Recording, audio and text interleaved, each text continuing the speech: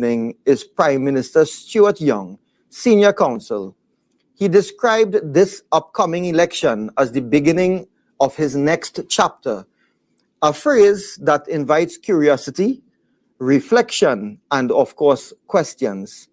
This evening, we explore what the next chapter might look like, not just politically, but personally. What drives him? What has shaped his leadership style? And what does he want the people of this country to truly understand about him? Beyond the office and his press briefings, this is an opportunity that we hope we can get to know much more. This isn't a debate, ladies and gentlemen. This is a dialogue, a chance to pause and listen and to connect with a man who continues to shape the national conversation. This time, it is going to be in his own words. So I urge you, pour a cup of tea, chai, get comfortable, and join me for this honest, open, and heartfelt conversation with Prime Minister Stuart Young, Senior Counsel, right here on Jaagrati, The Awakening.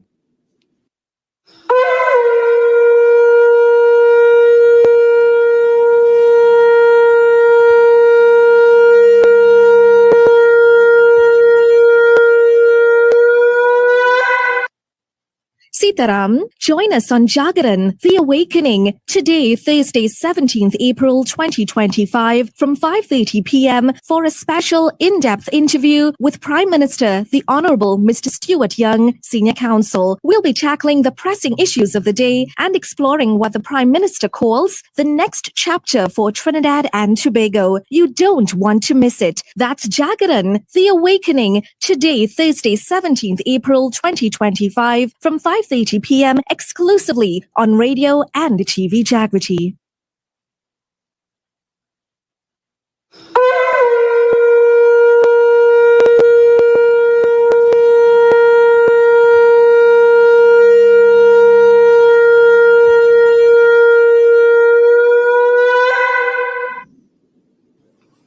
So, ladies and gentlemen, thank you again for joining me. We have on set, of course, the Honorable Prime Minister of Trinidad and Tobago, the Honorable Mr. Stuart Young, Senior Counsel. He needs absolutely no introduction. He is well known in the legal profession. He is known in the politics. He is known throughout the landscape of not only Trinidad and Tobago, he's known in this region, CARICOM, and the international landscape. So I want to say immediately to him now that he's a pan lover. And so I want to say, now that the preliminaries are out of the way, I want to say to the Honorable Prime Minister, Mr. Stuart Young, welcome to Jaagrati, The Awakening. Prime Minister.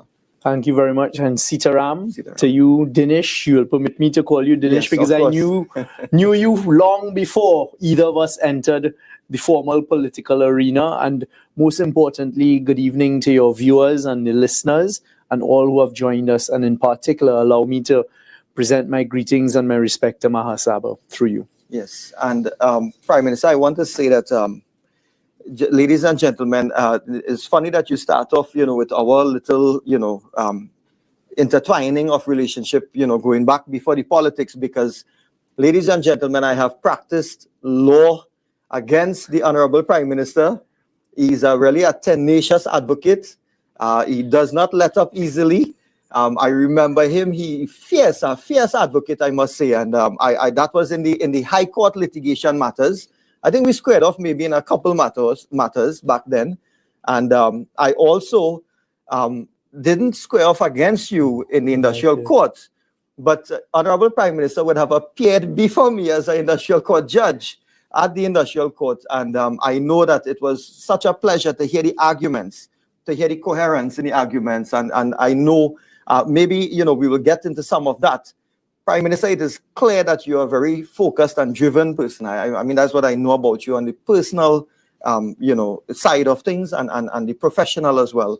So we will try to unearth some of that today. No problem. We wouldn't say who won those High Court matters and what happened with those industrial court matters, right? We'll leave that alone, but we'll talk about everything else. But I want to start off with a little bit, if you don't mind, Prime Minister, some, personal background. And so I want you to take us back, to your early years. How would you describe the Stuart Young that you remember growing up? How would you describe yourself? Thanks a lot for that, Dinesh. I was born on Henry Street in Port of Spain and grew up in the Diego Martin area for the first part of my life until I reached early adulthood. And it was a very, very happy period. I mean, I was in a neighborhood with a lot of friends. I would spend the afternoons either reading, playing cricket, playing football, the things that we used to do at those stages of life. I was always involved in a lot of sports. So I used to swim competitively. I started karate. I used to play squash, these types of things. But also I had a very enjoyable primary school and secondary school life. And I was fortunate because I come from a mixed heritage, which is one of the wonderful things about Trinidad and Tobago. And I was fortunate to grow up in a setting that was not only a Port of Spain setting, but my mother's family has now come to be known, and it was something that I never expected to become known in the way that it has, is from Debe, down near to Pinal. So I would spend, weekends down there and along with my cousins and just growing up in that type of environment. And I was mixed. I was allowed to see different sides of society, different sides of religion. So whilst the majority of that family was of the Muslim persuasion, I had uncles because some of my aunts had married into the Hindu faith and religion as well. So it gave me that understanding and that exposure. So it was a very happy time in Cub Scouts and Sea Scouts later on. Very active. I was always very active. And I did well academically as well, because for some reason that was a gift. And it was very, very enjoyable doing the things you do, pitching marbles, getting stung by Jack Spaniards. I remember a few times a Jack Spaniard nest would fall along my shirt because they pitching marbles and got up and hit the nest, or playing football, going to retrieve the football. So it was those types of activities, learning how to make kites, breeding fish, going down in the ravines and the drains to catch fish and these types of things. So it was a very normal lifestyle. My father worked very, very hard, and he was the one who managed to teach us about work ethic. And then my mother was caring for us, even though she was a qualified nurse. And that is how I grew up. Now, just you talk about Jack Spaniard, right? I mean, we all know the saying that, you have people who pelt the Jack Spaniard nest and they run, right? They don't stick around. I remember growing up, we used to have, I don't know if you ever, were encouraged to do this. We would take the Jack Spaniard and we would somehow remove the sting. And then, you would take that and you're like walking around as though you're this brave person, you have this crawling on your hands correct. And, we're going around. So I can very well imagine the fun and stuff. But you mentioned your parents. What values you would think were most important in your household? Hard work, honesty, and then acceptance of differences. I didn't even understand differences because from an early age, my parents taught my brother and my sister all about respect. And I'll never forget some of the lessons that my father told me, and it stuck with me. And I now understand at this stage of life why I am the way I am.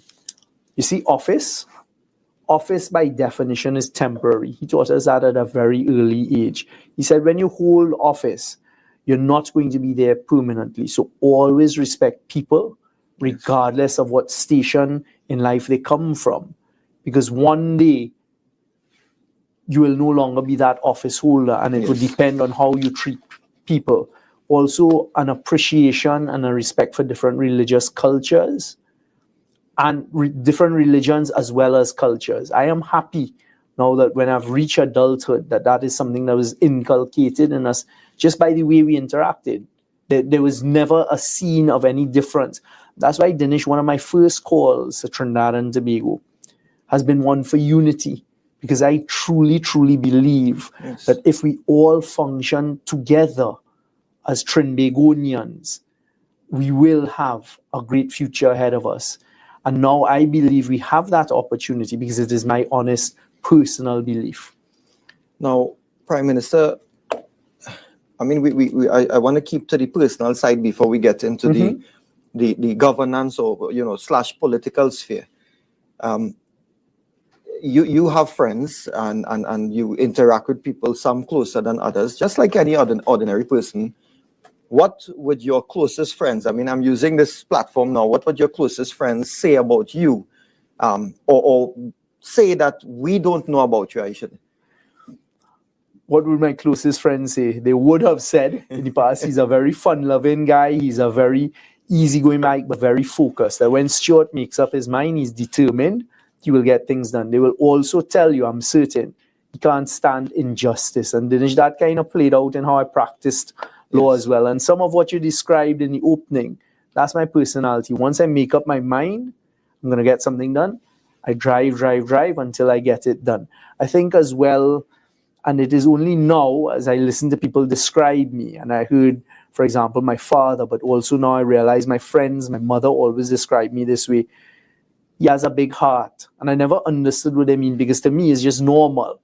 But caring for people and letting things come from this space inside that I genuinely want to help and I genuinely want to make it better. So that is something that I think they describe me as. So this takes me direct into, I'm sure, qualities like you can't stand inequity or injustice. Correct. This would have informed your wanting to get involved in your legal career, I take it. But I want you, in your words, you had a successful legal career before entering full-time politics, right? What would you say drove you to enter the legal arena in the first instance? As an easy one. So I like to argue. I like to debate.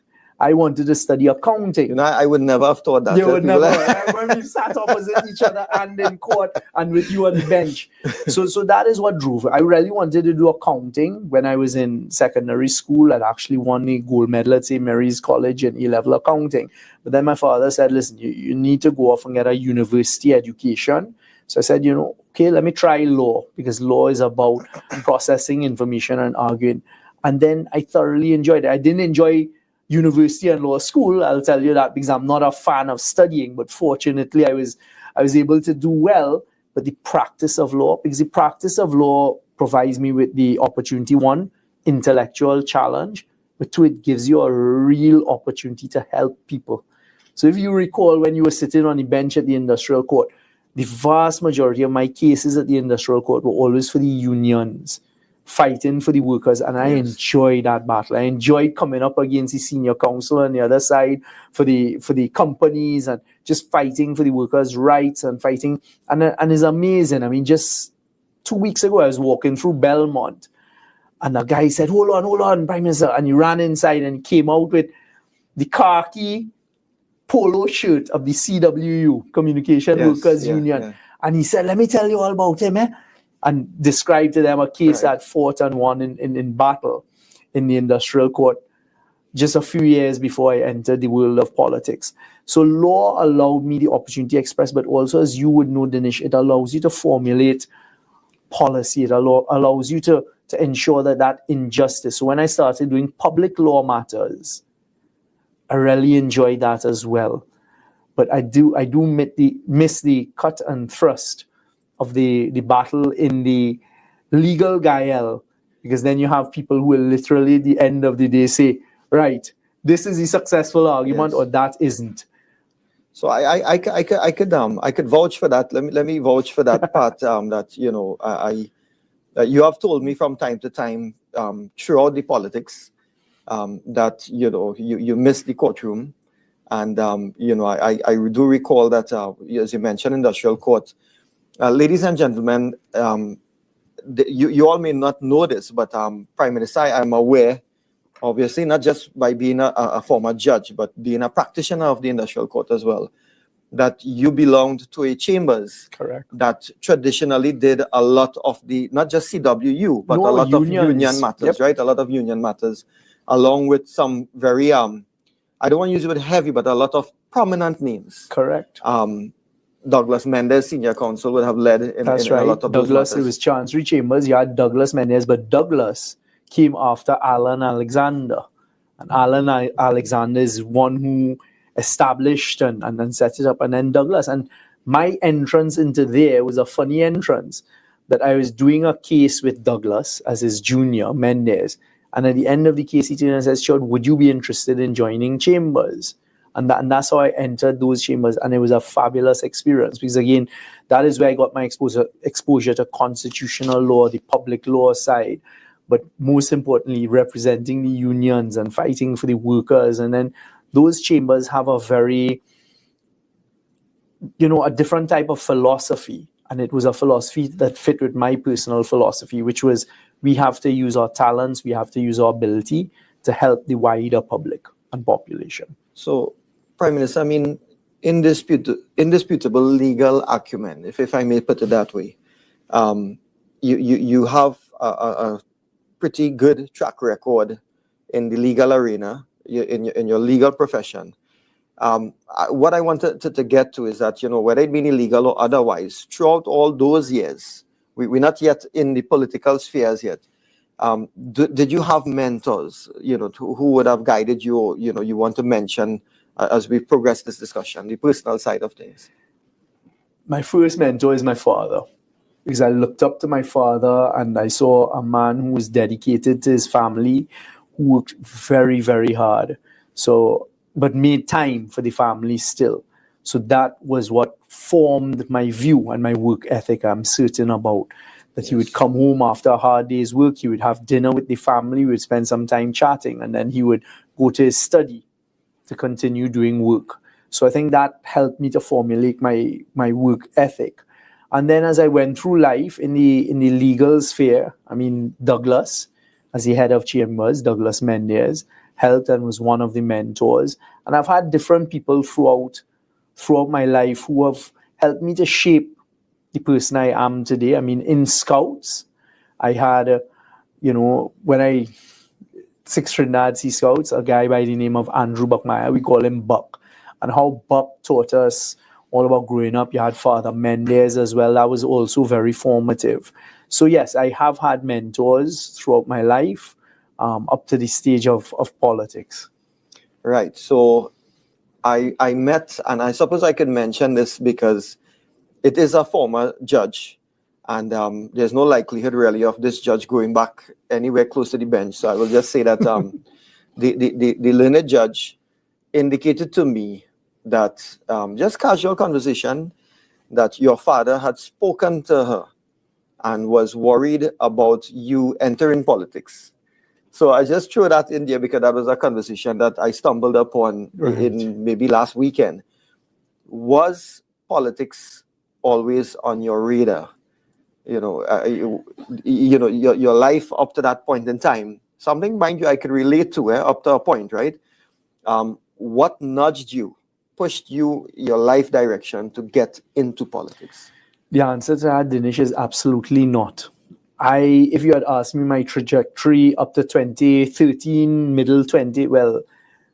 beginning of 2014, because I was first sworn in as a temporary opposition senator in March 2014, it was not. My life was, let me build my legal career.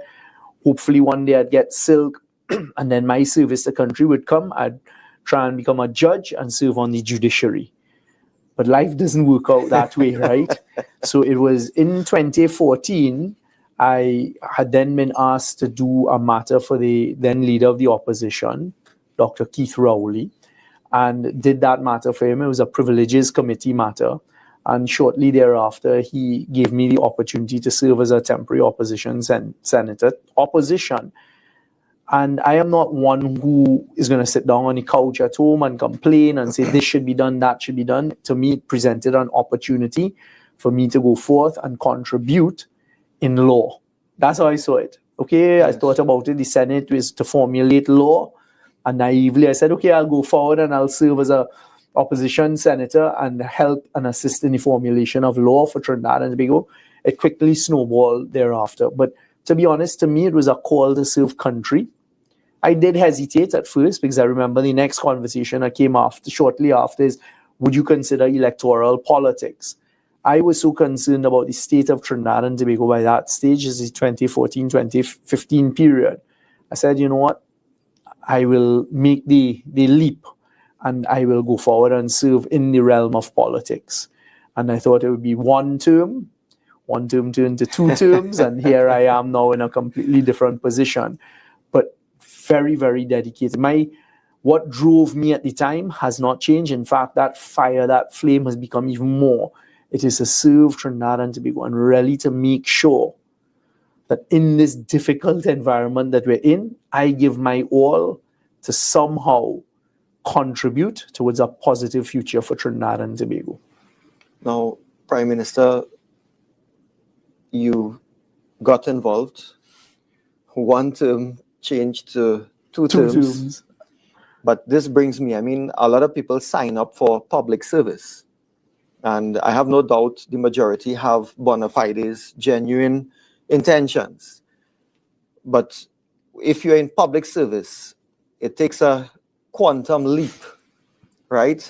For somebody to take the position and say, okay, I am not just continuing in public life. I'm not just going to continue with public service. This is what I'm going to do now. I am going to offer myself for the highest electoral office in the land. And this is the question I want to ask you. Why did you step forward to serve as Prime Minister? Dinesh, practically for the same reason I just articulated. So, as the country knows now, the PNM caucus went to Tobago for us to discuss the future. Coming out of that retreat that we were having in Tobago, a decision was made by then the former Prime Minister, Dr. Rambally, had announced that he would be retiring before the end of his constitutional term in office.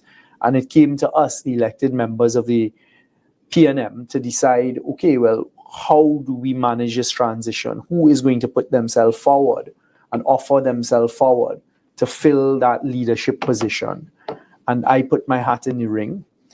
And I did it because I think that I have been provided with the opportunity to garner a lot of experience that could benefit Trinidad and Tobago.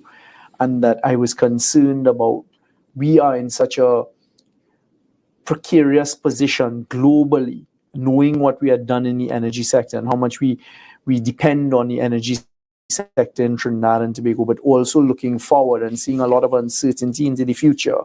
And again, it was pretty much the same decision like I had made when he had asked me, would you be a temporary senator? And I said, well, I'm not going to just sit back and be a person who has the opportunity to put my hat in the ring, to guide, and now it would be to be the Prime Minister of Trinidad and Tobago, where I would have the opportunity as a young person, a younger person, to drive the country forward, where I think we need to go with a new vision. Yes. And as it has unfolded, to write a new chapter, not for myself, but for Trinidad and Tobago. So the decision to put my hat in the ring was that once again an opportunity presented itself for me to serve Trinidad and Tobago and to serve at another level in Trinidad and Tobago. So I decided, okay, I will put myself forward.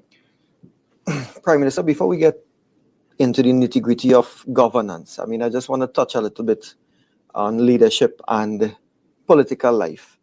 Now, you have clearly worn a lot of caps. Minister of Energy, yes, Minister of National Security, Minister of Communications, amongst others. Those come easily to my mind now. Which one of the portfolios you would say challenged you the most along the way? All had their various challenges and their different challenges. Ministry of National Security and Ministry of Energy are two extremely challenging portfolios. National Security, if you recall, at the time I was Minister of National Security, the globe was hit with this thing called COVID that nobody knew what it meant. And we had to take some difficult decisions, but always grounded in science and to protect lives in Trinidad and Tobago. So that was a particularly difficult period. And of course, dealing with crime and the elements of criminality and trying to make Trinidad and Tobago a safer place is not an easy task. But the Ministry of Energy, what was required was not only to rebuild our domestic energy sector and make sure that you get production lined up and keep people in Trinidad investing. But Dinesh, what we may not understand is we are only one of the players in a big, big global market, which is the energy market. So what I set about to do there was very challenging, but it met with a lot of success in being able to go out there now on a global stage, go out there, to the energy conferences across the world, to meet with the leaders of the energy companies across the world and to convince them, hey, Trinidad and Tobago is open for business and we have the infrastructure. Come and invest there. We were able to establish a lot of relationships that will keep us going for the future. And that is no longer a domestic conversation. This is not a competing in a domestic space. So to go out there on this international platform, and you're literally talking to the people who have spent their life in oil and gas, but you very quickly have to become an expert, that you understand the jargon, you understand in the contractual arrangements, where are the spaces and the places that you need to look to make sure Trinidad and Tobago gets a good deal. And I think the grounding in law and how we practice law, that came home to play there, because again, it was a very intellectual space and a space where I am happy to report to Trinidad and Tobago here today. We have rebuilt brand Trinidad and Tobago in the oil and gas sector globally, so much so now that there is a demand for us to come and talk at conferences across the globe, for us to have meetings, just to have the access to the decision makers, for example, in London, in Houston, in The Hague, at the highest levels where they know us now on a first name basis. They know that we have a good reputation. That is the result of a lot of hard work. But at the time, it certainly was not an easy ride. And then also, just to touch on it very briefly, what we managed to do in the geopolitical space, as we know it, the cross-border gas, that was not an easy achievement. And now we see another hurdle has come up and put a hurdle in front of us with respect to that. And that is just another chapter. And how do we now write this chapter? Yes. Prime Minister, I want to touch on those things, a little bit of granular details. So I'll come back to national security, energy, but in as much as we are talking about these different portfolios, if you could tell us what are some of the wins for you? What do you think, what are some of the wins, but what do you think you could have done better along the way? Dinesh, you could always look back and see, look, there are areas for improvement, right? But that's hindsight, that's 2020 vision. I am satisfied at this point that I gave my best, I gave my all, and there are a lot of achievements coming out of that. I mean, in the national security arena, there were improvements. As I say, it's a very, very difficult arena.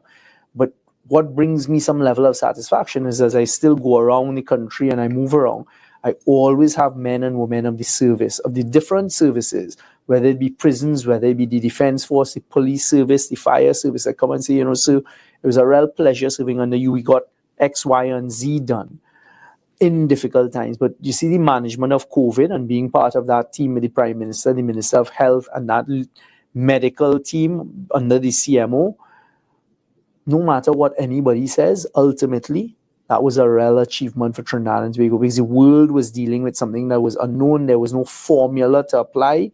And I think by and large, we got it right. So to me, that was one of the main high points. But also as the Minister of National Security, with the responsibility to manage the border and keeping our energy sector going, to make sure at no point in time was there any delay in people who needed to come in, to leave, to keep the energy sector going, keeping our rigs in a COVID-free environment, formulating the plans, working with the energy sector companies to keep that going so we would have revenue and there wouldn't be a dip in production. That is a massive achievement. And then, well, in the energy sector, I just referred to a lot of it. There has been a lot achieved. When you look at all of the current production, what is coming, the FID that's supposed to come, I asked for the figures a couple of weeks ago, and we attracted over we made $38 billion in revenue off of what we negotiated and the formulas just in one area. But then the amount of FID that we were able, the final investment decisions and foreign direct investment into Trinidad and Tobago is in the billions of US dollars. Was it a difficult period with production going down and these type of things? The answer is yes. But if you speak to people in the energy sector, I think by and large they will tell you it is in a much better place than it was before, and there is a bright future ahead of us. So that to me is an achievement, but also just having the opportunity to contribute to the future of Trinidad and Tobago. Along the way, you have mentioned yourself the pandemic. A lot of people, including myself, you needed maybe a space, maybe you needed company, and a lot of us, I mean, you're talking about a worldwide crisis. You needed probably faith, right? Faith in God and faith all around, spiritual and faith that goes with everything else, that things will get better, right? The silver lining on the dark cloud at the time. What would have been your personal mindset and maybe things that are responsible for keeping you steady? You were Minister of National Security, you were in charge of border, keeping borders closed, all of these things. What would you think at that time, having to do what you were responsible for, would have kept you in that space that would have been, kept you steady? A sense of duty. So it is still what keeps me going today. It is a sense of duty, and I believe I've been given the privilege to serve Trinidad and Tobago. And also I understood the responsibility. I understood the responsibility at that time that the decisions we were making had a direct impact on lives. The decisions, for example, which of the businesses do we allow to continue? Which of the businesses do we have to close? Never easy decisions, but it was a sense of duty. What kept me going, to be honest, is this is where God needs me right now, and this is what I'm supposed to be doing right now. But I never dwelled on it. I never thought about it. I mean, it is a highly stressful environment, but it is that I am being given I do see it as a privilege and an opportunity to serve, and to serve at those levels that not many get. So, Honorable Prime Minister, I garner from that chief servant, ultimate instrument. What would you say might be misconceptions that people have of you along the way? We're talking about that same period of time that you are performing all of these, what you deem to be your duty.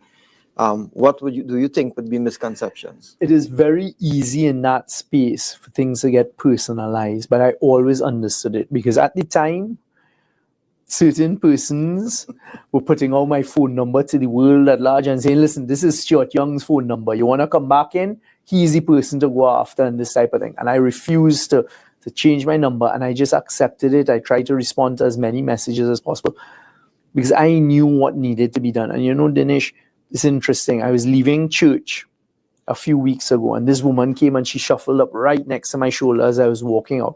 She said, Prime Minister, I have something to tell you. I said, yes, please go ahead. She said, I had disliked you.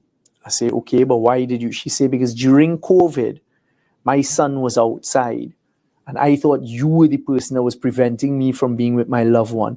She said, but can I tell you something? I now have full respect for you, because now, when my emotions have gone down and I now understand and I've thought about it, I understood what you were doing, and I want to thank you. And I've had experiences throughout. I had another one on a plane about a year ago, coming back from Suriname, and the air stewardess came and she said, may I tell you something? I said, sure. She said, you may not remember me, but you allowed my fiancé to come back. I said, yes, I do remember your fiancé. And I told her what the country was that he was in, and that he was allowed back, and that they got married. I asked how the family was going. So it is now that people afterwards understand what was being done at the time, and they now come and they seek me out and say, listen, yesterday I was walking in my constituency in Belmont, and this gentleman invited me in his house. He said, listen, you need to come and meet two people. And when I walked into the kitchen, it was two older people. He said, they're from Winnipeg, and they're going back tonight. And the woman smiled, and she said, Stuart Young. I said, yes, ma'am. She said, well, let me tell you, I was in Trinidad at the time of COVID. And then when you close the borders, I had to be here for X months. And every day I used to watch you on TV and watch what you say. And she said, I want to thank you. I want to thank you because I know what you and the Prime Minister, the Minister of Health, and the team and the government did. And you all did a fabulous job. So those are the types of experiences. And I dare say at this time that, true leaders have to take sometimes the unpopular decisions, but it is in the best interest of the population. Prime Minister, I want to get into some of the governance issues now, but let's just take things down a notch, right? Momentarily, of course. And I have the technical team. This is something is a softer touch of things that, because we're going to get into some serious matters. So there's a recording that they have. Maybe we could play a few seconds of it. The music recording. I just want to play this. Stuarty, a man with energy, always checking for me. Don't let up at all, let's answer when we call Stuarty. With ears that go wrong, he always vibrant and is strong, energetic and he young, Stuarty. Right. Thank you, technical team. I want to ask you, did you have anything to do with the lyrics of that song? Absolutely not. In fact, when it came out, I was trying to. People have been asking me about the song, and what I was just relating to someone is when I played back in my mind, it is actually an activist and someone close to me in my constituency said, "Listen, I have somebody who wants to write a song for you. Can we go ahead?" I said, "Yeah, by all means, go ahead." And it was only recently when I'm hearing this Stuarty and the children are singing. She said, "Well, that is the song." And then I discovered it was written by Protector.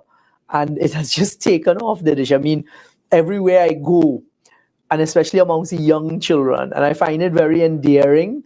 And I enjoy it. And when I see the look on their faces and these children are, look, it's Prime Minister Stuarty. And even in Tobago, I was walking the other day and had that experience. Well, I like it's catchy, vibrant. I heard it was vibrant, energetic, Correct. Strong. Young, right? So I had to ask if you had anything to do with the lyrics. But as I say, and we have, I think, 2 pictures that we saw floating around on Facebook. These are some pictures of what purports to be a doll. Now, so we have this Honorable Prime Minister sweeping Stuart. I don't know. I think I saw this on your Facebook page. Which one you prefer? You're asking citizens which one you prefer, sweeping Stuart, and let's go to the next picture. Stuarty, right? Trinidad and Tobago, Stuarty. Well, I know you love the pan, and you have made that quite clear, patently, pellucid that look, pan is your thing, right? But I mean, these are the lighter things. People are obviously, they are getting to know you, to know a different, softer side because of your campaign. I mean, that song. And then some people think that you have this, maybe things that they didn't see before being projected, they are now seeing for the first time. So I just wanted to tease you with some of those that we saw floating around on Facebook. But getting on with this side of the interview, Prime Minister, people are seeing things for the first time, yes, and the softer side, but some think that you are untested. Some people think that you are inexperienced politically in order to hold this top office. And how do you feel about that? Well, I mean, I've heard that narrative. I've heard that argument, let's put it that way. And quite honestly, I don't put too much value on it because every first-time Prime Minister is the first time you're being Prime Minister. So where did you get the experience as Prime Minister? But I think what the population has seen and what we've been discussing here for the past few minutes is the experience that I've gained during my time in office, the type of portfolios I've held, the type of experience. And let's not forget, being minister in the office of the Prime Minister, it exposed me to a lot of areas, not just limited to the specific portfolio of national security or the portfolio of energy. So experience-wise, that has no water. It holds no moment. Because the truth is, I have gotten a lot of experience, not only in the politics, but also in the management of national issues. If people cast their mind back, who was it that had to come and address the nation, for example, when we had that earthquake in 2018? Who was it that addressed us when we had the flooding, the unprecedented flooding, and these types of things? So the experience is there.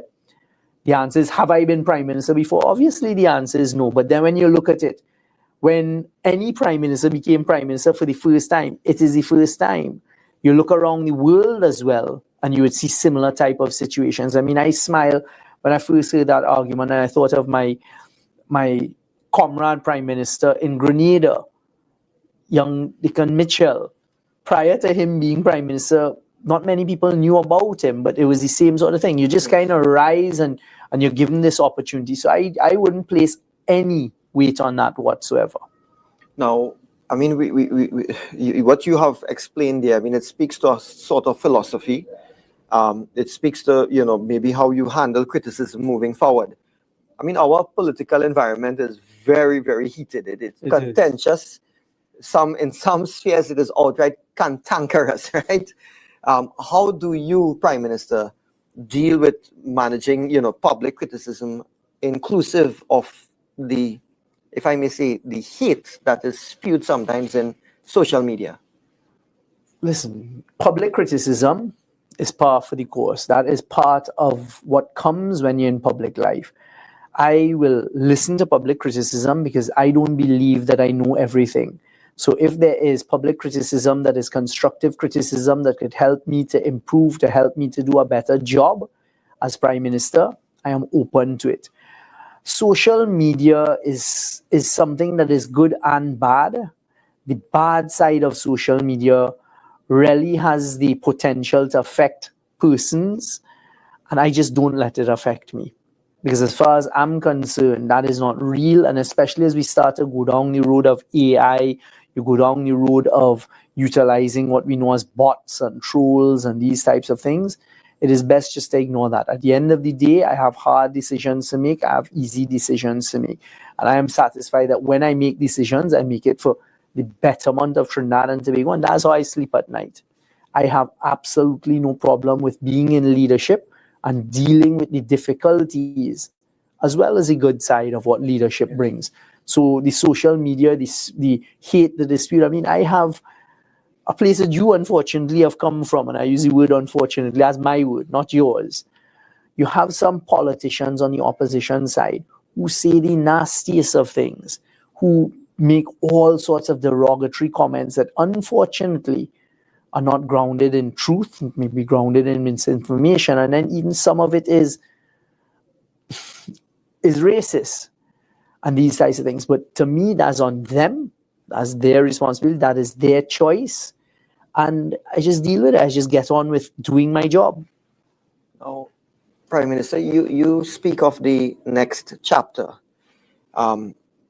Before we explore that concept and what it means, there are a lot of people, no doubt political opponents and non-political opponents, but just citizens. They are saying that you yourself now, you are going up for seeking a mandate for Prime Ministership. You are, however, campaigning after 10 years of being in government. I mean, voters are disenchanted.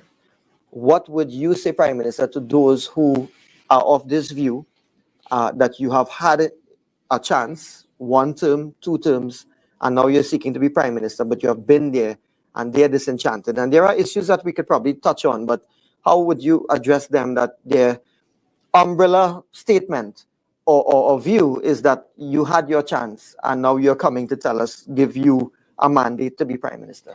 Well, the first thing I'll say is I am asking exactly as you ended for the mandate now to be Prime Minister. When you're Prime Minister, the buck stops with you. You are the person who is making the decisions. You are the person in charge. That is a very different role to being in a supporting position where you're giving advice and you're assisting.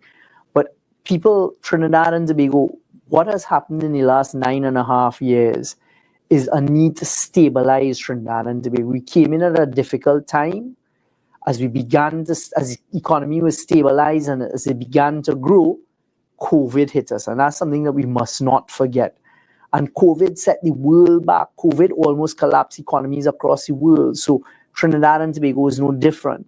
And now we're on a rebuild. So now Trinidad and Tobago is in a stable position, but you're looking at what's happening globally. You're looking at how decisions being made in particular countries across the world are having a very disruptive nature on the whole world. You're seeing that certain decisions, for example, tariffs, how it is upset and has the potential to upset international trade and rising inflation, rising costs.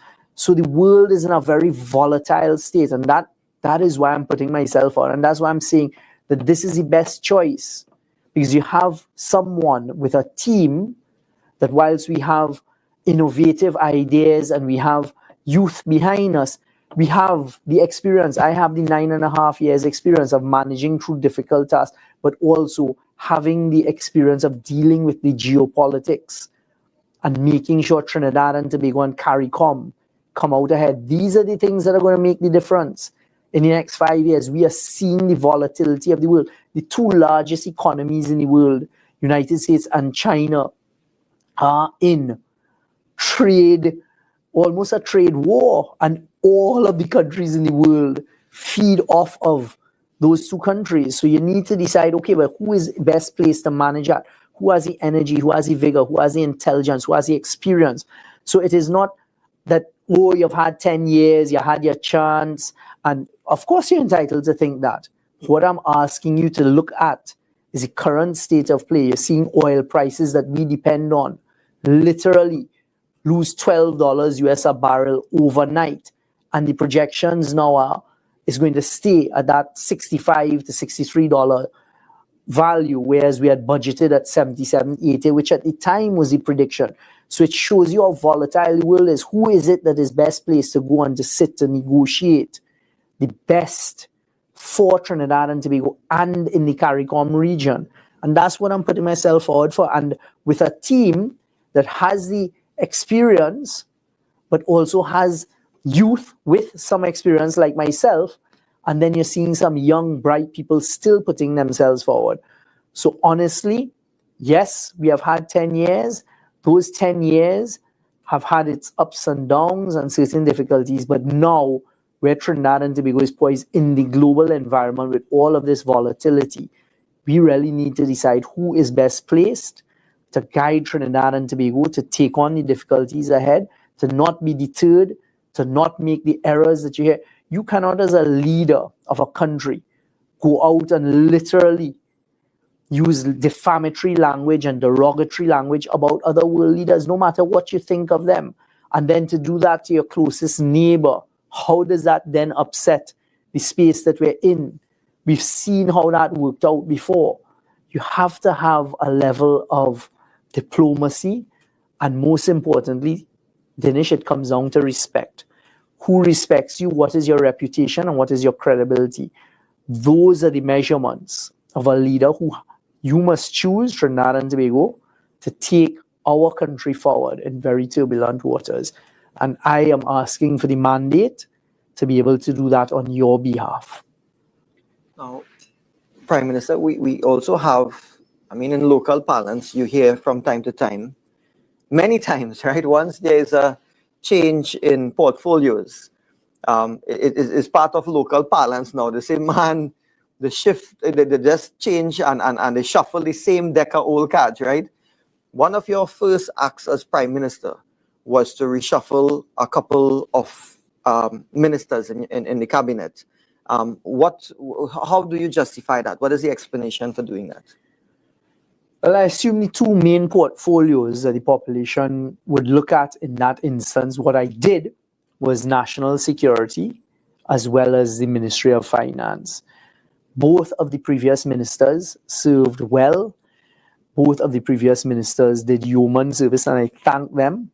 But I think as we write the new chapter in those two particular portfolios, we needed a bit of shift. We needed a bit of change in dynamic.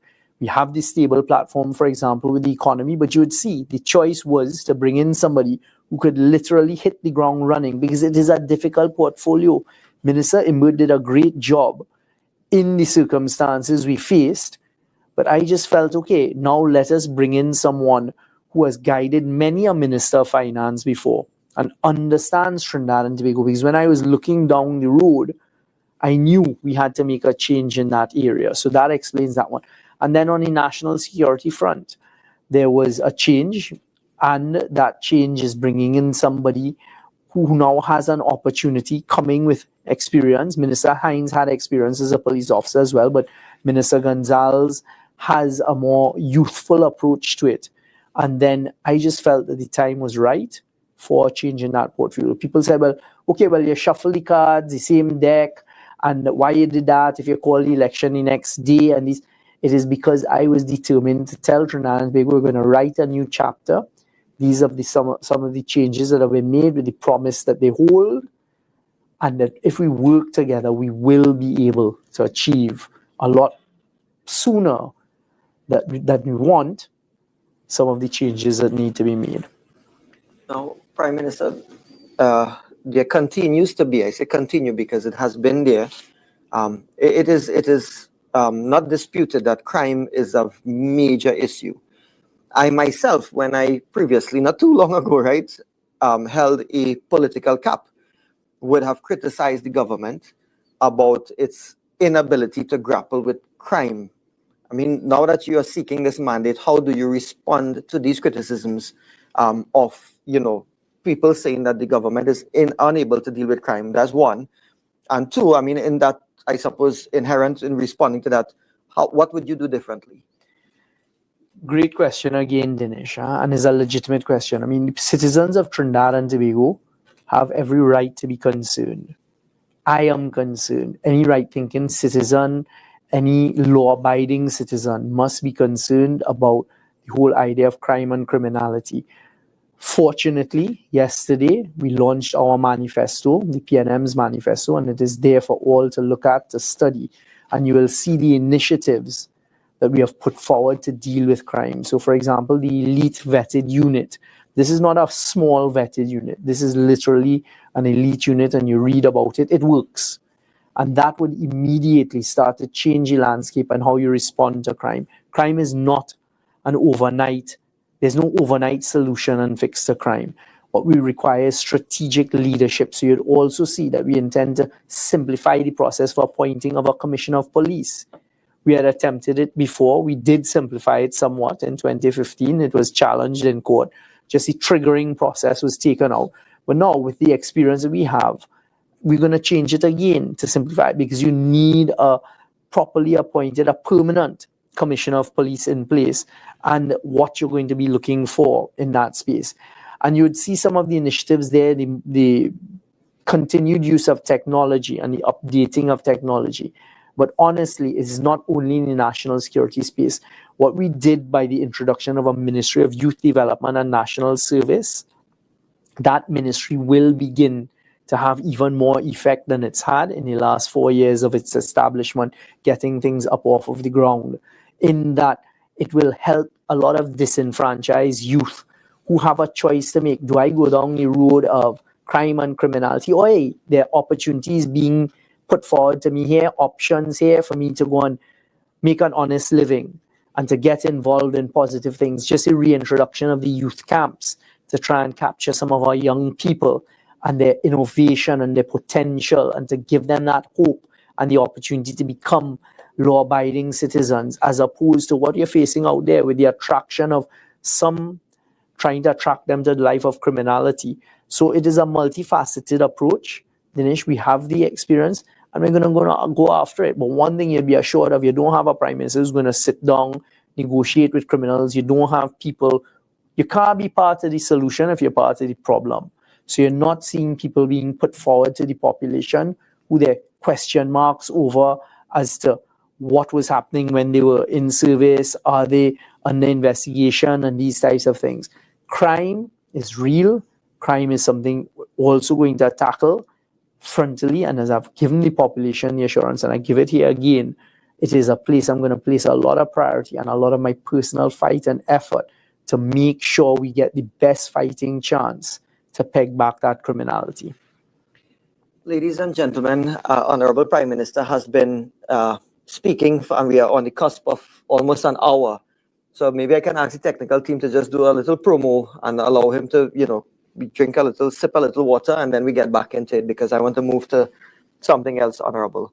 And I take it that you do have an extra few minutes with us. I would love to spend a few extra minutes with you. Okay, so we go to a quick break.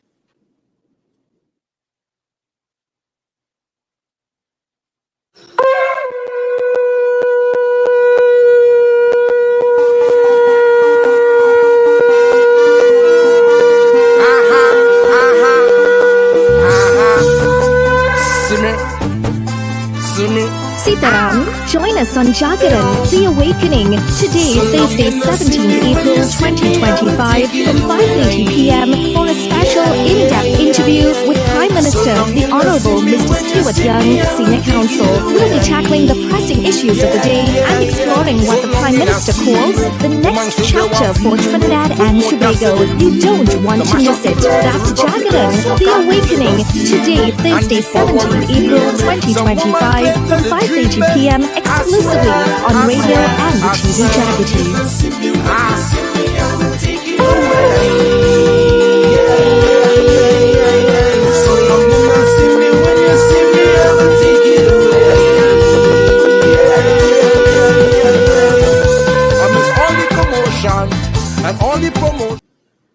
And pleasant good evening again to viewers and listeners.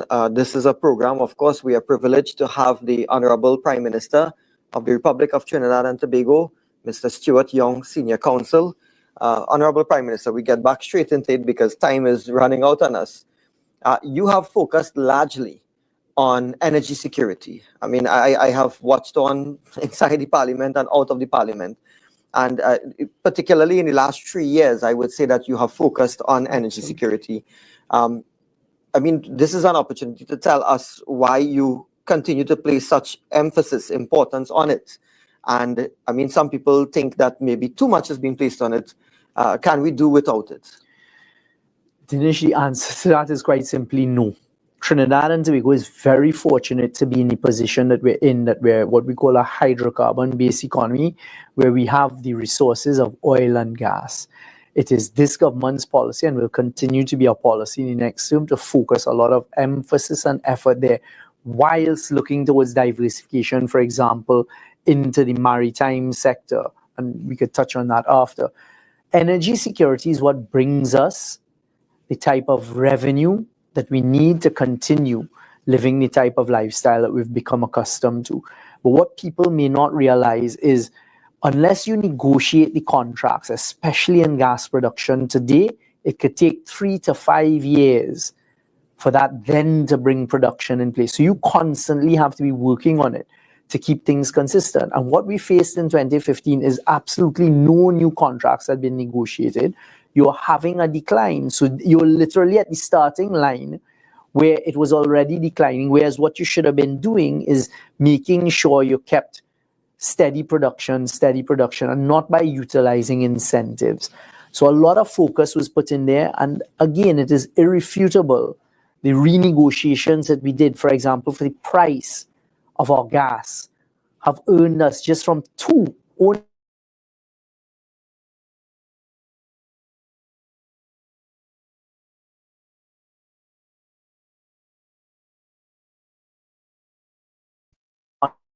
we thrive is on 80% of our from the energy sector. But what you've seen happen, and that emphasis and that work I've done that you referred to, Dinesh, over the last 3 years, is to make sure, as you're seeing now, all of these projects, the SIP project, the Mentor project, Ginger project, the Coconut project, just as some of them, the work that has been done by Shell, the work that has been done by BP, the work that was done by Woodside, now you have Perenco. So it is a lot of effort that needs to be done just to manage, because we have world-class infrastructure here. We're in the top 10 producers of LNG in the world. And yes, we've had a declining production, but we still have capacity, and that is part of the conversation I've been having globally.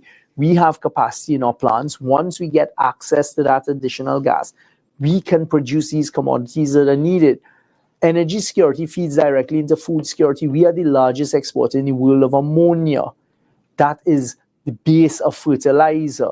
So we play a very important role, and it is to keep that sector going, because all of this money was invested by persons outside of Trinidad and Tobago into Trinidad and Tobago, into these plants, giving us the opportunity to convert our God-given resources into revenue for our people in Trinidad and Tobago.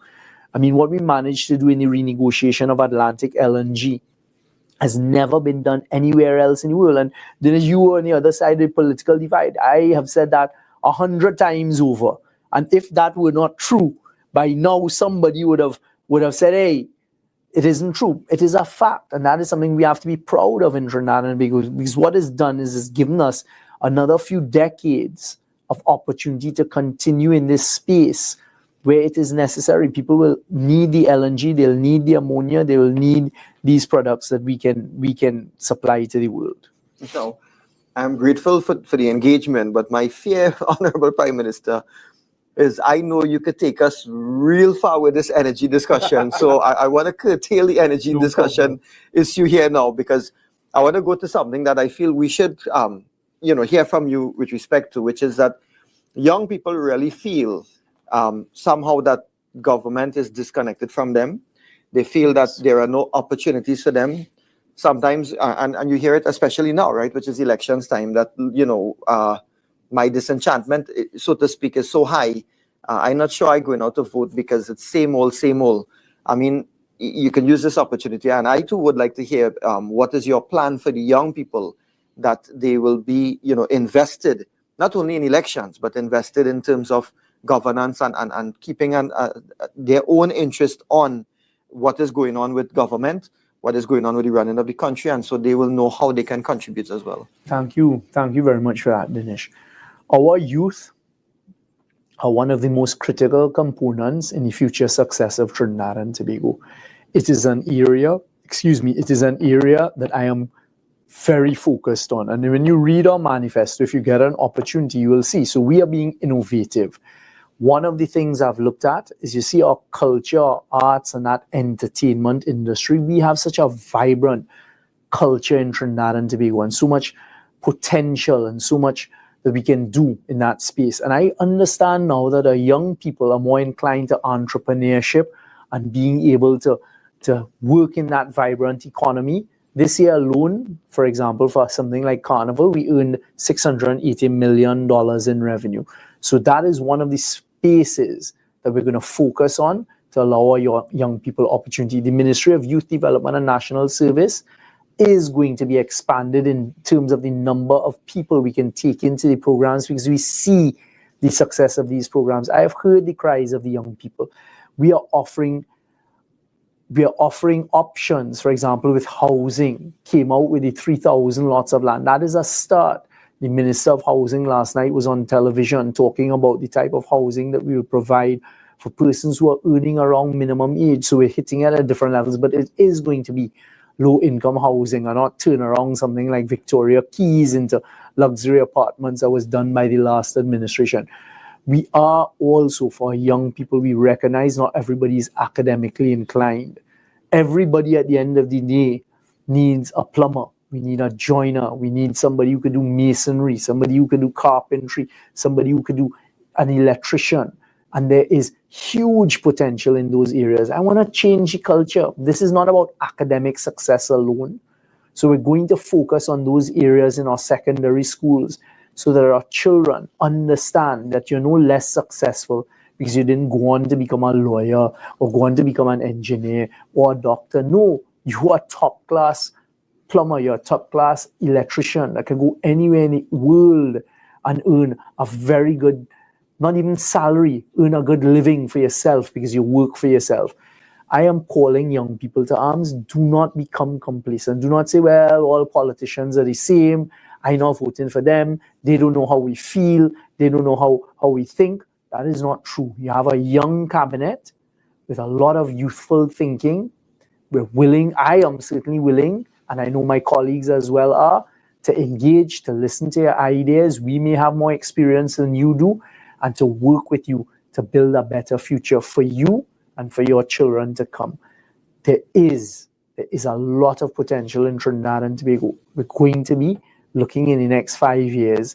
When I talk about writing a new chapter and the next chapter, that requires you to turn up with your pens to assist us to do it, because it's your Trinidad and Tobago as well. Now, Prime Minister, I hear you on that. You're talking about, of course, infrastructure, that when it comes to training and equipping, empowering youths with skills that they can find employment and stuff. But it leads into the obvious question now, moving forward. What are your plans for stimulating growth in the economy? Because that is what everybody wants to know. So, Dinesh, we have already provided a stable base for our oil and gas sector, that part of the economy. In fact, if you speak to the service companies, they will tell you that This is the most work and the most activity they've seen in decades. That has a spill-on effect into the economy. We're going to focus heavily on the maritime sector because Trinidad and Tobago is geographically blessed. We're south of the hurricane belt. Our Gulf of Paria has natural deepwater harbors. We have put in our applications to the EMA, and we're hoping to get approval soon to build our 2 Panamax dry dock facilities in La Brea, which don't exist. We're perfectly placed. You come through Panama, on your way down to South America, you can stop in, have your ships repaired there, etc. We have procured a temporary floating dry dock for our carry dock facility in Chaguaramas to also provide for vessels of just over 100 meters, I think up to 150 meters, ship repairs there. The maritime sector is a big part of our plans for diversification and is a Forex earner.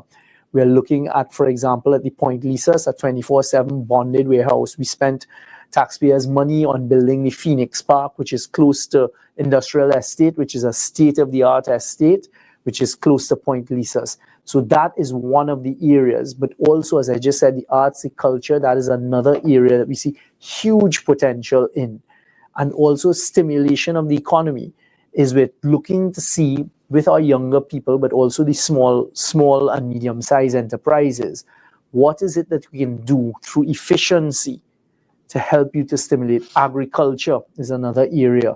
We have a lot of emphasis and focus on the utilization of technology, for example, in agriculture, that you would be able to, we're going to build a virtual marketplace that the farmers don't have to worry, who am I going to sell my produce to? You just worry on producing it. You will go to this virtual marketplace, say, okay, I expect to have X number of pounds of tomato, of lettuce. And then on the other side in that virtual marketplace are the groceries, the restaurants, the hotels, and even some for export. So all you have to do is focus now on producing the best produce, not worry about a marketplace that's going to take it, pay you for it, and you have less wastage. So we're going to be using a lot of technology and a lot of innovation to stimulate certain areas of the economy. Now, Prime Minister, you mentioned, well, before I say what you had mentioned in that last response, I want to tell you, and to be very candid, we, myself, and even management here, we have held programs over the period of successive budget debates. Mm-hmm. And there has been one sore point, I mean, constructive criticism, of course, some political flavor, but constructive nonetheless. The sore point being Forex issue.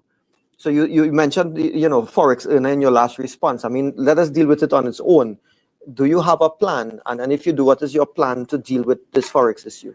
So tomorrow you should hear announced out of the Ministry of Finance a decision that was taken today at Cabinet. You would have seen that one of the first things I did as Prime Minister was calling the central bank, calling the Forex dealers, the banking industry, to tell them that we need to find ways.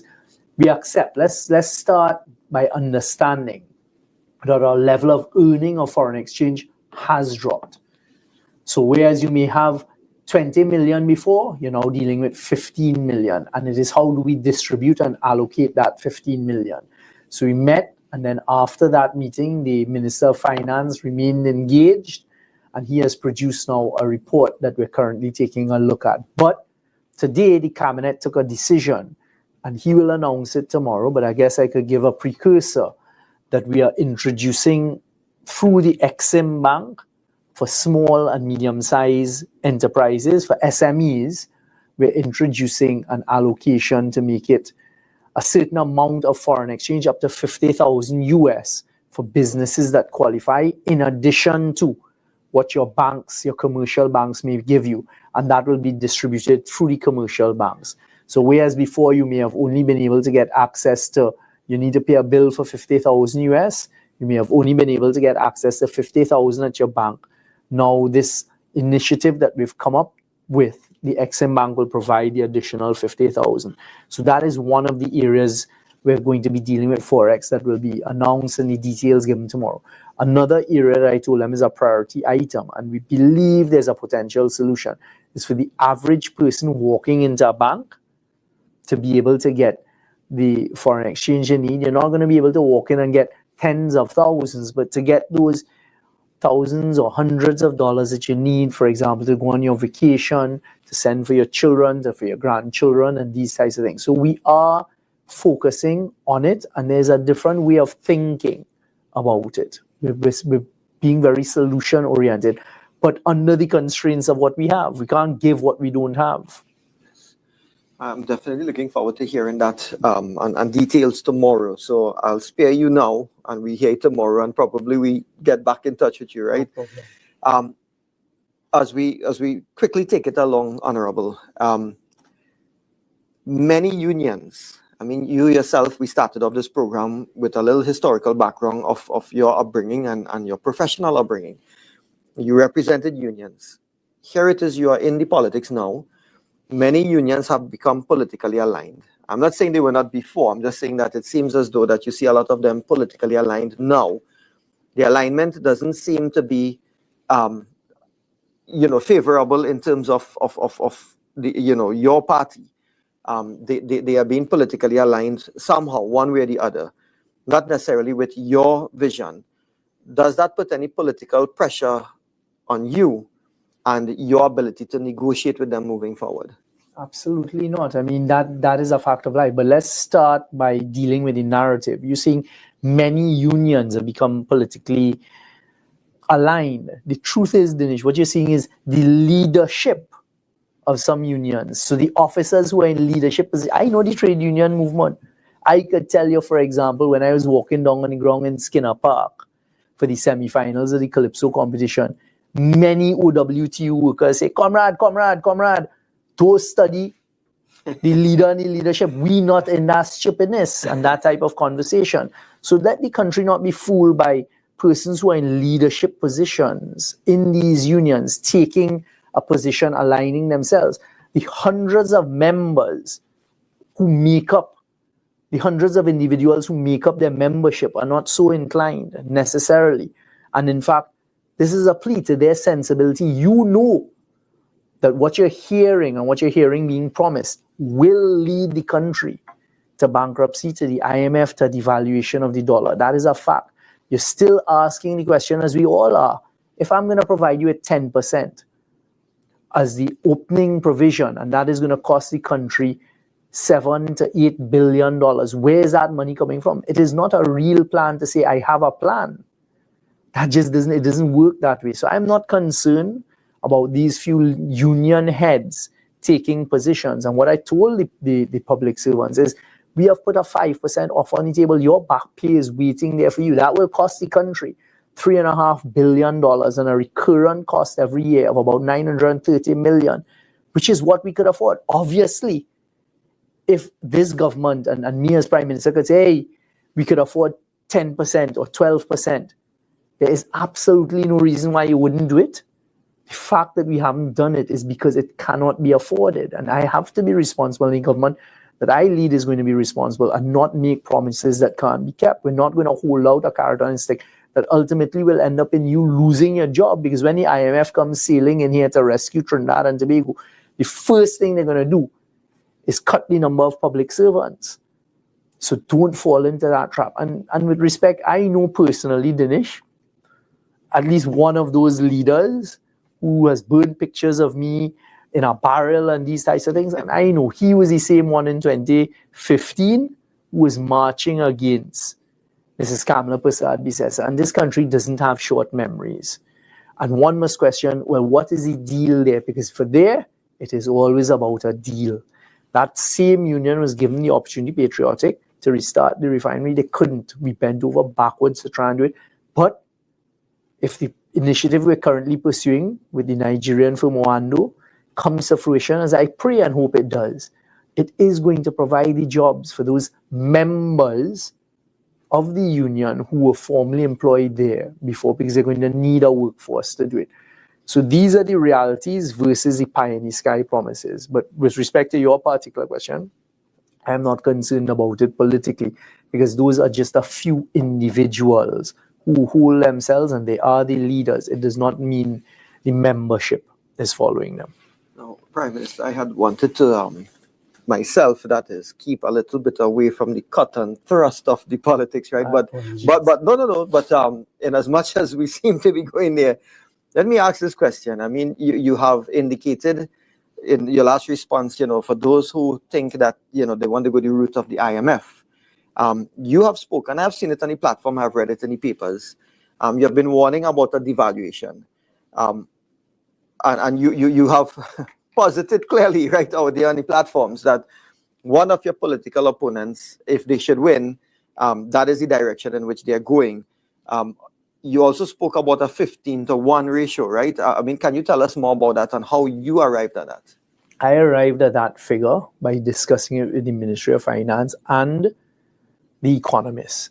Because I know that if you're coming with a bill for Trinidad and Tobago of $18 billion, where we're already in a deficit, you have to finance that somehow. And the only way you get there, because I know what the country's projected revenues are. I know how much it is we can expect to afford, and we cannot afford 14. We definitely can't afford 14%. We can't afford a 10% wage increase. If you do that, the only place you end up is with the IMF. And when you read the IMF reports, every single year, they say, float the dollar, float the dollar, float the dollar. In fact, you heard the political leader of another party say in 2019, that is our plan, to float the dollar, get rid of this holding of the dollar. What we've done, our PNM policy, is to defend at 680, if it moves to 690 to 1, because we know the devastating effects it will have on the lower, in particular, income earners immediately. If we go to 15 to 1, which is what you're looking at, your salary of $1,000 only has the earning capacity the next day of $500 or less. All cost of goods, everything imported, goes up. That would be disastrous, but that is the only route you could go when you come and say, well, I'm going to give you $20 billion in goodies. I'm going to cut revenue. I'm going to get rid of VAT, which is $1.5 billion. I'm going to cut income tax on corporations by 5% when they've not asked for that. That is a loss of almost the same $1.5, almost $2 billion. So when you're reducing your revenue, but you're carrying up your expenditure, every sensible household knows it just doesn't work like that in reality. The 15 to 1 is because the float that they see to be able to go in that area is between a minimum of 12 and a high of 18. So you're looking at a midpoint of 15. And understand, once you float, it completely loses control. You no longer have any control to bring it back down. Now, Honorable Prime Minister, I have seen very recent the dissemination of your political party's manifesto, election manifesto. And it's an important document. It's an important statement that people look forward to. I mean, we are running out of time, but I had wanted to ask you, if you can summarize, your plans as stated in that manifesto, how it is expected to transform the economy. Absolutely. When you look at it, it was a very careful study after 9.5 years of experience of how the country is, how you run the economy, what is coming in the future, of what can be delivered. So you see in the public sector, efficiency. So let's take the pensions as an example. Some pension earners in the public service may take years to get their pension. We need to find a way, using the technology that exists and the programming that exists, to reduce that immediately. The same thing with grants that affect persons that here will have lost a file. Those are meaningful changes to people's lives to stimulate the economy. It is what we're doing in the oil and gas sector, and also moving our energy sector into renewables and these areas. You'd see there is also going to be a focus on sport tourism. There's going to be a focus on some tourism projects, especially in Tobago. Those stimulate the economy. Then what you're seeing is exactly what I was saying, working with the SMEs and the medium-sized businesses as well. But then in the maritime sectors, I've alluded to a short while ago, that is also another area that we expect that has a great potential. And you're seeing it. So on the service side of the oil and gas, now that we have more vessels coming in to go out and do the seismic, to go out and lay pipelines and these types of things, it stimulates a whole ecosystem, because when they come into port, they need supplies, they need workforce, and all of these different types of knock-on effects. So Dinesh, it really is realistically identifying what are the areas we can work on, but you'll also see we're going to put a lot of focus and emphasis on wellness. For example, with our young children, we all now know they're under a lot more stress. The social impact of social media, the cyberbullying and these types of things, that in the school system, we're going to provide psychological programs and those experts that they can talk to just to help with the whole wellness. I just came from a tour of the Sandy Grande Hospital, and I was extremely happy with what I saw there, with their digital integration of patient records and just how well integrated those types of things are, that now you can say, okay, well, these are the prescriptions that are needed. So those are the types of things that will help with the efficiency. And really it is to make life a lot more efficient. As I said, the agricultural side, I see a big potential in. So I encourage people, if you're really interested, take a look at the manifesto. We've broken it out in sections where you could literally take a look at, see what attracts you, and then you dive down into detail. Prime Minister, we are basically almost out of time. I want to, before I ask my final question to you, I would want to give you the opportunity to give us your closing comments, and tailored, of course, to what you are saying out there on the platform, what you have basically, premised a lot of your arguments on today, basically writing the new chapter. You are encouraging people to join you, and citizens to join you in writing this new chapter. So what are your closing comments to citizens of Trinidad and Tobago? Thank you very much, Dinesh. It feels like when you're back as being a judge and asking me to sum up my arguments. Trinidad and Tobago, I honestly believe, have faith in our population. I have faith that you will make the sensible decision, because when you're looking at not only what is going on here in Trinidad and Tobago, but the global effects of what we are facing as a small twin island state, we need stability. You need leadership that is able to stand up to those who may want to push us in different directions, but also leadership that has shown that they have Trinidad and Tobago's best interests at heart. You need leadership that has the energy, that has the youth, that has the vibrance and the innovation to find solutions in a very dynamic world. And what I'm asking you to do is to look at what has happened in the last 9.5 years versus the 5 years before that. But now look at the potential. Look at what we are offering to you to take us forward. This new chapter really is a call to Trinbagonians. It's a call for all of us to join together to get our country in a unified position. We haven't had an opportunity like this in a long time, and you have now a young leader putting himself forward, who I honestly believe, has shown a track record of competence and ability, surrounded by a team that is poised and ready to take us forward. So I'm asking you, think about it very carefully. Go out. I'm going to say it, go out and vote, and make sure you vote for the right choice, because it is going to have a detrimental effect. Now is not a time for experimentation with a coalition government that you've seen fragment very quickly on the two previous occasions. It happened in 1986, it happened again in 2010. Now is not a time to experiment with your children's future and our grandchildren's future. Dinesh, I'd like to thank you for the opportunity to share these moments with you this evening. Now, just one clip. Technical team, let us show this clip before I conclude.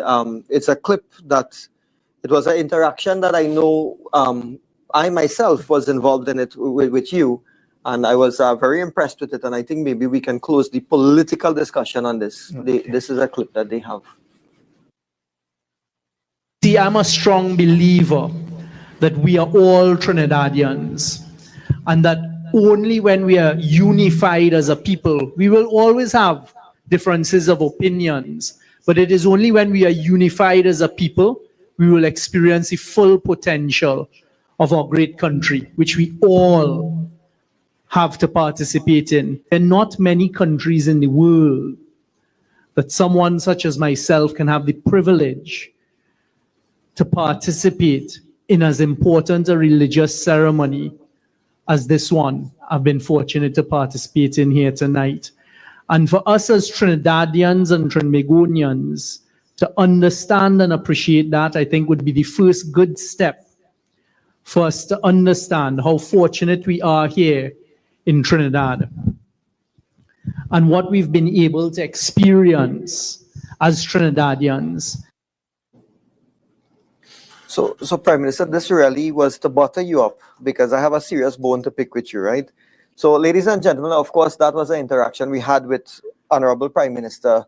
At that time, you were acting Prime Minister and joining in Ganesh Utsav festivities. And so, I mean, I have seen myself and people would have seen your discussion and your views on unity over a period of time coming up to this election. So that was to butter you up because I have a serious bone to pick with our Honorable Prime Minister, Mr. Stuart Young, Senior Counsel.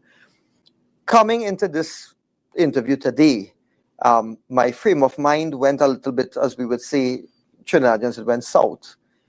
Because I saw that there was something circulating.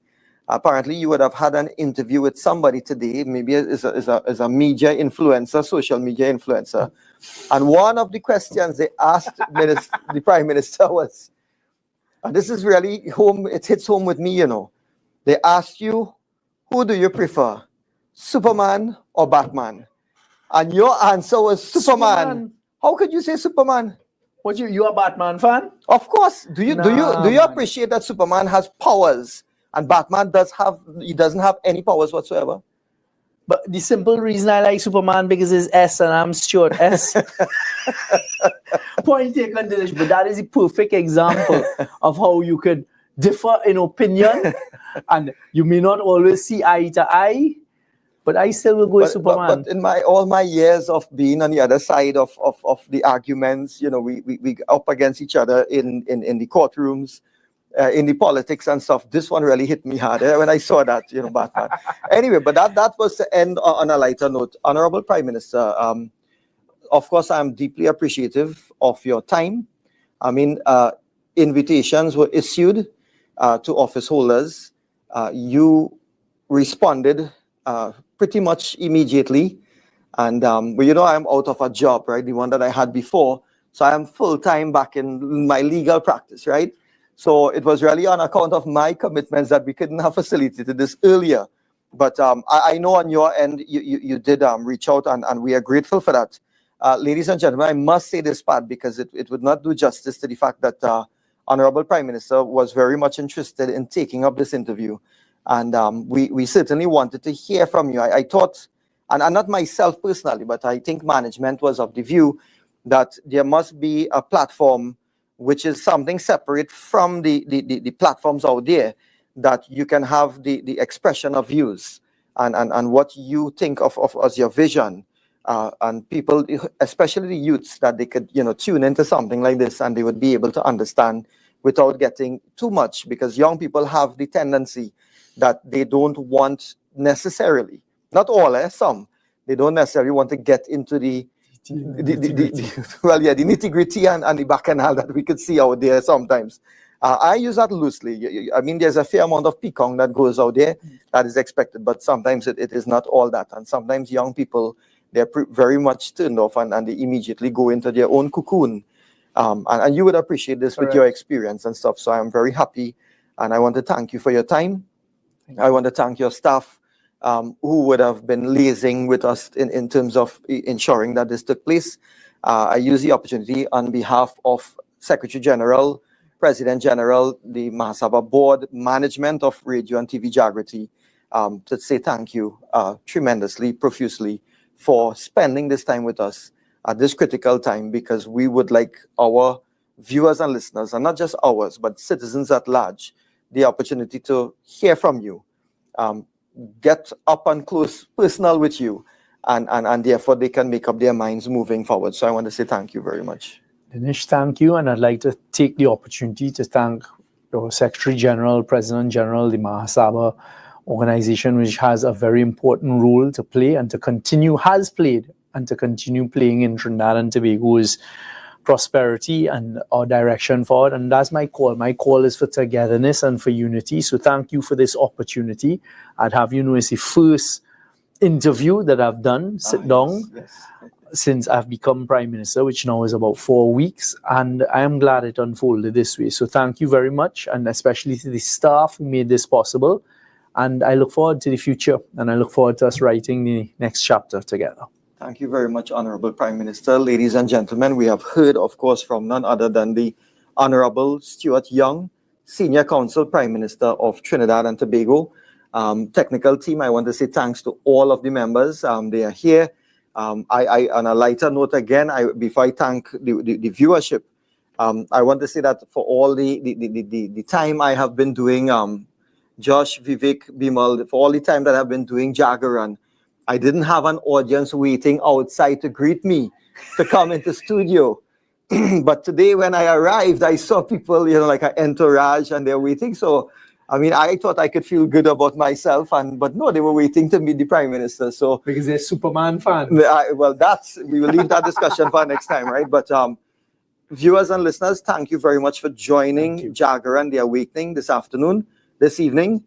It has been my pleasure, of course, to wearing a different cap, to be responsible for conducting the segment and having the personality of Stuart Young, Senior Counsel, in studio, being our guest today. So, Prime Minister, thank you. Ladies and gentlemen, thank you. Sitaram, good evening, and we depart at this point in time.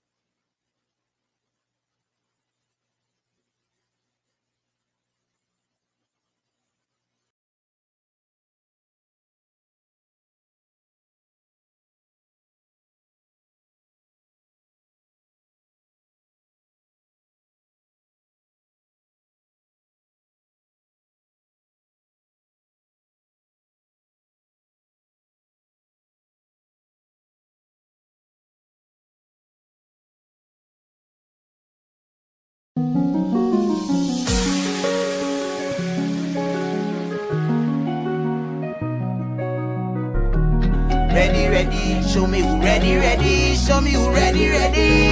This is the time, this is the place, the future is here, no time to waste. We build on the strength of those who trod this road before. Coming again, coming again. Cause I feel the light, shining so bright in me heart and we soul. Red, black and white, together we strong, come sun, come rain. Cause it's blood in we veins, we all are the same. You don't know we ready already. Things not set already. Tell them we all in, we all in, we all in. Don't know we ready already. Things not set already. Tell them we all in, we all in, we all in. Oh, tell them we all in. Oh, just tell them we all in. Oh, tell them we all in. Tell them we all in. Tell them we all in. We under the same sky, feeling the same things. The movement is forward, we all want the same thing. Together we aspire, so we must achieve. Call the Red Army, the whole of TNT. So show them we ready already, the thing done set already. Tell them we all in, we all in, we all in. Don't know we ready already, the thing done set already. Tell them we all in, we all in, we all in. Oh, tell them we all in. Oh, just tell them we all in. Oh, tell them we all in. Tell them we all in. Fire in the soul, a nation so strong. Through the heart of a people, the victory is won. We fight for tomorrow, we fight for today. Stand strong together, blow the evil away. If we are one, the victory is sure. Keep fight and rule, we don't want that no more. Clean heart, clean hands, it's love to the core. And if love is the word, about that we show. You don't know, so tell them you're ready. Things are set already. Tell them we all in, we all in, we all in. Don't know we ready already. The thing that's set already. Tell them we all we all in, we all in. Whoa. Tell them we all in. Whoa. Just tell them we all in. Whoa. Tell them we all in. Tell them we all in. Tell them we all in. Tell them we red and ready. Thing done set already. Tell them we all in, we all in, we all in. No. Be all in for TNT on April 28th. Vote PNM. Great. Trinidad and Tobago, we all have dreams for our lives. Mine is tied to our country. I want to see us all thrive. So come, dream with me. Where do you want Trinidad and Tobago to be in the next 5 years? The road ahead isn't just about where we're going. It's about how we walk it together as one nation. This next chapter isn't something we're just going to watch unfold. It's something I am asking you. Let's write it together. We are living in uncertain times. Global markets are shifting on us almost daily. Energy prices are volatile. We're seeing our traditional energy and revenue streams can't deliver as they once did. But to navigate this, we have to move faster. We have to think smarter. We have to align our policy, our infrastructure, and our delivery. Here at home, yes, we face challenges. We also hold, though, immense potential. Potential in our people, our creativity, and our resilience. You see, this National Transformation Manifesto is about turning that potential into real progress. It's a clear, bold, connected plan to strengthen how we work, to strengthen how we serve, how we open opportunities for every citizen, no matter what's your story, no matter your dream. This is not a promise made in isolation. This is built on real foundations, sector by sector, reform by reform, community by community. Our goal is clear. Let's build a Trinidad and Tobago where the next generation can do better, they can go further, they can achieve more than ever before. To do this, we are going to focus on 3 key areas: transforming key national systems for greater efficiency and responsiveness, strengthening public institutions to better support our country's future, supporting citizens, especially our young citizens, working with families and vulnerable communities. This is how we're going to build a people-focused, results-driven, unified Trinidad and Tobago. So in our manifesto, our 6 national priorities from 2025 to 2030 are: 1, a modern government and public service, which will be more efficient, transparent, and have accountable systems. 2, safe and secure communities, stronger policing, and safer neighborhoods. 3, learners, leaders, innovators that will come about by education reform and a future-ready workforce. 4, sustainable energy and infrastructure, which will be smarter, cleaner, more resilient systems in our energy ecosystem. 5 is going to be a dynamic and inclusive economy, taking us where we haven't been before, boosting our agriculture using technology, tourism, focusing on arts, sport tourism and sports, and pursuing a digital sector. 6 is wellness, dignity, and opportunity. We're going to strengthen our healthcare, including our mental health and community life. Trinidad and Tobago, this plan, this vision connects every piece of our development strategy to create connected prosperity for all of our citizens. From clean, reliable energy strong infrastructure to local food security, digital innovation, and a creative economy. This is strategic and it will build a sustainable path forward.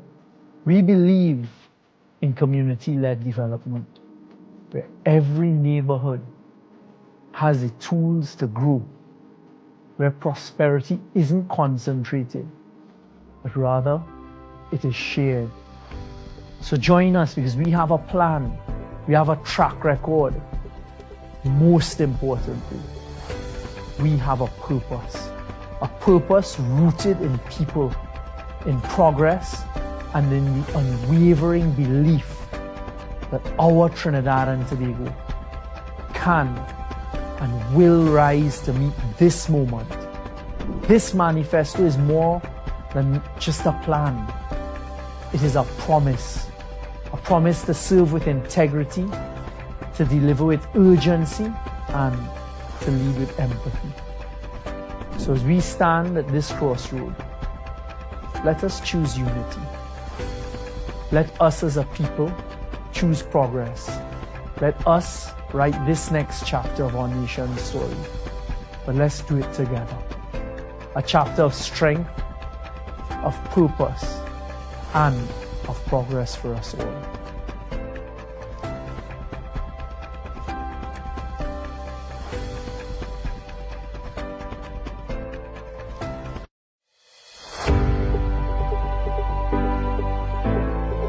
Trinidad and Tobago, we all have dreams for our lives. Mine is tied to our country. I want to see us all thrive. So come, dream with me. Where do you want Trinidad and Tobago to be in the next 5 years? The road ahead isn't just about where we're going. It's about how we walk it together as one nation.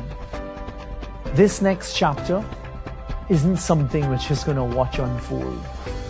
It's something I am asking you. Let's write it together.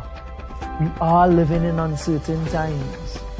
Global markets are shifting on us almost daily.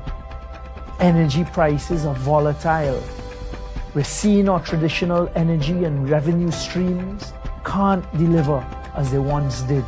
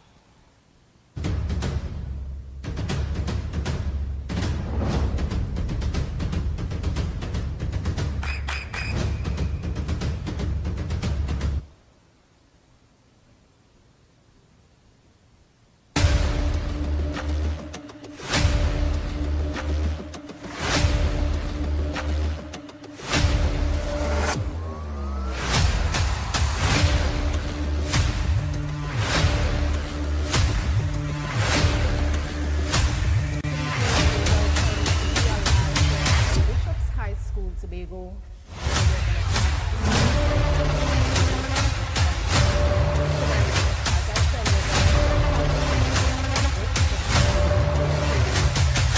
Balanced conversation, of course, guys. Good night and welcome. Since we have a relatively short show tonight, the specific questions that we have, of course, we gathered those questions from the Tobago CivilNet, and persons were invited to send in their questions, all right? So we are definitely going to look at the Tobago economy, Tobago education, Tobago autonomy, and of course, Tobago representation in the parliament. Welcome again to everyone. I am Natoya Johnson Chapman, and this conversation tonight, as I continuously repeating that, of course, I am representing Tobago tonight, and we are going to have a conversation for Tobagonians. Right? So what we're going to start with, we are going to start with an introduction of yourself to Tobagonians. Right? This is not a rally platform. This is not a stage platform. You're going to have 1 minute to tell me, as a Tobagonian, on behalf of Tobagonian, why we should start this relationship.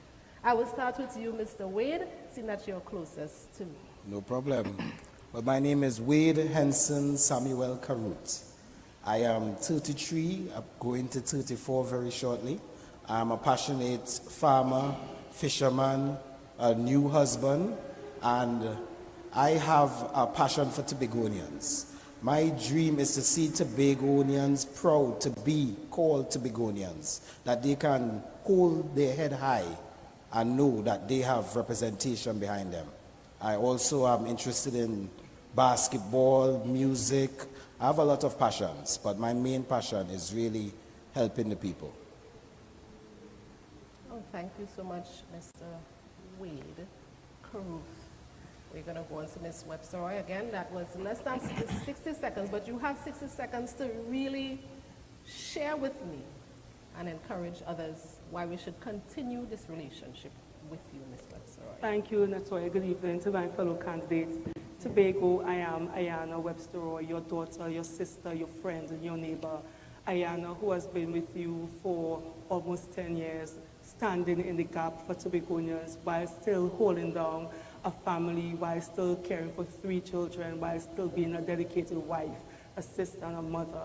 But most importantly, I represent the Tobagonian dream, a young girl leaving Roxborough and coming to Bishop's High School at one point in time, coming last in test, but not letting that situation keep me back from pushing forward and pursuing my dreams, making full use of all the opportunities made available through various administrations of government, and then being your humble servant. So I ask you for your support to continue this journey of development. It has been a beautiful journey thus far, and I look forward to continuing with you. Thank you, Ms. Webster Roy. Mr. Balfour. Yes, good night, everyone. Before I start, I would like to take 10 seconds from my 60 seconds in silence for Leandro Nori.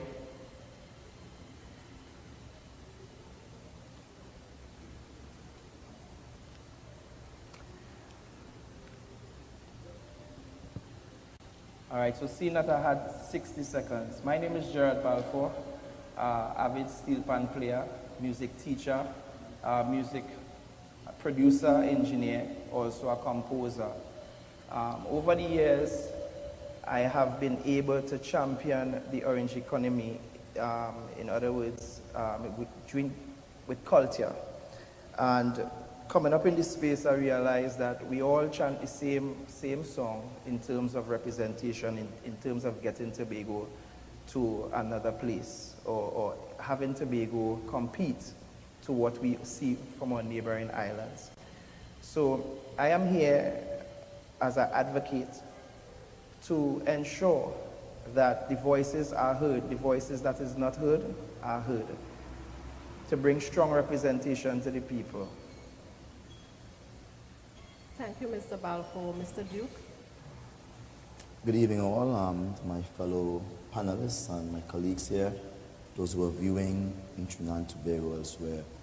I am Watson Solomon Duke. Some folks think I am legendary, but in my mind, I'm ordinary. I'm ordinary because I know what it is to be hungry. I know what it is to lose. I know what it is to fail. But I also know what it is to work hard and to win. And I'm pursuing a dream that says Tobago must win. All of them must win. I'm a public figure that is well known. I've led over 80,000 workers in this country. I've been the most successful trade unionist of this country, of the century. Within this country, I've also been the most successful politician within the recent history of Tobagonians. So much so that all the persons who are now in the House of Assembly are like my babies. I've created all of them. Thank you, Mr. Duke. All right, so we will begin this conversation. All right, and I wanted to share a little background for our viewers. Of course, we are live on Tobago Channel 5. We're also live on Facebook and on YouTube. I know sometimes we get a little confused with the different roles between a member of parliament and an assemblyman in the Tobago House of Assembly, all right? So I wanted to share this briefly before we begin this conversation. The primary difference between this, of course, an elected member of parliament from Tobago East or West in Trinidad and Tobago's central government and an assemblyman in Tobago House of Assembly, the difference is that there lies a level of governance and responsibility and scope of authority, right? A member of parliament, which we know as an MP for Tobago East or Tobago West, they would be part of central government. Their roles would be to represent Tobago in national affairs. Once elected in general elections every 5 years to the House of Representatives, which would be the lower house in parliament, right? The key responsibilities there basically to participate in national lawmaking, debating, voting on bills, budgets, policies affecting the island of Trinidad and Tobago, as well as to advocate for Tobago's interests at the national level. Example, funding, infrastructure, national policies, etc. If appointed as a cabinet minister, right, this person would oversee a national ministry, right? Example, energy, education, health, office of the prime minister, right? So I just wanted to share that to our viewers. We will start off with the Tobago economy, right? Tobago's economy is often described as tourism dependent. Yet around 50% of Tobago's GDP comes from THA spending. Only 14% comes from tourism. More comes from the financial sector than that. The economy is perpetually hampered by around 60% of workers working for the Tobago House of Assembly, right? Which is low productivity of these workers, little foreign investment, and low-level entrepreneurial activity. I would have liked Mr. Thomas to chime in on this, but he's not here with us as yet, so I would definitely pose this question to Mr. Duke and Miss Webster Royce, sorry. And of course, let me just remind you that you have 60 seconds to respond to this question as we have this conversation. All right, so the first question is, tourism contributes just 14% to Tobago's GDP. As our member of parliament, what specific tourism policy would you champion in parliament that could create jobs for Tobagonians? So as the Member of Parliament for Tobago East, recognizing that tourism can be a meaningful contributor to our economy, it's important for us to make use of all the resources we have available. So recently we got the Man in the Biosphere designation. So we could look at the blue economy and what that would bring. So ecotourism, ensuring that we push that as a way of developing or not only maintaining our natural resources, but developing economic opportunities, getting our young people trained, giving them the skills, the tools required to help them benefit from the blue economy and from tourism as well.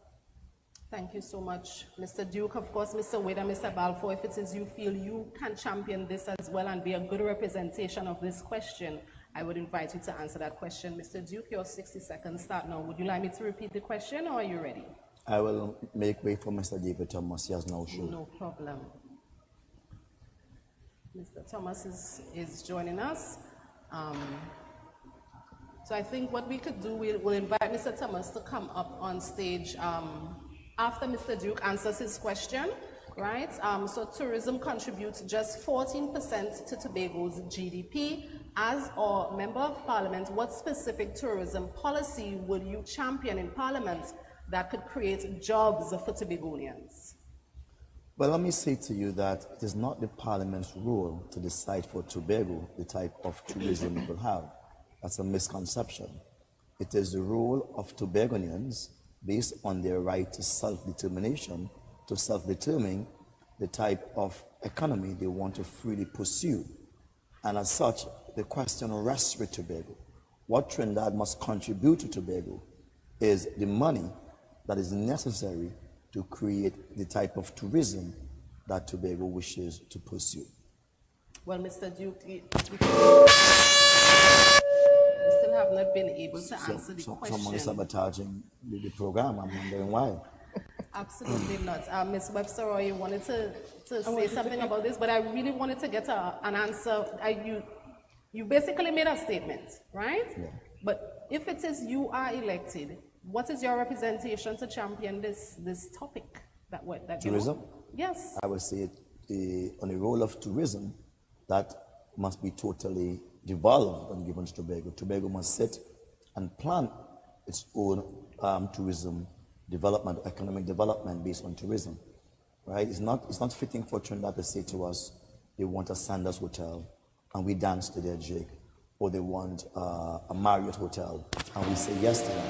The people of Tobago, they have a right in their lives, and this is what the PDP is about. Tobago must win. It's not where they sit in a parliament that is stacked against us, 39 seats against 2 seats, and they're saying they're creating a policy. Under my watch, the 39 seats will not be allowed to bully the 2 seats. The 2 seats speak for Tobago, and unless these 2 seats agree with the 39 seats, the law they have made is for Trinidad and not Tobago. Thank you, Mr. Duke. May I interject, please? Yes. As an elected representative, represent the voice of the people, and during a campaigning period, we get the opportunity to hear the concerns. And on the trail now, we are hearing Tobagonians say we need more job opportunities outside of the TH. That's not sustainable. And a number of Tobagonians are saying to me, as an elected representative and as a candidate now, that we must focus on tourism to help to further sustain our economy. And if we're going to leverage what we have now to make it work for us, to create opportunities for employment, to create opportunities for further training and development, then we look at these simple ways. So for example, we have man on the biosphere, that's a simple win already. Leverage it, link it to the blue economy, link it to job creation, and when we go to Parliament, is to speak on behalf of the people who have elected us to be their voice. So to create an excuse and say, well, the 2 seats and what is made in Trinidad, we are still the Republic of Trinidad and Tobago, and we are the voice of the Tobagonians who sent us to Trinidad to convey to the Parliament, to contribute by way of lawmaking their desires and their wills.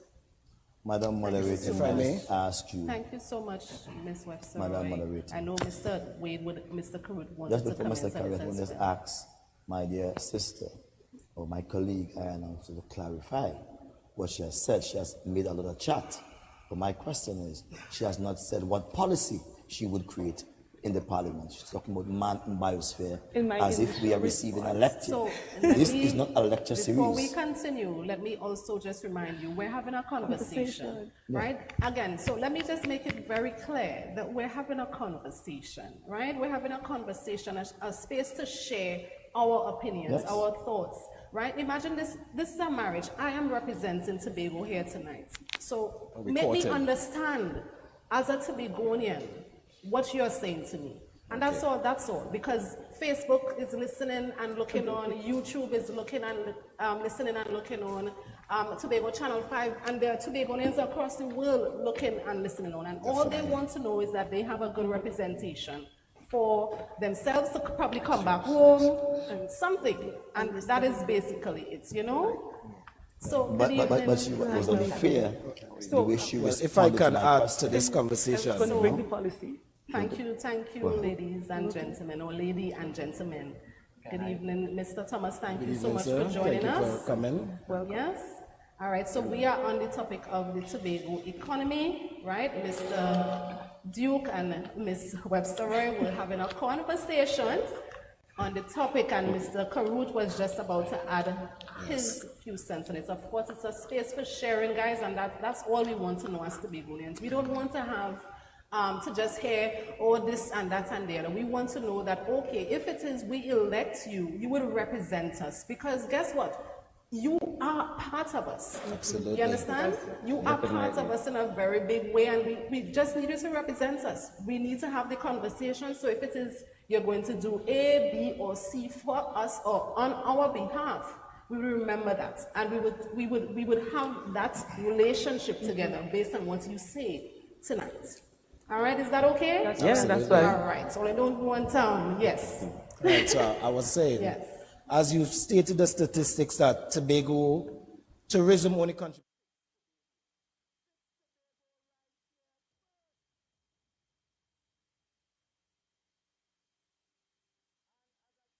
Tobagonians, collaborate with Tobagonians. And the main goal is to have a tourism product that is not centered on big hotels, cock up your foot, watch TV. People want to come to Tobago to experience Tobago. So with us, my policies would be to enhance our green spaces, our eco spaces, so that people can come to Tobago and experience what it is to be a Tobagonian. And that would be the beginning of my policy when it comes to tourism. Thank you, Mr. Torrance. Mr. Balfour, you wanted to chime in on this topic? Yes, though I would like to agree with the honorable member. There are different types of tourism.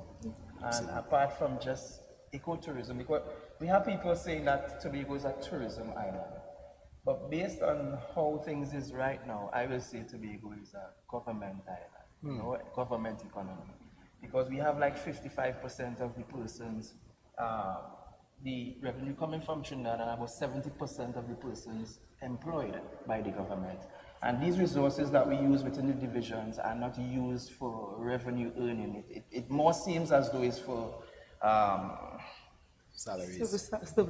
Yeah, and I mean, we need to make money, right? We need to make money to sustain ourselves. So apart, yes, I endorse ecotourism, but there are many other forms of tourism in terms of education and sporting and all these things that we could venture into. Because I mean, we're going forward and we need innovation.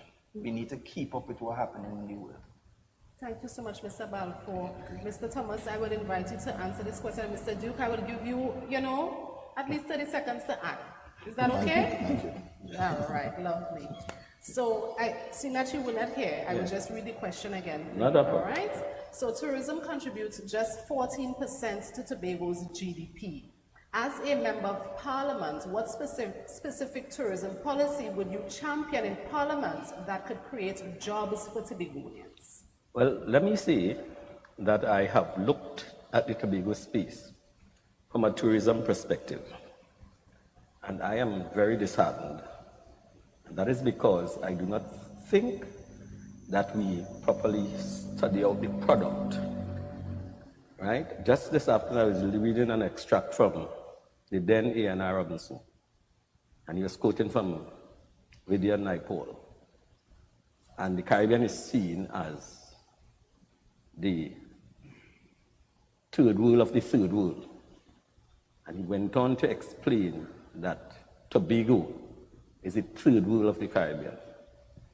And that to me is so disheartening, because I am aware that Tobago has much potential. I am aware that with the right investment in tourism in Tobago, we will be able to produce the ideal product. Because there are little niches here and there when you look at what is happening in Castara and so on. And if we build out those things, we would have something that is indigenous to Tobago to present to the world, because all over the world there's great admiration for what happens in Castara. But what I think is upset, there is not collective consultation for the Tobagonian to really say what is ideal and what will work in the space. And once it's taken into consideration in a serious manner and it's properly funded, we can build out a product that would serve Tobago, and then the returns on the investment is what we all would be proud of. Thank you, Mr. Thomas. All right, Mr. Duke, what would you like to add to this? Well, I am just looking at the question you asked and how it was responded to. I think my colleagues have all failed to answer the question. What policy they will bring to the Parliament, that's the question. They gave lectures, many series lectures, on what they will do for tourism. I'm the only one who have said that when we go to Trinidad as parliamentary representative, we are not going to debate on Tobago's tourism. We are going to ensure that Tobago is given the money, the budgetary allocation it requires to pursue the tourism Tobago desires. Tourism is a Tobago thing. Laws should be made in Tobago to govern its tourism. That's all part of what we call Tobago's self-determination. So if I'm to make a policy, it will be an overarching policy called Tobago's self-determination. So Tobago can decide that. Thank you, Mr. Yeah? Duke. Thank you very Right, much. and of course, each candidate here and each representative, they have their own views, of That's course. right. So please allow them to share as they feel. It's a conversation Right? we're It's a having. conversation Right. within in a time space. So, Mr. Thomas, let me just give you a little idea. We have 60 seconds to answer the questions posed. We are focusing on the Tobago economy, Tobago education, Tobago autonomy, and Tobago representation in the parliament. Just to be fair, you won't hear when we were going through this, all right? So, sure. All right, so we will move on to the other question. We're just on question number 2, guys. This is a conversation. This is a conversation, and we're having a really good time so far in this space for sharing. All right, so we will go on. Tobago attracts very little local or very limited local foreign investments. Name one specific incentive you would introduce in Parliament to attract both foreign and local investors to Tobago while protecting our environment. I would start with you, Mr. Karut. Could you just repeat it for me? What incentive will we put to attract local and foreign investors Correct. in the Tobago space? Yes, I would read the question again just for everyone, right? Tobago attracts very limited local and foreign investments. Name one specific incentive you would introduce to Parliament to attract both foreign and local investors to Tobago while protecting our environment. Okay. Well, we need to create a space in Tobago that is attractive to local and foreign investors. As far as incentive, it will be something centered around land leasing, especially for the foreign investor. Because we do not want to give away our local lands. And one of the things we are championing is that locals can have titles and ownership of their lands in Tobago. So we will give incentives for local landowners so that they can attract or do business with the foreign investor. Thank you, Mr. Karut. Ms. Webster-Roy. While a lot of the policies exist, what we need to look at is strengthening what is already there. And one key policy I would propose is for us to ensure that we have taxation policies in place that makes Tobago attractive for the investor, and that not putting too many taxes on them, but with conditionalities. That if you're going to invest in Tobago, that you must ensure that there's a certain percentage of local content, that you must ensure that whatever business you're bringing, that it takes into consideration our environment and our cultural heritage, and also that whatever investment you're bringing to the island of Tobago, that when you are exiting, or if you choose to exit, that you have prepared all local people to further benefit. And for those persons who are Tobagoans who may be looking to invest in the islands, to ensure that as part of their investment, they give back to communities. That's a policy position. Thank you so much. I would go down the line with this question. Mr. Thomas, your 60 seconds start now. We're going nice. Let's keep it steady. Yes, well, in terms of that kind of investment, I think number one consideration should be that the Tobagonian should continue to feel safe and comfortable in his space. We welcome foreign investment. I know that there are some laws that will interfere with foreign investment at this time, and I think those laws should be reviewed from the perspective of giving the foreigner an incentive to come to Tobago, even if we have to get to that point where we decide that the foreign investor must partner with a local person to allow the investment to take place to the benefit of Trinidad and Tobago. I think that it should be carefully thought out, and whatever we decide that we should do, it must be a product that would best serve the interests of Tobago and provide for its future development. Yes, thank you so much, Mr. Thomas. Yes, Mr. Balfour. so I like what Mr. Karut and the Honorable Member, and also Brother, what's his name? Thomas. Thomas said we need to revisit the Foreign Investment Act. Yeah. One incentive that I think is suitable is citizenship packages. You know, where someone could come and probably stay for 6 months, start to set up the business, see how it's going, and according to how things is going within the 6 months, then we can offer more suitable, more longer stay packages where they could bring the family and actually be a part of our community. You know, so yeah. Thank you, Mr. Balfour. Mr. Duke, 60 seconds. Thank you so much. The role of myself as a parliamentary representative is to create a framework by which Tobago can create its own cocktail of benefits that becomes attractive to both foreign and local investors.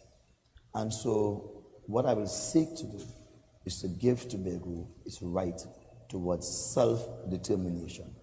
Again, Tobago must sit down in Tobago and determine what cocktail of benefits it wishes to give the foreigners. And they should do that freely, without the hindrance of Trinidad saying to them, you can't give this, you can't give that. And also for the local persons also, they must sit in Tobago and decide what type of benefits they want to give.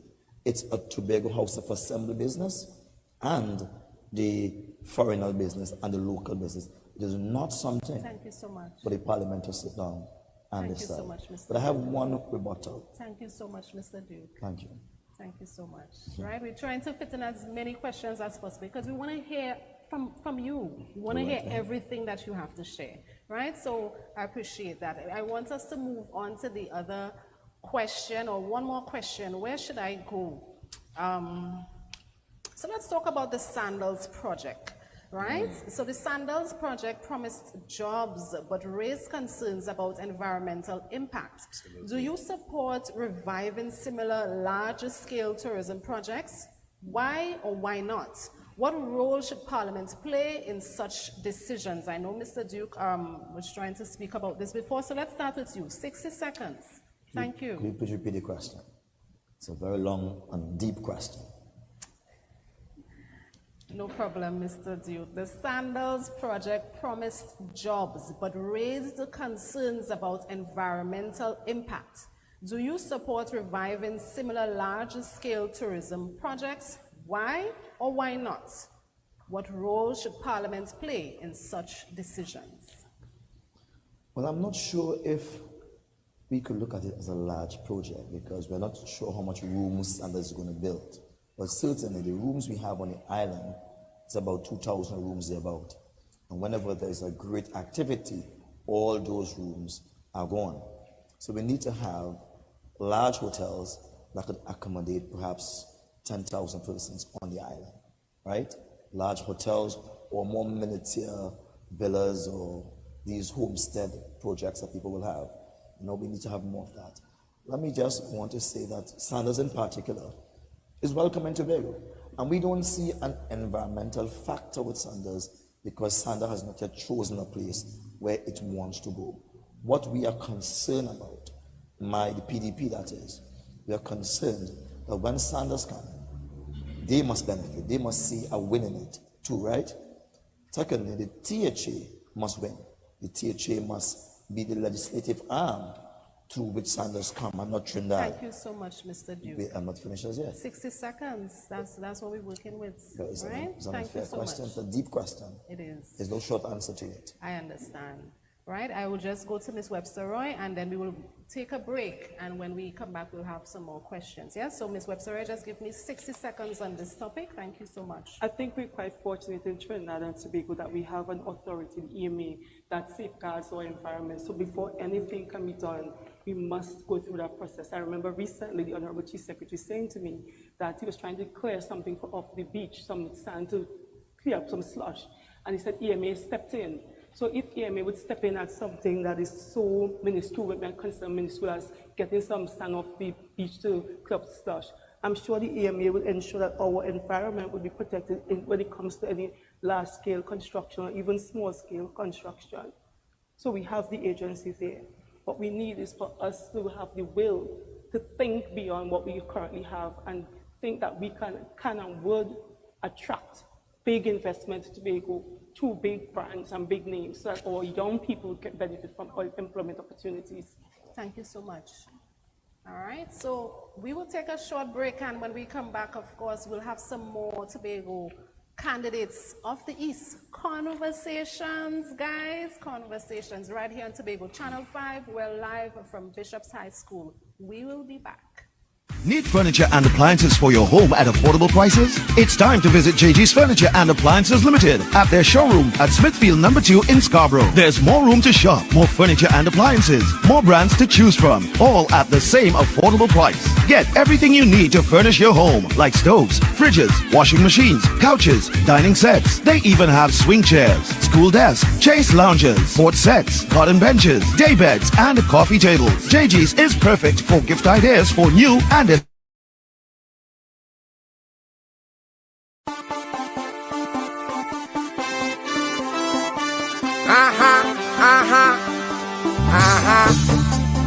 See me, Eyo. So long you not see me, when you see me, I will take it away. So long you not see me, when you see me, I will take it away. So long you not see me, woman said they were feeling me, promoter said they need me, to mash up the place. Which is Tobago education, all right? I understand that you guys are really eager to answer all of these questions, and this is why we have to keep it at 60 seconds so we can really share, right? We need to understand that, all right? So education is critical to Tobago's development, right?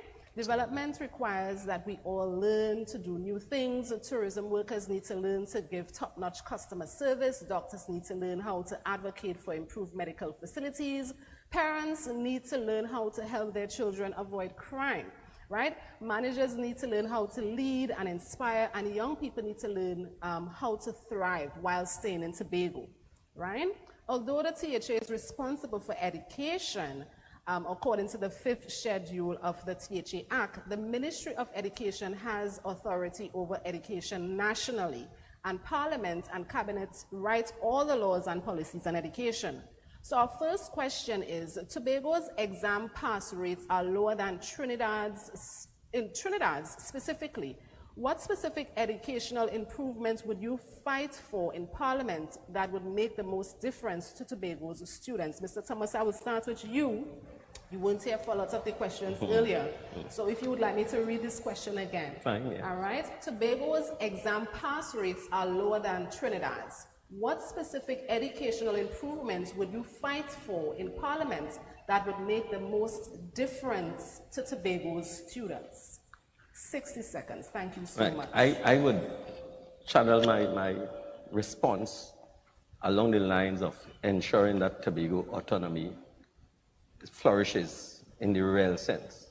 Because lots of times when you look at the policies that exist, it is not always tailored, suited to the Tobagonian. And therefore, we are always in a position where we are left to take what is left, right? Except when the top positions come about, you find everybody from Trinidad will come here, right? So I would think that we would need to review that whole policy and make sure that whatever system we set up and whatever policy, it is reinforced by law to ensure that equality spreads across the board so that Tobago can benefit from higher levels of education in this space. Thank you so much. Mr. Karut, I would ask you the same question. Okay. When we look at education in Tobago, we must understand that a lot of Tobagonians do not value education because there are not a lot of opportunities that come from being so-called educated in the common sense. So I think we need to look at a different type of syllabus, a different type of learning structure that is catered to Tobagonians so that they can benefit and be a vital contributor to Tobago's economy. And if I add, sandals is a good idea. I'm not knocking sandals, but as Tobagonians, why don't we have our own branded all-inclusive hotel? Let's say Little Tobago All-Inclusive Resort. I think that will add more value to Tobagonians. Thank you, Mr. Karut. Mr. Balfour, what do you have to share on this topic? All right, well, currently, the education system in Tobago is somewhat inadequate. We have a lot of persons, not much persons really follow up on academics. But when you really study the history of Tobago and look at Tobagonian people, we are doing people. We have a lot of skills. So I think, adding more skill-based or subjects around the industrial arts could help in our trajectory going forward within education and compete. For the longest while we've seen people poor. We ranking, as I said, poor. We be either second to last or last. And it's every year due to lack of interest in academics. We are doing people. So, we need to integrate skills into our syllabus. Thank you so much. I would move on to the other question because based on what Mr. Balfour just shared, it takes us into this other question, and I really want to have this question answered as well. So Tobago workers are usually criticized for producing less output than the national average despite similar levels of education across the country. What do you believe causes this productivity gap, and what specific training program would you propose to address this? Ms. Webster-Roy and Mr. Duke, you can answer these questions. Is that okay? 60 seconds. I think, unfortunately, it's cultural, where we tend to be extremely laid back and everybody know everybody. So if you're not performing, then you might know the supervisor who will give you a blight. But if we try to really foster within our public sector more accountability and train persons to be really customer focused and service oriented, really highlighting the importance of every single role, every position in contributing to not only economic development, but social stability. It's imperative that as we transform the public sector, as we look at using modern technologies, that we look at digitization and all of that, that we prepare the Tobago workforce to grasp all of the opportunities that will emerge, but teach them that it's important to look at their work not just as task, but contributing towards economic development and social stability. Thank you so much for sharing. Mr. Duke, would you like me to repeat the question? No, I understand the question perfectly. Thank you so much. 60 seconds. Yeah, a car will go as fast as its driver. I've found that Tobagonians are highly productive, they're visionary, they're brilliant, they're leaders in the region and the Caribbean. And even when they go to Trinidad, they outshine their peers. The problem in Tobago is that there is not much things to work towards, not much goals to work towards. They have denied us the right to be gainfully employed. And because there's a low marks at the employment level, you'll find them not being as productive as they can. But the same thing applies for Trinidad. I've had the benefit of working both in Tobago and Trinidad. I can say to you, around certain times of the year, there is zero productivity in both areas because the target set at the organization level is rather low. Yeah? Thank you so much. That was well done. Less than 60 seconds. I appreciate that so much. We have, so Mr. Karut, you wanted to share? Yeah. 60 seconds. I think, as was mentioned by the honorable member, it is a lot to do with culture. And if Tobagonians have this idea that they're just working for a master or a slave master, would not feel motivated to contribute as much. But if Tobagonians were shareholders and benefited from these organizations, the motivation will definitely rise and the productivity will follow. Thank you so much. Actually, the rebuttal is 30 seconds, so you did very good there. Mr. Thomas, you wanted to share? I think the whole idea of Tobagonians not producing is because some subcultures were introduced to the Tobago space, like that early morning book and that URP book. That subculture is what has contributed, because perennially, we see it all the time. And if you look at history, Tobagonians were always hard-working people and were once referred to as the breadbasket of Trinidad. So there is that in the Tobagonian DNA. It's just that the subcultures, when you introduce them, people tend to gravitate to them, and it can destroy a small space in the context of what you introduce. I appreciate that. Let me just listen to say this, that we are discussing productivity. And it is easy to have the object of productivity lost in a flurry of fancy words. If productivity must always be based on a target, and what targets are set by Tobagonians that make us want to grade them as failures and persons who are lazy and unproductive and unlearned? There's no targets. There's no target set by the THA, there's no target set by the organizations, and people are left to work on their own. And they meet the minimum targets. Thank you so much, Mr. Duke. Yeah. We'll move on from this question. Sure Thank you thing. so much for sharing. All right, so coming out of all of this, what you have just communicated, there are numerous training programs that are available in Trinidad, but not in Tobago. If elected, what programs would you advocate for expanding to Tobagonians to equip us, or Tobagonians, with technical and vocational skills needed in emerging industries? Right? Absolutely. So this question is for all of you. I'm going to repeat it again. And you realize I said us. I represent Tobagonians tonight. All right? And Mr. Thomas, you didn't hear this part of the conversation, but we're in a relationship right now. So you got to tell me what you want tell me what you're going to give to me as a Tobagonian. We caught in. All right? We caught in. Yeah. Very briefly, of course. All right, so I'm going to repeat the question one more time. There are numerous training programs that are available in Trinidad, but not in Tobago. If elected, what programs would you advocate for expanding to Tobago to equip Tobagonians with technical and vocational skills needed for emerging industries? So I noticed a common theme from some of my colleagues where they keep going to the quest for autonomy. Until that happens, I think what I would push for first is a greater and more meaningful collaboration between the Tobago House of Assembly and central government, because by right, under the 5th schedule, training opportunities fall within the ranks and remit of the THA. So using my position as an elected representative, first to build up that collaborative relationship, number one, build the network between the Ministry of Youth Development and National Service, as well as the requisite divisions in the Tobago House of Assembly. And areas such around artificial intelligence, areas around digital transformation. Tobago can become a hub for persons who want to send business, but not in a physical sense, but where people want to do business virtually. We could create a digital nomad culture here where people come to Tobago and they're working online and they're enjoying all that Tobago has to offer, while creating opportunities for us to drive and develop new economies.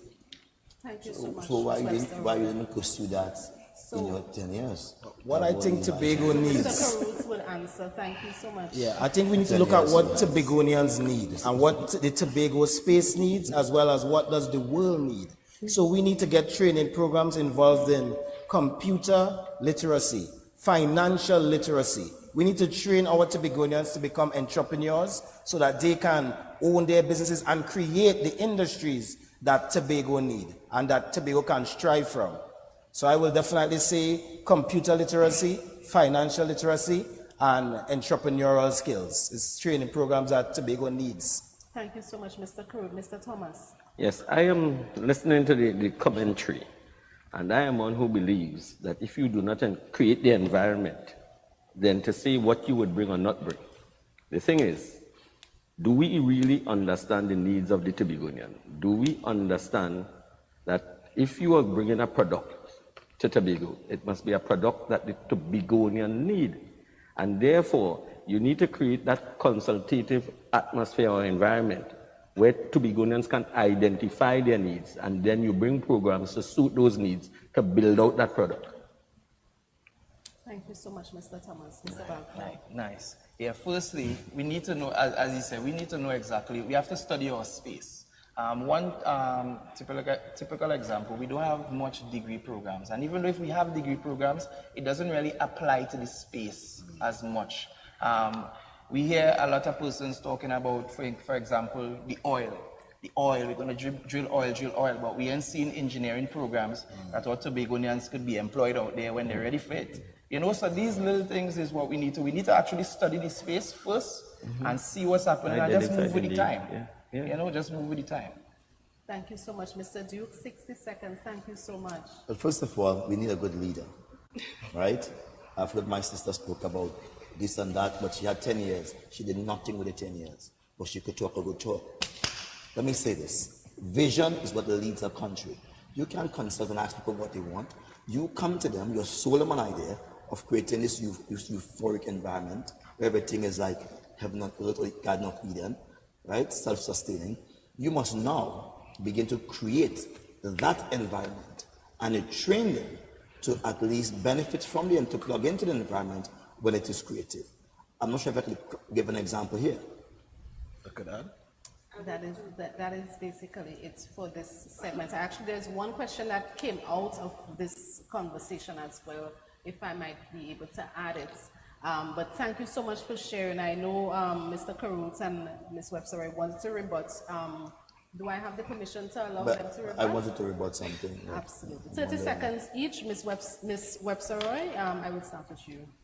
So Mr. Duke said that what we have done for 10 years, despite collaboration, a number of the programs that are available in Trinidad are now being offered in Tobago. And one of the key issues that we recognize as a government is that our young boys need additional support. And that's why there's a commitment going forward to bring the MILA program into Tobago to assist our young men in particular who are now getting involved in gang culture.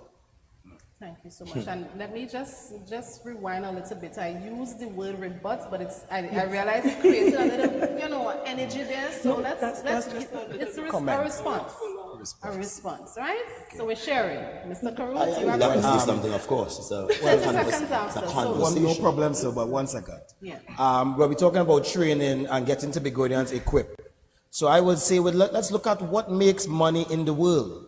And we have a lot of creative talent in Tobago. We have filmmakers, we have musicians, we have artists. So let us cultivate the talents that we already have. And we know that these people make a lot of money worldwide. So let us tap into that revenue stream and boost our resource that we have in the human capacity. Thank you so much, Mr. Carruth. So we'll have Mr. Duke wanted to just respond. 30 seconds, and then we'll move on to the other questions, and we'll go to a break after that. Yes, I think we have to take the con out of this conversation and just have a talk instead. Let's go. 30 seconds. So 30 seconds is about 20 now. Yes, so I'm saying that vision will determine a person's occupation and a person's study. If we don't have a vision, we will not be able to pursue course. For example, my part, where does that fit into Tobago? Are we a boot camp? Are we slaves? Why are you bringing that low-level form of education to Tobago? Why not engage with something that is more Tobago-centric, more focused on where we want to go? What is the vision of the PNM for Tobago? Thank you so much. There is none. Thank you so much. There's no vision for Tobago. Thank you so much, Mr. Duke. Well, thank you. All right. All right, so I'll move on to the other question quickly because it actually came out of this. Tobago produces fewer new businesses per capita than Trinidad. What specific support would you advocate for in Parliament to help more Tobagonians start successful businesses? All right, so let's keep it really steady and nice, guys. Mr. Duke, I'll start with you because your 60 seconds, I find it stretching a little bit. So let's just start with the 60, please. Yes, so one of the first things we'll be advocating in Trinidad is the right for Tobagonians to determine their own political status and to freely pursue, without any external hindrances, its economic development, right? And so therefore, I feel as if I've lost you a bit there. Right, I feel I've lost you for a bit. I'm with you, Mr. Okay, so I'm speaking to you. I'm with you. And then you have lost your attention. My sincerest apologies. I'm here with you. No, please repeat the question again for me. Tobago produces fewer new businesses per capita than in Trinidad. What specific support would you advocate for in Parliament to help more business or more Tobagonians start successful businesses? Again, that's a matter for Tobago House of Assembly. My role as a MP is to go down and advocate that more rights and responsibilities and money be given to Tobago House of Assembly. Tobago House of Assembly will then sit with its stakeholders and chart that way forward. It is not something for an MP to sit down in Parliament and lock Tobago into an arrangement and then expect them to operate. You have to create an environment for the Tobago House of Assembly to be more meaningful to the people of Tobago, and that's my role. All right, thank you so much, Mr. Thomas. Yes, that's pretty straightforward for me. Unless you have the financial resources, then you cannot add the necessary incentives to cause people to explore their horizon in terms of new businesses and so on. The $205 million does not give you enough leverage to add incentives or offers incentives to young business people or new business people or business people that are existing at this time to expand and to create a greater space of entrepreneurship. And it's simple as that. Without that kind of resource coming into the space, it's just not possible. Thank you so much. Mr. Balfour, quickly. Yeah, well, I think one of the things I will champion is the community rights bill, where the persons can actually identify what is beneficial within their community and have the necessary funding within the community to ensure productivity within the community. That's one of the ways. Okay. Thank you so much. Just briefly, and we will head to a break. Ms. Webster and then Mr. Carruth. So, number one, as an elected representative, you have to foster meaningful collaborative relationships. We already have existing programs in place, more can be established. What we need to do as elected representatives is to create the awareness for Tobagonians. I often boast we get 2 bites of the cherry. We could benefit from grants and support available from the THA. We can benefit from grants and opportunities and training available through central government. It's our duty to create that awareness amongst Tobagonians that we could make full use of all that is available. Thank you so much. Definitely. Well, as my colleague on the right of me has said, there are a lot of things that are already on the books and are in place to benefit Tobagonian businesses. But unfortunately, our young people do not have, I don't want to say they do not have, but they lack some of the ability to go through the registration process, to register their business, to get the access to the credit from the financial institutions. So we need to create or foster ease of business, ease of doing business for our Tobagonians, because they have a lot of ideas, but it's to help them translate those ideas into actual businesses. Thank you so much, Mr. Carruth. We are going to take a break. Conversations with the candidates live on Tobago Channel 5. We'll be back. Need furniture and...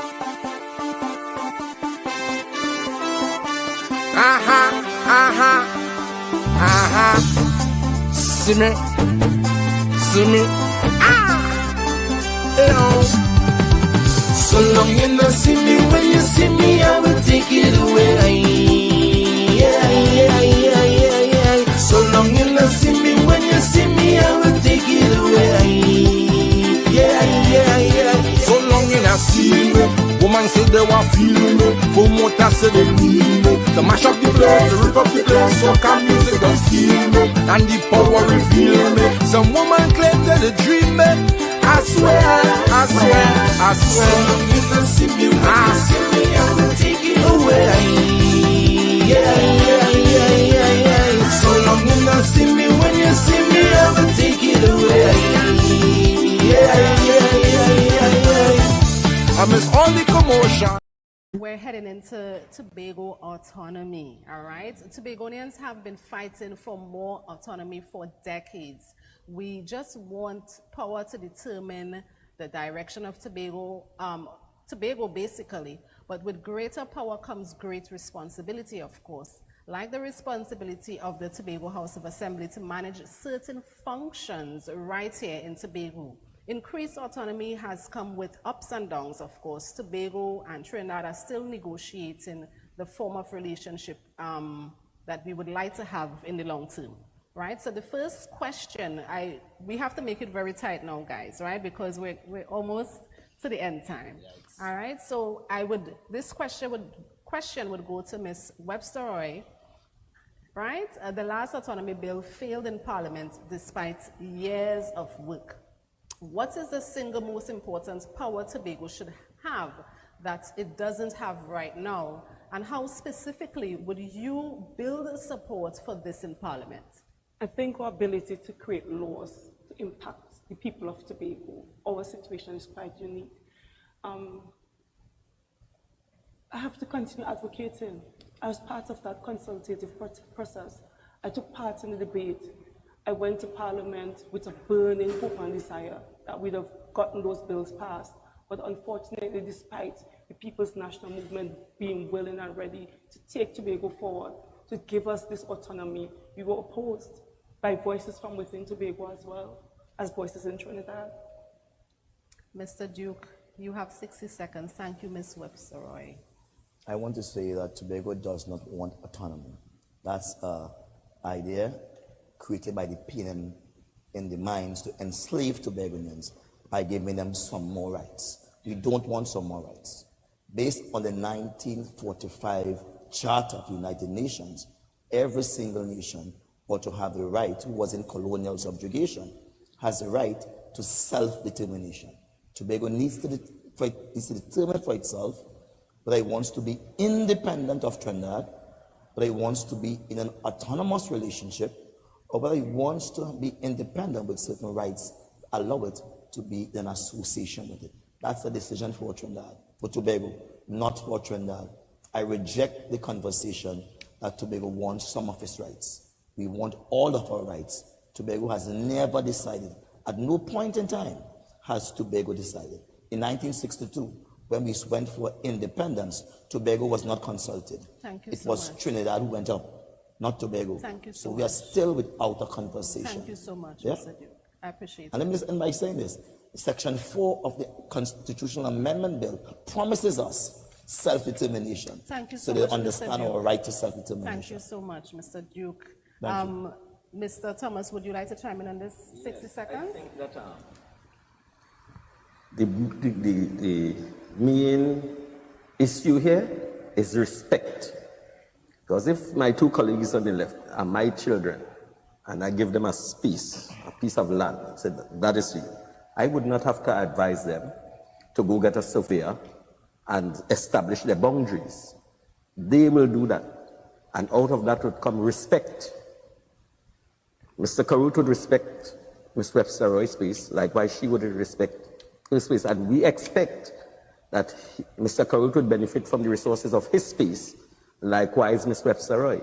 So I think is respect. If you establish boundaries, then the respect will come, and therefore both islands would benefit from the resources available to them. Thank you so much. See, now we're talking about boundaries. Defining Tobago's maritime boundaries and allowing the THA to have lawmaking powers were widely supported in Tobago, but failed to get through to Parliament. How would you convince us, of course, from both parties to support these changes? Ms. Webster, I'll start with you. We started the journey. We gave to Tobago what was the best version that would have given Tobagonians what they wanted while maintaining the unitary state of Trinidad and Tobago. So I've been doing that. We did that. We got it to the Parliament. We got the Tobago Island Government Bill passed. What we didn't get the support on was the Constitution Amendment Bill, which requires 31 votes. I want Tobagonians to understand that. We got the Tobago Island Government Bill passed. We did not get the amendments to the Constitution, which required 31 votes in the Parliament. We were ready. Thank you so much.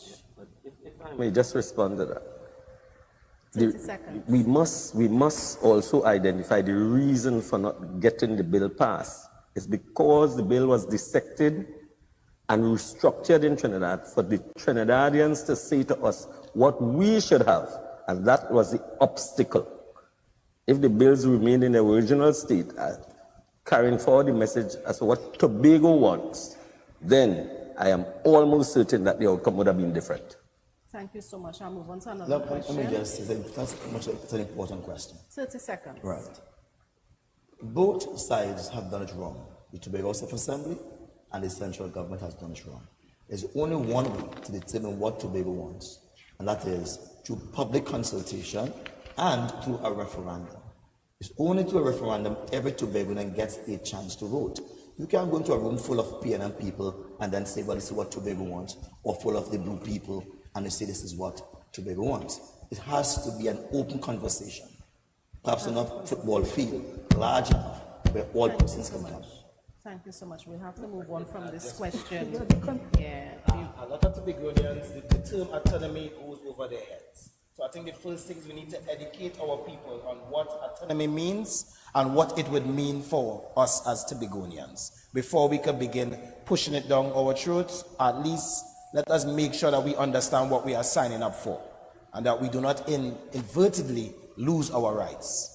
Thank you so much, Mr. Karut. We'll have to move on from this question because we have so many other questions that were sent in, and we really want to have, a lot of them answered as much as possible. Is that okay? Absolutely. Thank you so much. So Tobago gets about 4% of the national budget, but has limited say in how to spend it. Do you support giving the THA more control over its budget? What specific financial decision-making power should Tobago have? Mr. Balfour, I'll start with you. Repeat the question, sorry. Tobago gets about 4% of the national budget, but has limited say in how to spend it. Do you support giving the THA more control over its budget? What specific financial decision-making power, of course, should Tobago have? I mean, well, when you look at Tobago, though we are Twin Island Republic, we are two different people, and yes, I support that we should have more because our interests are different to that of Trinidad. What financial, we need investments because we need to serve a more national purpose to Trinidad. This is why I think our output is 1.7 billion and our input is 2.6 around there. So I think having more, we can be able to determine what is necessary to ensure that we serve our national purpose to Trinidad. Okay, Mr. Thomas, just briefly, and we'll have to take a break to just make some adjustments here. You know how it goes when we're live, and we're having fun, of course. So, Mr. Thomas, share with us quickly. I think that we should not lose sight of the fact that the 4.03% that we receive from the national budget was based on the dispute resolution agreement or document, policy document, right? And it was based on the population size of Tobago then. Now that you have a greater percentage in your population, you have population growth. I am wondering why this it was pinned on to something, why the allocation did not increase with the increase of the population in Tobago. And I think that should be critically viewed. And it's a case where we are being robbed. And if it was pinned on to a policy that was decided upon and it became law, then the paradigm should also shift as the population grows. Thank you so much for sharing. All right, so we'll be back conversations with the candidates for Tobago East. We're taking a quick break, and when we come back, more questions, more conversation. Thank you. And appliances. Oh na na na na, oh na na na na, oh na na na na na na na na, oh na na na na, oh na na na na, oh na na na na na na na na. You've got to sow on your own, sow on your own, sow on your own. No, you've got to seek out the sky, yeah, seek out the sky, oh, seek out the sky. Well, then you've got to see for yourself now, see for yourself now, wow, wow, wow. See for yourself if you want to learn how to, I said learn. Wings don't get strong, no, no, no, no, no, no, no, until they're tested. And you still don't know, you don't know what your best is. You can't touch your dreams now if you don't take flight. Conversations with the candidates for Tobago East. So we just took a short break, and we are on the topic of the Tobago autonomy, of course. For those of you looking at us on YouTube, on Facebook, share the live, of course. Tobago CivilNet, Tobago Channel 5, share the live. Let the conversation be heard. Of course, you can save it to look at it later. We're going to continue with this conversation. Ms. Webster, you want to share? I'd never answered before. You answer the first question like that? We have a moderator. Right. So thank you so much, guys. Let's keep it nice now, you know? Let's keep Well, we it don't nice. want it to be a conversation. It must be a talk.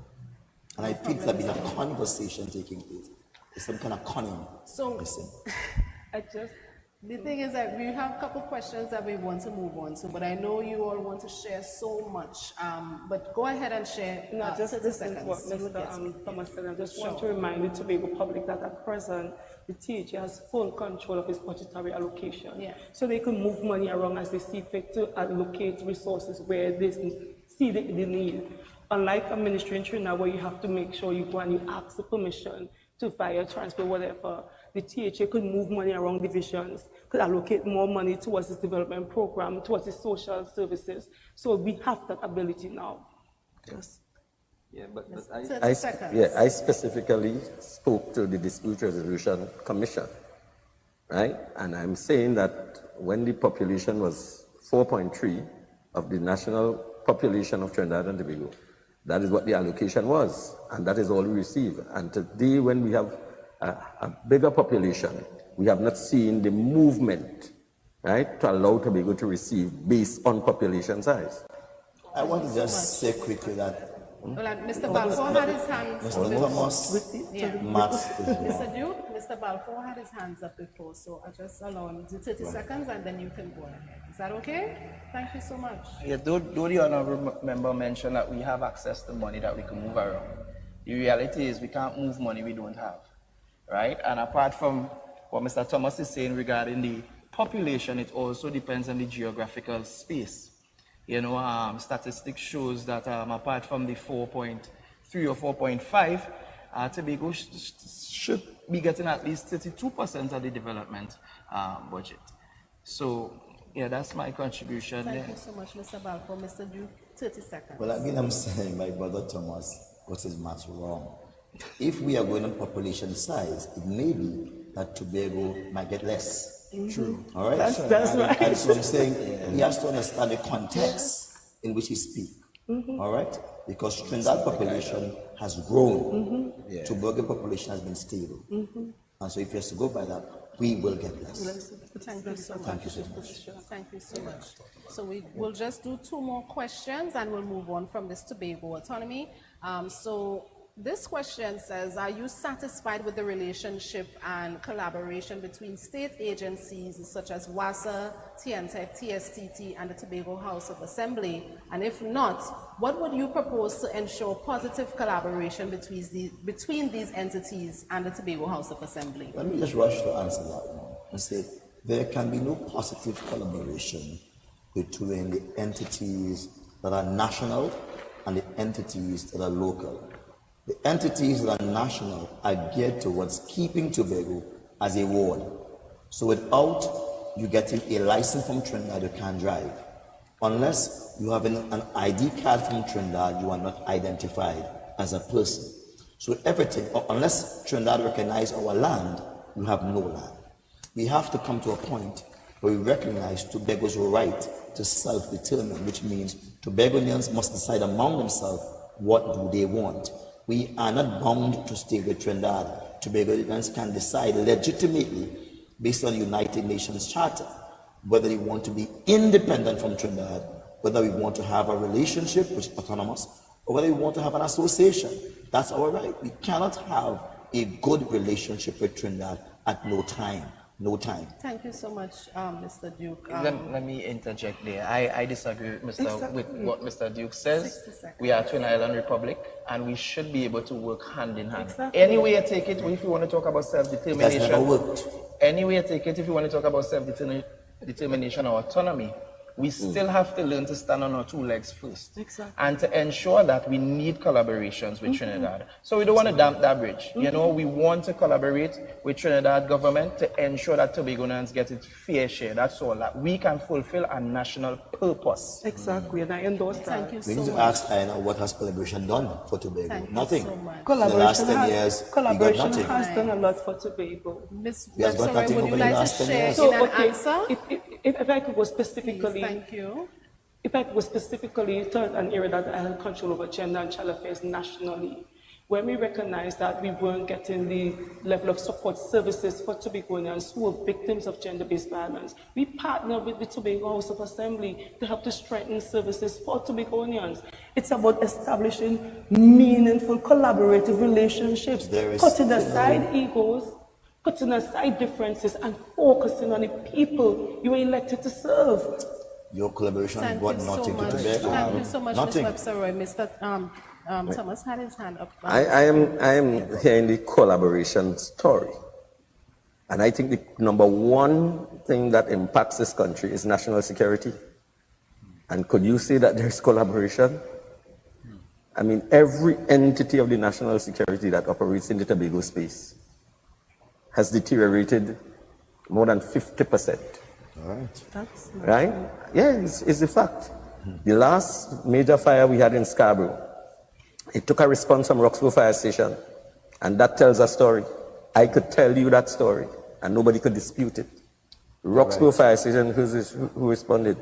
So where is the collaboration? And that's the number one issue in nationally, and there is no collaboration there. Thank you so much, Mr. And Thomas. I cannot prove where that collaboration Mr. benefited Tobagonians. It does not. Thank you so much. Thank you. Mr. Karut, share yours. well, to 30 add- seconds, right? And Definitely. we'll do one more question and take a break. Well, to answer your question directly, we are not entirely satisfied with the collaboration that has been happening thus far. And just for a simple example, WASA and the Division of Works.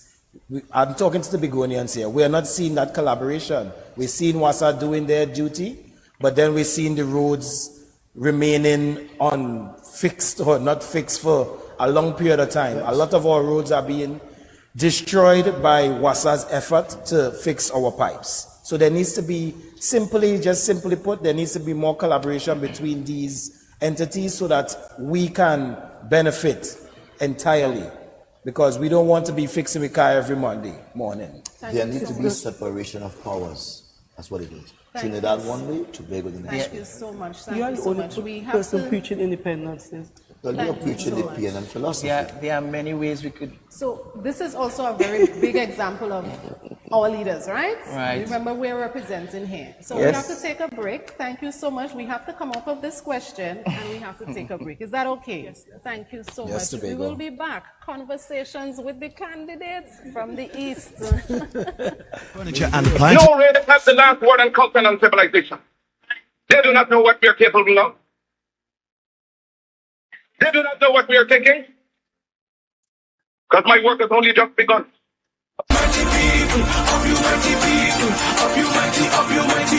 Feel it down in your soul till you can't control it. Put your hand up to the sky.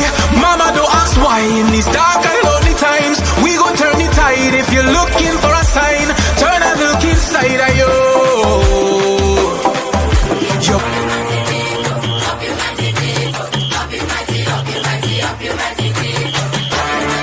No race. Need furniture and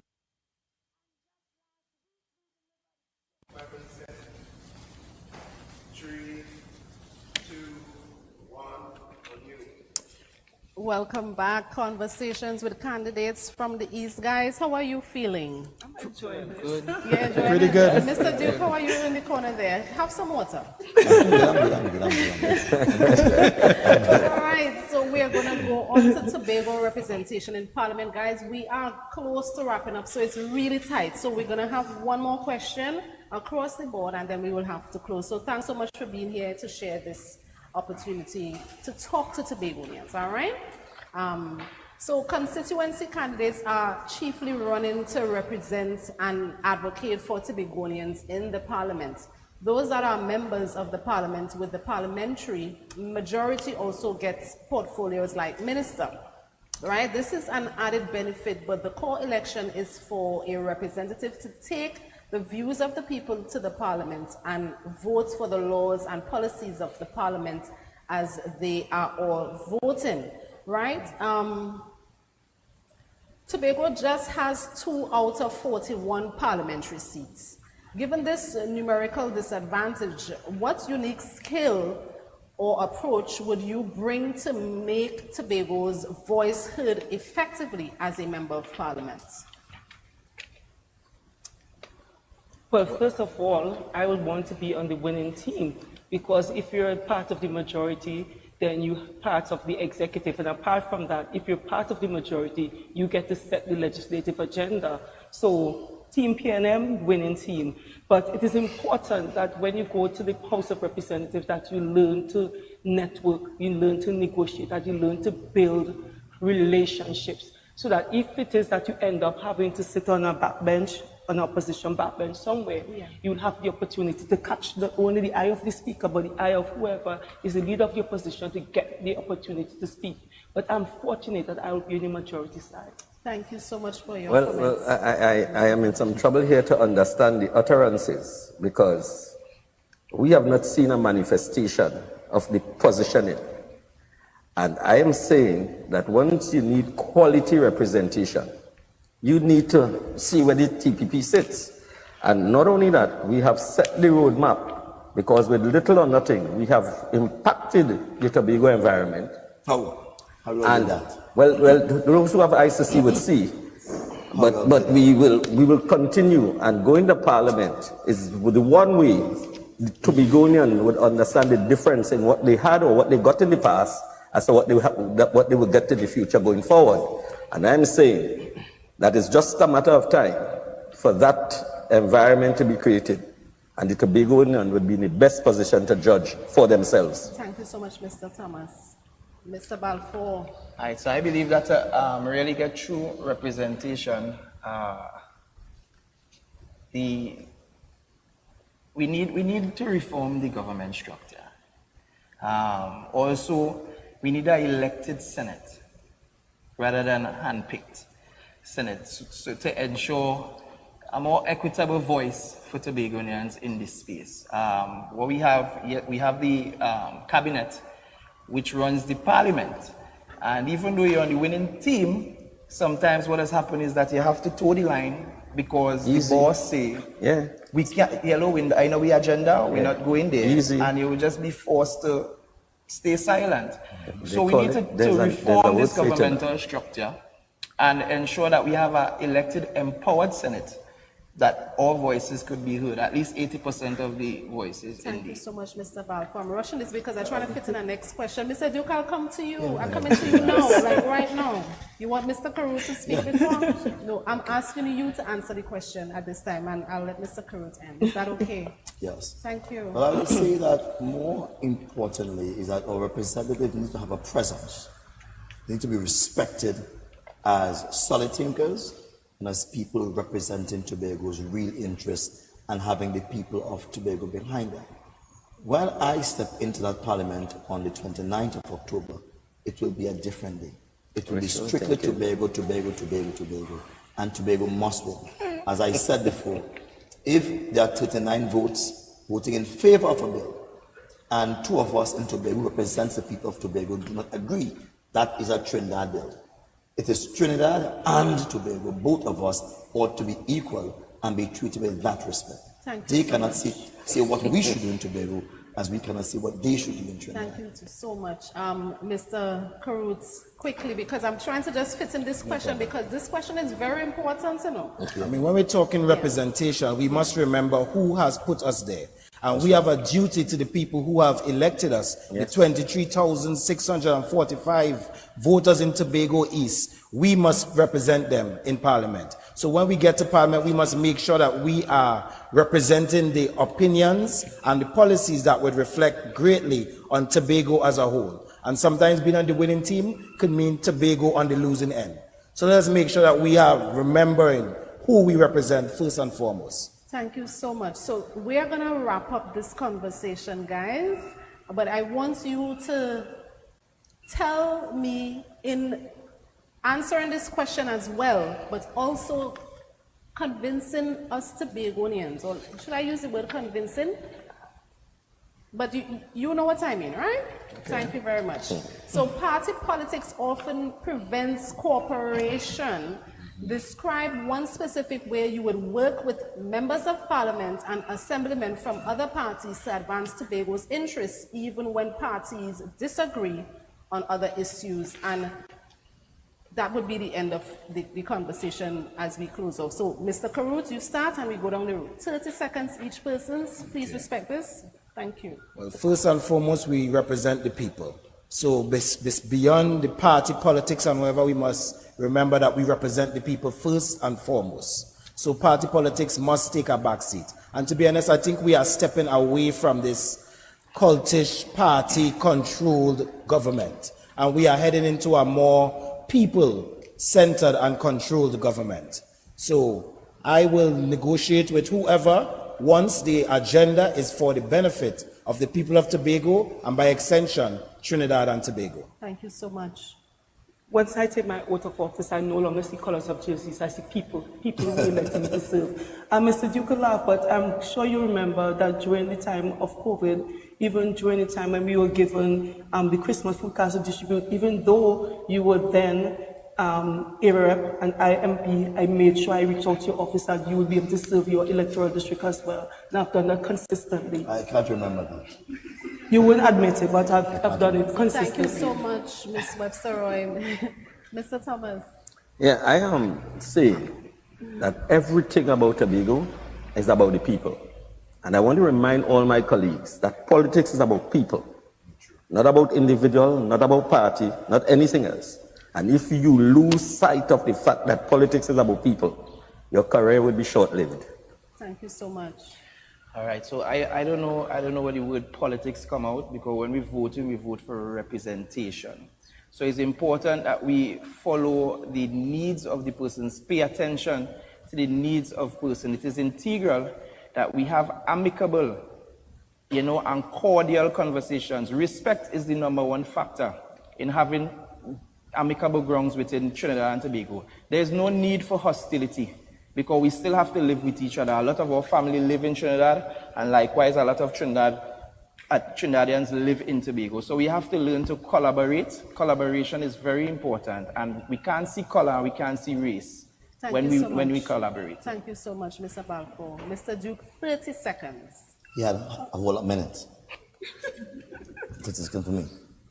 That's unfair.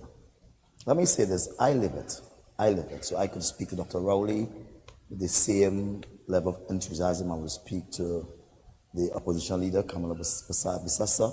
The same I will speak to the betrayer, Fali, with the same excitement, same humility, etc. I treat people the same way. I walk into the airport function and shake everybody's hand, including the betrayer, Fali. I'll hold his hand and shake his hand with a smile. So for me, it's the life I live.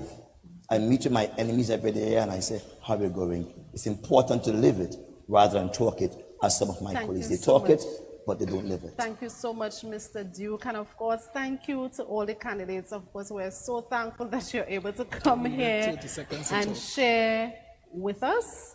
All right. We definitely have to wrap things up at this point. All right. So, of course, thank you again. This has shown us that we can have a conversation because we can work together. So it's very important. It is our hope that this becomes the norm in Trinidad and Tobago. We would also like to thank the viewing audience, and we hope that they're better able to make an informed decision come April 28th. We would like to thank the following organizations making tonight possible. Of course, Tobago Channel 5 for assisting us with the production and the broadcasting of this event. JG's Furniture and Appliances for providing us with this beautiful furniture. Bishop's High School for providing us with a wonderful location to have this discussion this evening.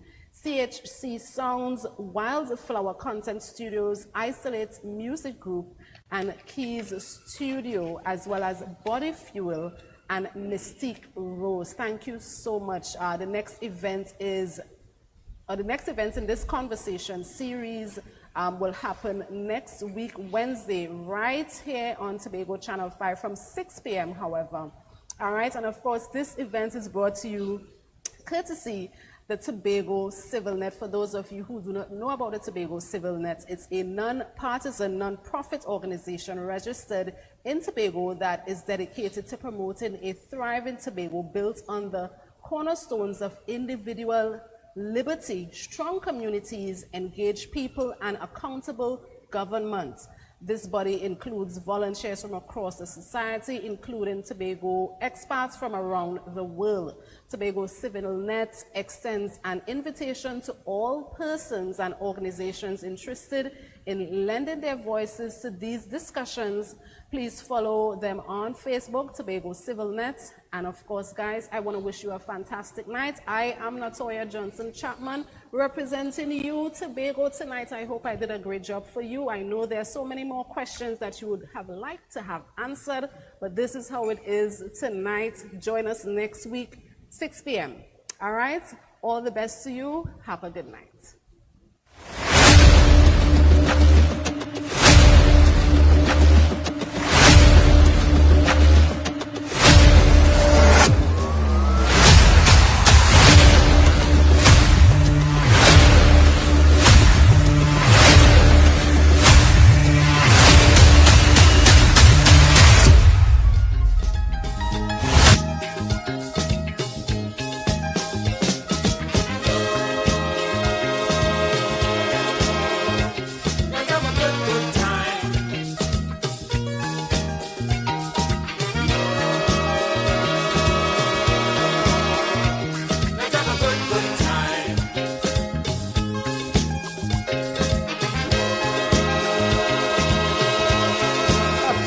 TNT. We're red, ready, and responsible.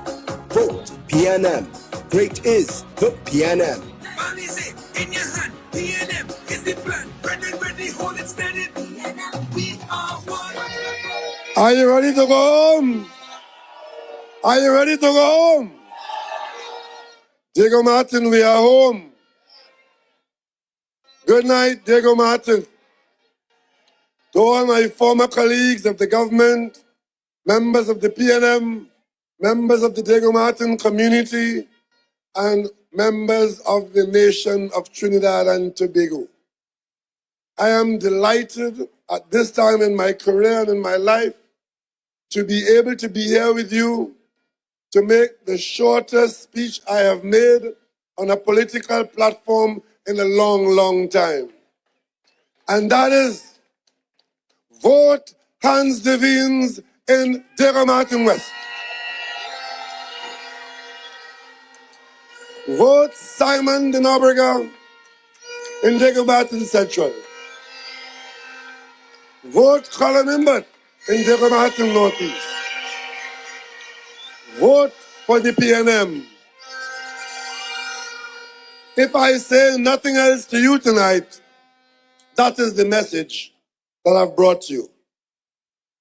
It feels a little funny to be in this environment in Diego Martin, where I spent a major part of my adult life being a candidate and fighting to win. Tonight, I am supporting my colleagues 1,000%. Only here in Diego Martin, I just named 3 candidates. 1, the most experienced Minister of Finance in the history of Trinidad and Tobago. 2, a relatively young man as Minister of Government, but he has served in the cabinet. So while he's going back in Diego Martin Central, he's going back with some significant experience under his belt. And 3, as I move out, after decades of public service, you could not have found a more appropriate young man to represent Diego Martin West than Hans Devines. Qualified, energetic, and eager to serve the people of the community of which he's a part. So tonight in his schoolyard, I want to say to Diego Martin West and the Diego Martin community, we know exactly why our campaign says, we're red as you are red, we're ready as we have been, and we are responsible for this country. Those 3 candidates symbolize what is the PNM. Ladies and gentlemen, as we gather in our numbers here in Diego Martin, would you believe we are the only political entity in this country that could have 4 meetings like this going on at the same time?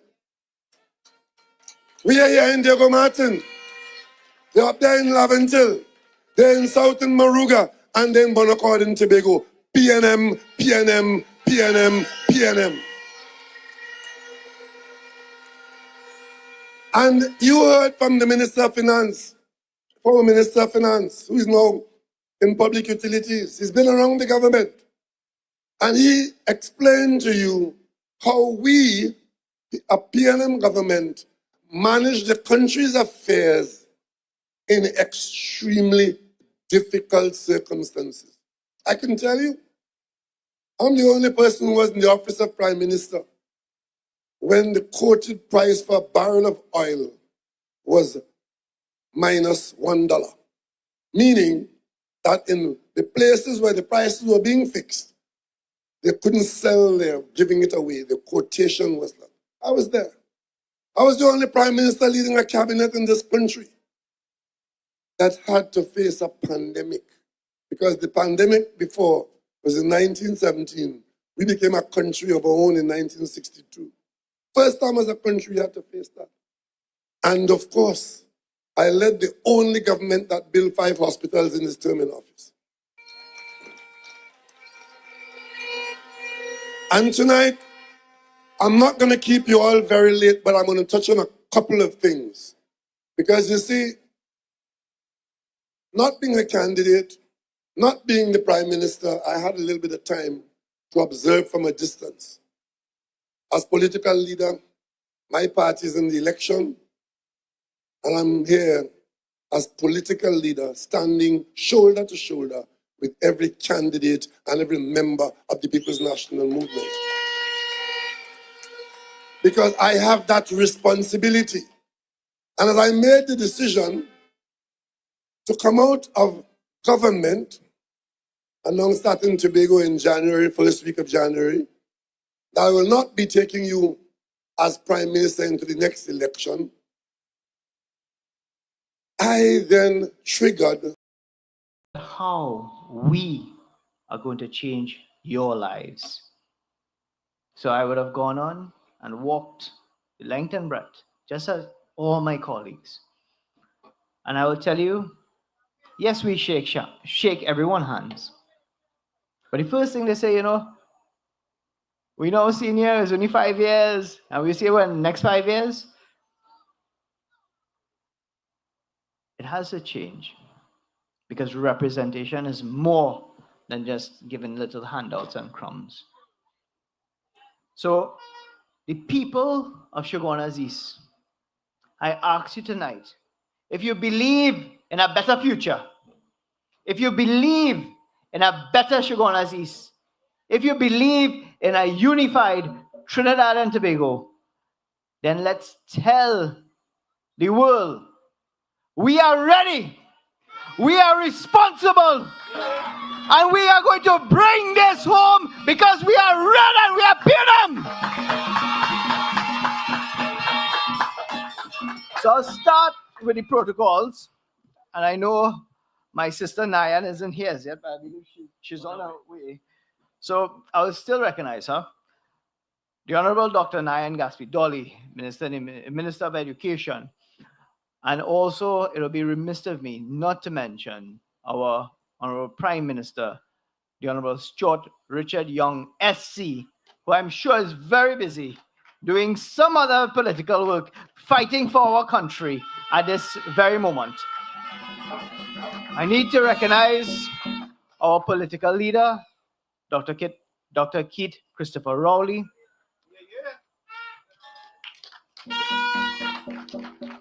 This man I'm going to recognize right here. This simple looking fella. Handsome looking fella, I should say too. Right. Right. That is true. That is vintage. Right? Marilyn Monroe. You're talking about Jim Reeves, that kind of looks.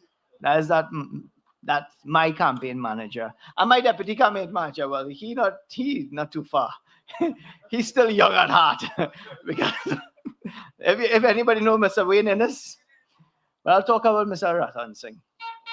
Coming into this political foray, I could not have chosen a better team. A better team. Because after I've been named candidate, The amount of horror stories that you hear, and I say, boy, you going in Shogunas, you sure you want to go there? You know you can handle. I've never had a better time in my life with you, my people. Never. I enjoyed every single day coming to that office since last year when I was named candidate. Because named candidate, I believe, in sometime in August, the day after we were walking. And I saw so many faces here eager to walk with me. And I fell in love immediately.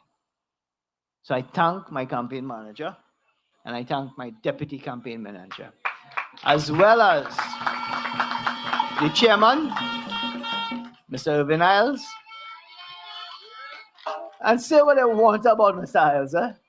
He's a man with very few words. But when he says something, bet your bottom you listen. and that's the man he is. He has a passion for this area that nobody do realize. And I do respect him for that. And thank you for being a part of this team to take it forward to where we are for today. Uncle Proby, what can I say more? Right? You came here, you gave the blessings, but you also put peace. You see, every single member of my team are key in bringing this home. And it's not bringing this home for me, it's bringing it home for us, the people of Shogunas East.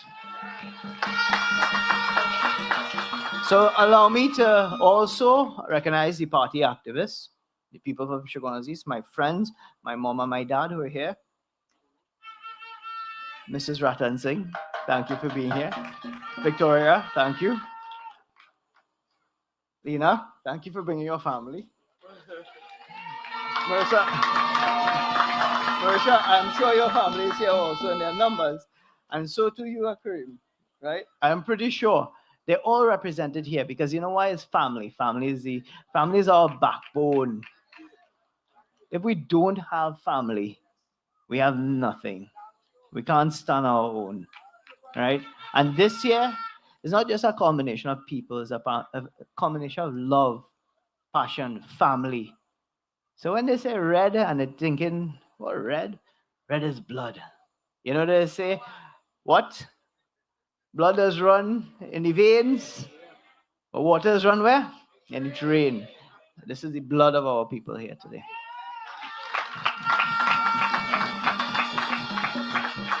So to the viewing population, members of the media, and let me also recognize the keyboard warriors.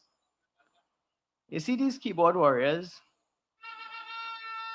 If you look at some of the messages they leave, people, and I'm talking about the good ones and the negative ones, right? Because I'm pretty sure you all on your social media pages, you'll have gotten your fair share. You know what? Well, Karim said afraid of him. I wish I had your formula, right? Because the more that our campaign intensifying, these keyboard warriors go at it. They don't even know me. I'm sure they don't know Lena. I'm sure they don't even know my beautiful sister Marisha from Tabaki. But then what? They will go ahead and they say what? The nastiest of things. Keyboard warriors, what I say to you all, God bless them. Yes, bless their little heart. But you know what? The good ones, thank you. The negative ones, bring it on. Bring it on. Bring it on. Bring it on. You know why? It will never deter me because I know the people in this area need proper representation and that won't stop me.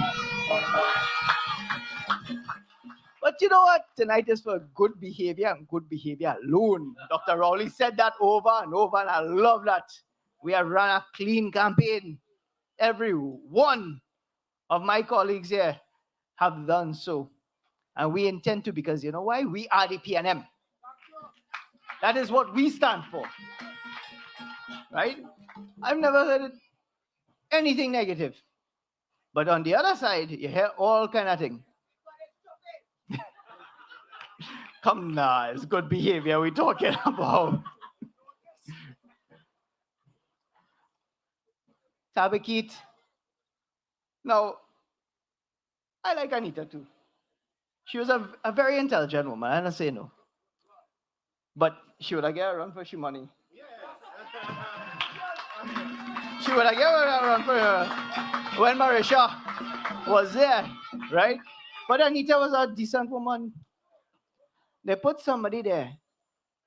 And the man started to call people, my line minister, Ranson and Rawan. What he know about Rawan? What he know to call people Rawan? Right? But quick to call people devil. Man, watch your own party. Right?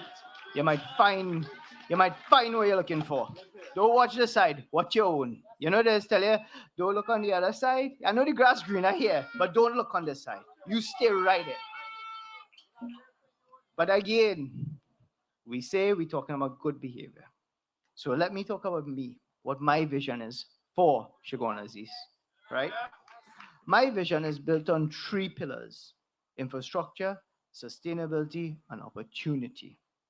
And you know what's interesting? When I created this National Manifesto only rolled out a couple of days ago, and I realized, wait, it was in line. So what it tells you, great minds think alike. And that is what we have in the PNM, great minds. You see, I would like to develop better roads in this place. Proper drainage. Public spaces. Uncle was here and he was talking about the grounds, and that was a bit of history. I see the grounds looking okay today, but come about 2 weeks before now, this ground was a terrible state. Terrible. And the people from this area, not only this area, the whole of Shogunazis are facing that. And when they need to use their ground, it always in a mess. They had to beg, wait. And you know what? That is the only time you see a difference. They ran a campaign during the local government election where they were chanting, no ground, no vote, right? They went on, blast it. And they lost a wonderful councillor. And guess what? Even though they voted out the PNM, ask them if they got the ground. Never. They never got the ground. So don't be fooled this time. Do not be fooled. Trust me. Because you don't want 5 years of suffering. You don't want 5 years of crying. You don't want 5 years of flooding because they don't even have a plan. You know what is the interesting thing? I've never heard my opponent or any opponent talk about something progressive but regressive and want to go after the opponent. You're supposed to, this is your platform to speak. This is your platform to tell your people what you intend to do. And you as sitting MP, you're telling me you're now coming up with plans? We'll get into that. But these things should already be in there to materialize. This thing about, oh, we're not in power and we can't do things. No. If you have a vision, you will know how to achieve your vision. There are ways and means. There's nothing stopping you from looking to develop a plan, a drainage plan, looking at issues, looking at ways to solve people's problems right here. So many programs that the government provides. Where is it? So people of Shogunazis, think. This is your time to think. When you go to the polls, don't just sit down there and say, nobody never give me nothing. Because guess what? When you sit there and you don't do anything, it's the same thing going to happen. Nothing. Make a change. Look at your candidates. Look what they want to bring to the table. Look what they have to offer. And I say, lend them your vote. And you have to understand, a lot of people saying, Richie, why are you saying lend them your vote, boy? Where's lend them your vote? Let me explain something to you. You don't give away a vote. Your vote is something very powerful. It is sacred. It is your right, it's your democratic right as every citizen to make a choice. So you don't just give away your vote, you lend your vote. Because after 5 years, you could take it back. When you give something, you could take it back. You know, they say if you lend something, you just get a cut ball. Right? No, don't do that. Lend your vote to representatives. Lend your vote to Lena. Lend your vote to Mersha. Lend your vote. Well, Kareem, you done win already. They get a young money vote. Right? Lend your vote for better Shagon Aziz. And I promise you, in 5 years' time, you will never take that back. You know, when we talk about the roads and we talk about infrastructure, and you know, Trinidad, everybody knows Shogunas for traffic. Recently, I heard part of the opposition's manifesto is that they want to raise the age limit from 3 years to 6 years. Now, let me explain something to people here in this country. We have a population of about roughly 1.4, 1.5 million people. Would you imagine what is the population of active vehicles we have on the road right now? And this is the latest data coming out from the commissioner of the License Commission Office. Anybody have an idea?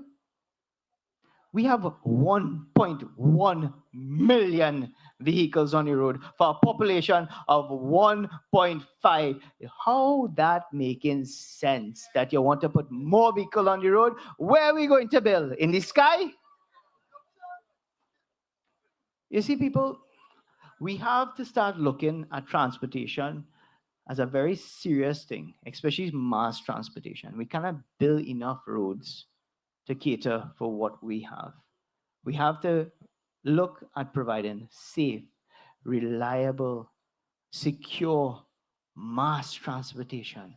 And that is why, for the first time in the history, the Ministry of Works and Transport now has a national transportation plan. Actually, no, I'm sorry. Let me rethink that, because the last national transportation plan was in 1967. So you can imagine 1967, the landscape how it was, to what today is. What do you see? A vast difference. So that means we have to carefully think about our road network. We have to carefully think about how we plot a trajectory for the future. We also have a national drainage policy, because we know as a responsible government, climate change is real. No matter what everybody else say, climate change is real, because you have a larger quantity of water falling within a short space of time, and our drainage network aren't able to take that capacity. So as responsible citizens, you make your decision. Do you want somebody just to come and promise, yeah, we're raising this because it's cheaper this and whatnot? Where are we putting all that? Where are we putting all that? This is why the manifesto of the PNM was carefully crafted, because we want to take this country into a different direction. I always remember my dad giving me a story. And my dad lived close to a neighbor who had almost, his father had almost the same type of job as my dad's father, my grandfather, right? And every other month or 2 months, they have a new car. So at that time it was a Boxer, and then the cars were the Vauxhall, and all the different type of vehicles at that time. They had a new car in the yard. And my dad asked my grandfather, he said, why we can't do something? He says, son, beta, you have to save. Learn to save. And you know, those words from my grandfather mean well, because he was a responsible man. And that is why my grandfather laid a platform for my father, for myself, and for generations, so that we know how to save, not give away. What you've seen on the other side is a free-for-all. We cannot sustain this in Trinidad and Tobago. Remember that. So vote responsibly. Don't vote for false promises. I tell you, brothers and sisters, do not vote for false promises. When you look around, and I want to speak a little bit here about the young people. The young people in this constituency. And you know what? I'm happy my brother Kareem is here tonight.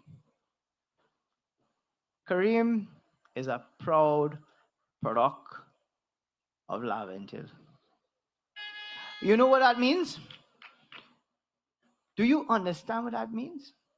When that man became a lawyer and he went out there, every single individual from Laventil felt a sense of pride.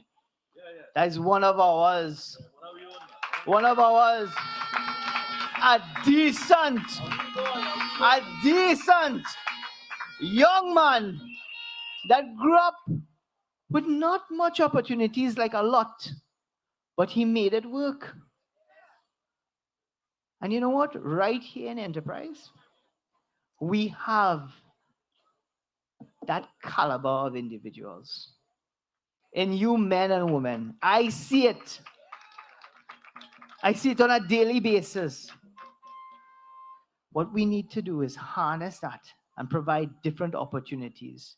So that's why for the young individuals, and you are the ones especially I want to talk to, as your MP, some of the initiatives I would like to drive, because a lot of them come to me and they want to look into entrepreneurship, how to start business. As a businessman myself, I have some ideas. But I'll give you some examples of what we are going to provide at the MP's office. We're looking for supporting small businesses. You see, I will know how to do this being chamber president. This was some of the initiatives that we have put into place. So some of these small businesses would not have understood about finance for training, how to access finance. So one of the biggest problems is that they don't understand business in terms of developing a business model. Looking at a cash flow projection. These are the questions banks ask for. So how are we going to do this? Because some of these individuals in this area have brilliant ideas. And I'll give you a little example. I remember having a little cottage meeting with a young man who worked at CPEP, right? And I asked him, because I was happy to hear, at least he had a job. So I said, are you happy at CPEP? Do you see yourself in the future working continuously there? He said, no. I said, do you have a goal, an ambition? He said he wants to own a tire shop. I smiled. When that young man told me that, I know he had a goal, he had a vision. It's how to get there. Because I'm pretty sure he's thinking, I'm working on the CPEP salary. I have expenses. How am I going to get there? This is where we will connect the dots. This is where at your MP office, I will help you young people with a vision, with a plan for the future to connect the dots so that you can elevate yourself and be part of the national landscape of entrepreneurs. You need to do that. You don't need to depend on the government. We have everything right here. All the talent is right here. What we need to do is learn how to harness it. At that office, as your MP, I ensure you, and this is a promise I make to my people, we will have courses on marketing, digital marketing, e-commerce, understanding what e-commerce is about. We will teach people about proper registration, business registration, understanding the internet. And you know what? Not only at the office, we have a community center that is going to be open in just now, very soon in African grounds, right? That is for you, the people. It is about time. Enterprise, get their Krong Jewel. In Krong Trace, a homework center developed just for you people, because we need to help the young individuals in this community. And not only here, Shogunas East isn't just Enterprise and Krong Trace, it's Kunapia, Oasis, Warren, Endeavor, so many young, bright people in Endeavor. Kareem, I have a little story for you. I went to Endeavor for a walk, and this young girl came out, and she hugged him up. I want to meet Kareem. Does he love this man have? Right? And she was just all static about Kareem. And you know, it's a young Indian girl. And I was so happy about it. Right? Because you know why? There's no division. Right? Why you will think that Endeavor, we have Launchback, we have certain pockets, is one Shogun Aziz, one people. One people. And I want to see every single nook and cranny improved. And then Karima asked you to come to and we are. You know, there's so much different opportunities that we can provide for the young individuals. That's why I take tonight to speak to that. But with these opportunities, I want to talk about one thing again, which is respect. You see, at a time when we're in election mode, and we have a lot of tension in the atmosphere. I remember when we started our walks and we were going into the non-traditional PNM areas. My walkers, we had a little meeting at the beginning. And I said to them one thing. I say we will meet people who will want to be aggressive or some downward nasty to us. I asked them for one thing. We will greet everybody with love. And they did that. We greeted every single person with love. We showed them respect. My brother Sanjeev, he did that too. Don't let them put on social media, we bad. This is the campaign that we decided to run. A clean, true, respectable, and responsible campaign. My walkers listen to every single breath, every single criticism. I remember Carla. I haven't seen Carla for a couple of days, but I remember Carla every time this lady going at Carla, and all she did, okay, thank you. And I was like, I was taken aback. Because there's no reason to be nasty. There's no reason to be confrontational. Because after this is done, on April the 28th, we go back to being Trinidadians and Tobagonians. We go back to being neighbors. We go back to being families. So there's no reason for that. So respect is something that I would like to see this constituency, especially young people in this constituency, continue to strive to be the best that they are. Because I can tell you, every single young person I spoke to in this constituency was either uncle, sir, minister. No one disrespected me. And I'm so proud to have young people like that here in Shogun Aziz.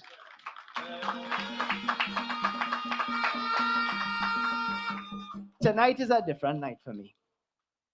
I really want to take my time and speak about what our people are, what they mean to me, and what the young people could bring, because I see so much. And that's why you won't hear too much of bacchanal and loud talking and wheelie. I just want to speak with my people, speak with everybody, from Carney East to Lavatil West to Tabakeet.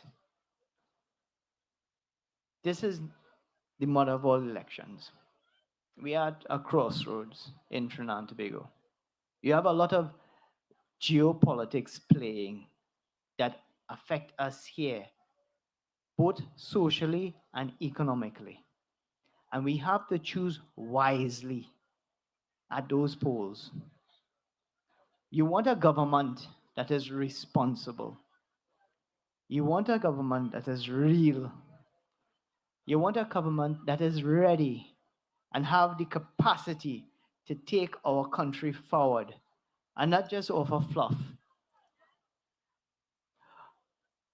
A lot of people are saying, first thing, prices high, prices high. All over the world, prices are high. But we need to work. We cannot just drop off the wagon like that. We need to work together to ensure that every single citizen do not go hungry. We do not starve.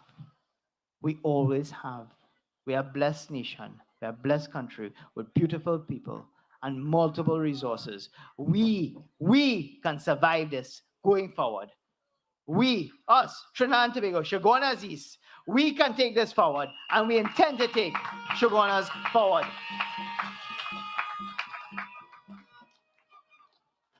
One of the important things, too, that we see, especially with the young people, and when it comes to respect, and I implore you, please, respect for elders, respect for teachers, respect for those leaders in your society. When they tell you something, trust me, it goes a long way. A funny story. I remember my mom, right? And I'm glad my parents are here. Both my mom and my dad.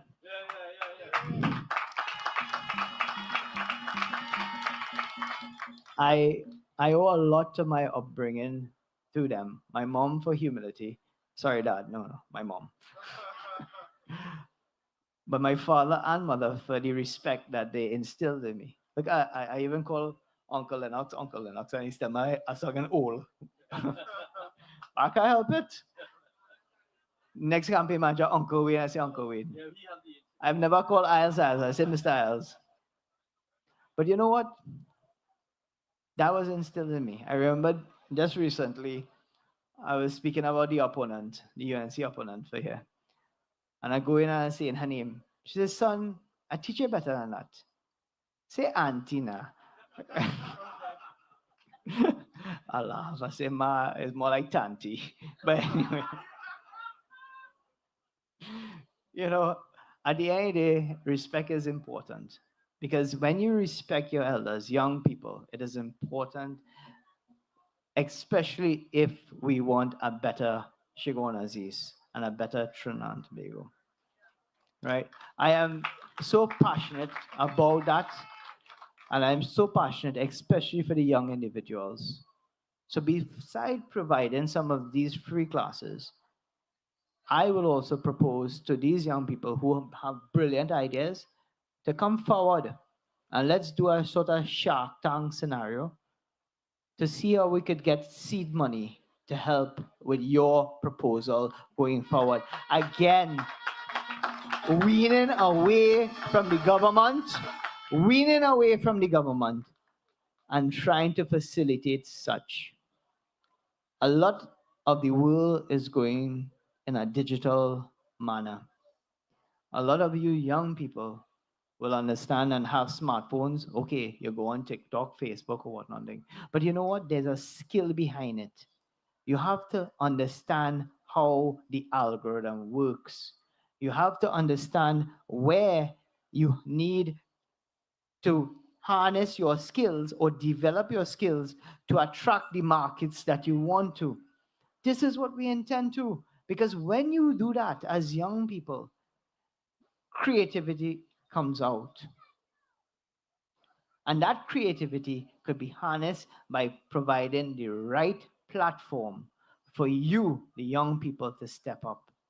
I know Minister Cummins has developed a program within his agency, right? And I must recognize Minister Foster Cummins because he has done a marvelous job in the Ministry of Youth Development and Community Service. He has done excellent. But the problem that we sometimes face is that the programs are so heavily subscribed that individuals have to wait long. At your MP office, let's start the program before. Let's try to provide a little backing, a little knowledge, so that you, when you're ready to enter the program, you're way in advance. That is what we intend to do. So it's not that it's geared to everyone. And you know what? The a little more senior people in our society, you can join the bandwagon too. Because I see a lot of you all are very familiar with the TikTok and the Facebook. Trust me, you will love understanding how the digital space or the digital platforms operate by providing these free training for all. And that is what an MP office is about. Thinking, innovating, and changing every lives by doing out of the box measures. Yes, you have the normal thing. Yes, you attend to every needs, but it is more than just that. You have to have a vision. One, I have never heard a vision for this area. I can tell you, as a businessman, as an engineer, I have a vision. And I intend to roll out that vision for my people of Shogunazis.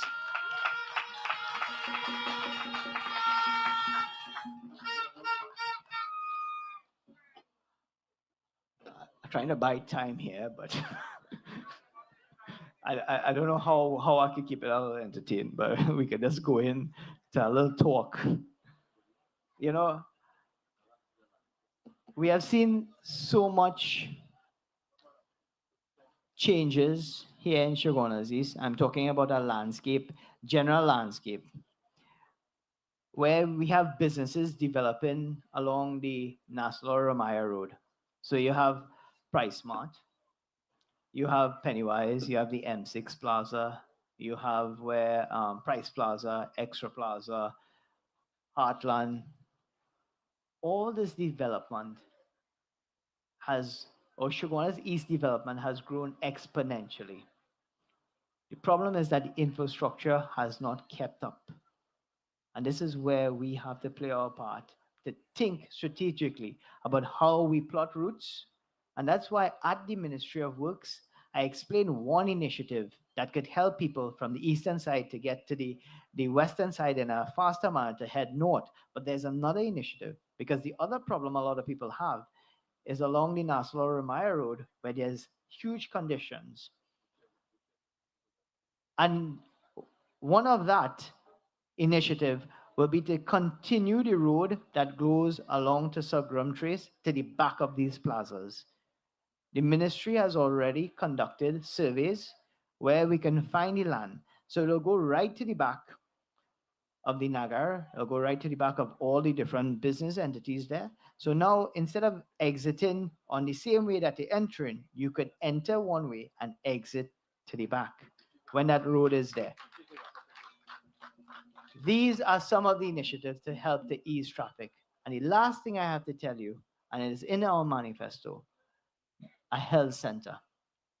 Health being one of the most important necessity for people, and a facility, a proper facility. There's already approval and lands are acquired on Sugram Trace to develop a new world-class health center for us here in Shogunazis. So, brothers and sisters, as I close with a call to action. I believe in a Shogunazis that can change lives. I believe in a Shogunazis for the future of our young people. I believe in a Shogunazis for every single citizen. I believe in a Shogunazis that can help our national landscape. I believe that we here in the PNM are ready and responsible. And I tell you, actually, I implore you that on April the 28th, 2025, as my colleague said before, you get up early in the morning, you offer your gel, you say a prayers, and go to the polls. And you vote. You vote. You vote for Lena. You vote for Lena in Carnies. you vote for Mirsha in Tabakit. Well, I know Kareem taking the whole 11 to West. Nobody is stopping him. But I still have to say it. Vote for my brother. And when Nayan come, we voting for Nayan Gasby Dolly because she is one of the most hardworking ministers that we have in this government for education. And trust me, Shagwan Aziz, I implore you, go and vote. Vote. Vote for your representative. Vote for who you believe in. And I assure you, I promise you that you will not regret it. Because it is only the betterment of all. I thank you. Many rivers flow to this naked eye, bringing fair and pain, but also a brand new style. And of all these rivers that shape this land, two mighty ones move like a sculptor's hand. And today those hands across the land man is still landscaping. And there's no doubt we can work it out, there is no escaping. Ladies and gentlemen, put your hands together again for the Minister in the Ministry of Works, Your Honorable Richie Sukai, your next Member of Parliament for Shagwana East. Now, Richie can stand here whole night and talk about vision and talk about everything else because it's dear to his heart, it's inside of him, and tonight he wanted to use the opportunity to speak his vision and what he's about in Shagwana East. One of his vision, he's want to create entrepreneurship. We're not begging for bread. We're not looking for handouts. His vision is to create businessmen, small micro enterprises, to create small businesses. That is part of the engine of growth. And that started since he was in the chamber. His other vision, I hear him all the time about it. Let me fix the drain now, boy, please. He's going to fix the drainage, so flooding is going to be a thing of the past. His next vision is let me deal with the traffic now, boy.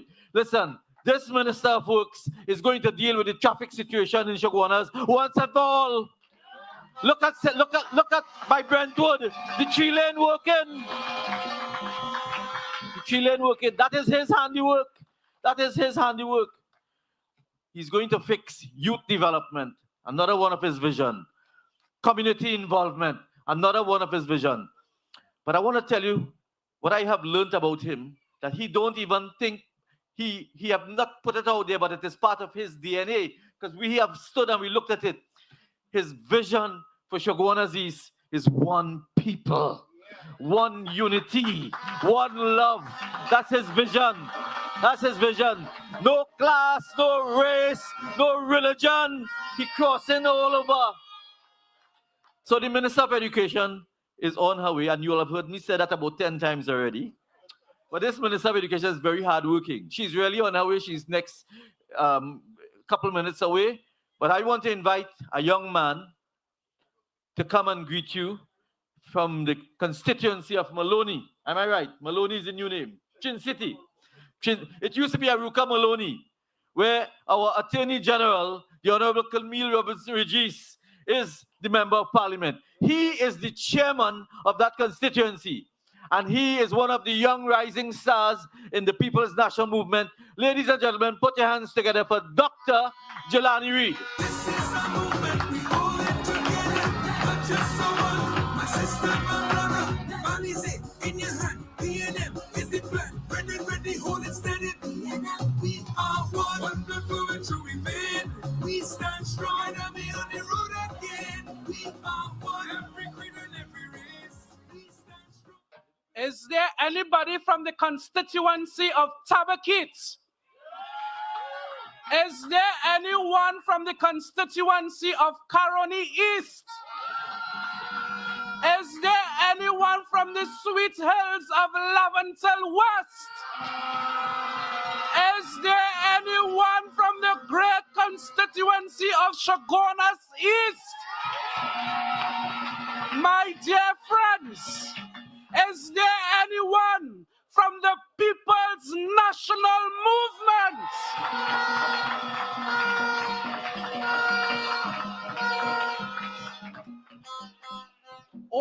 protocols already established that I stand on. Ladies and gentlemen, I am Dr. Jelani Reid, chairman of the great constituency of Trinity Maloney.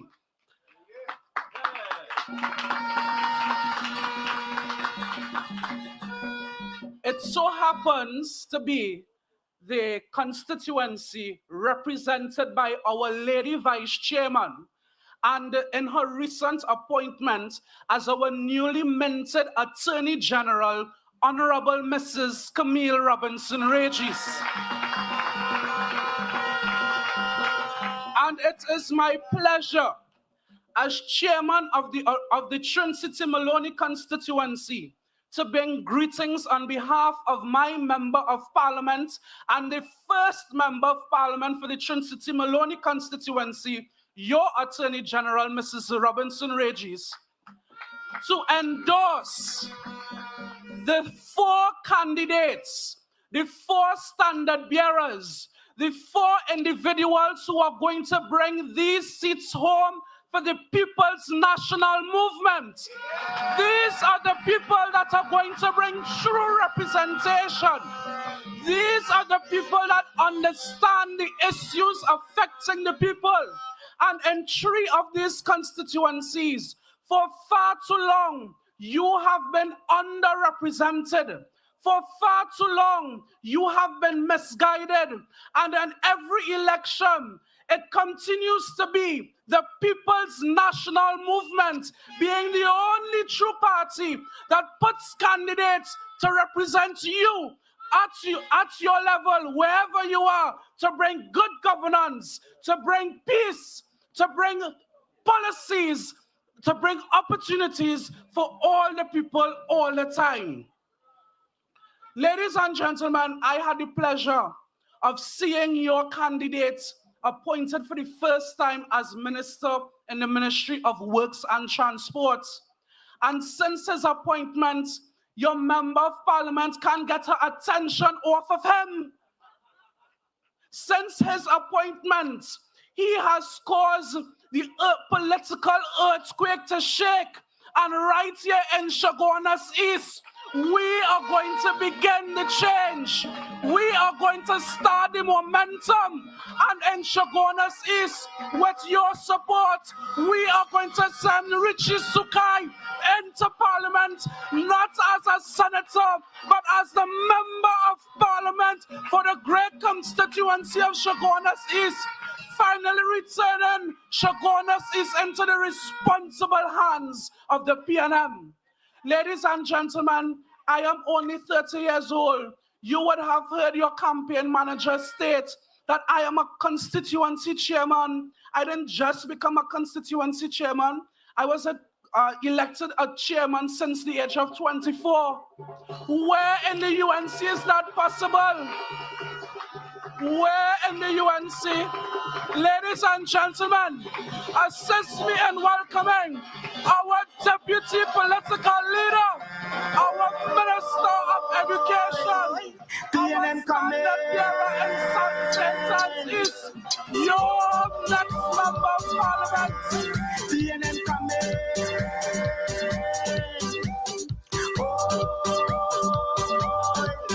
PNM coming.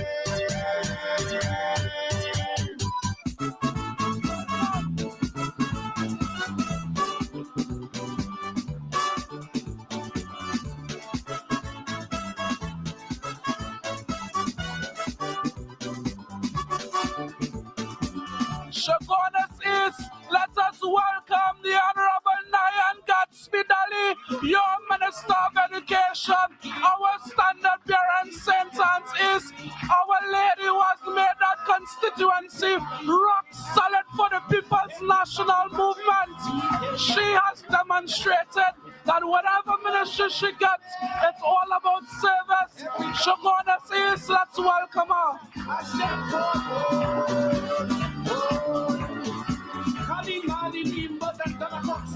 You bend your hands with the dreadlocks. We coming. PNM.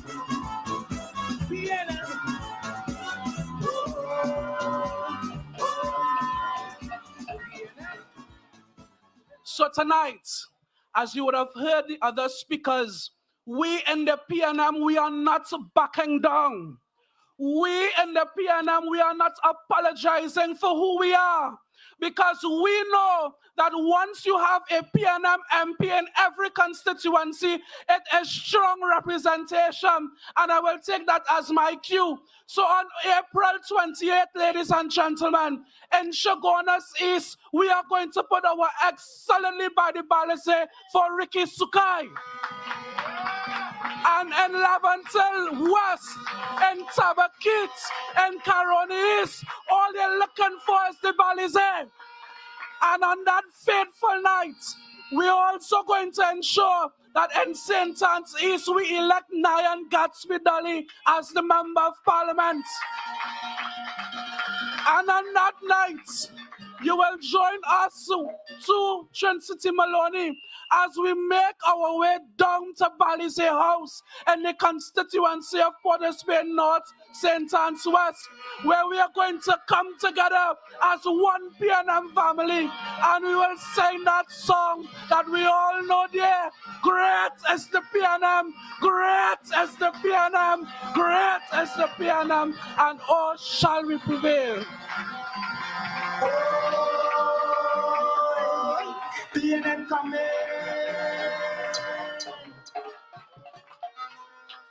Ladies and gentlemen, that is Jelani Reid. That is the product of the People's National Movement. Don't worry about the light. We in the PNM, we are the light. Don't worry about it. There's a certain vibration in Chaguanas East that is happening. And this vibration in Chaguanas East is telling me one thing only. What happened in 2007 when we elected Mustafa Abdul Hamid is happening again in 2025 to elect Rishi Sukai.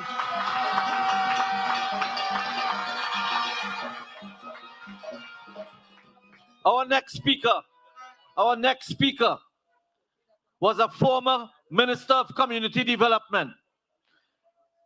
She is the current Minister of Education. She is a deputy political leader of the People's National Movement. She is the current Member of Parliament for St. Anne's East. She is my friend and my partner in working to deliver for the People's National Movement.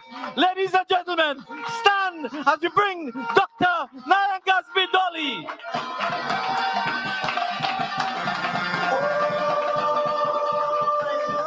PNM coming.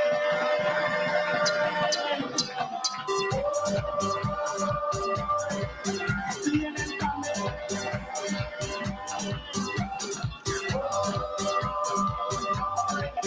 PNM coming.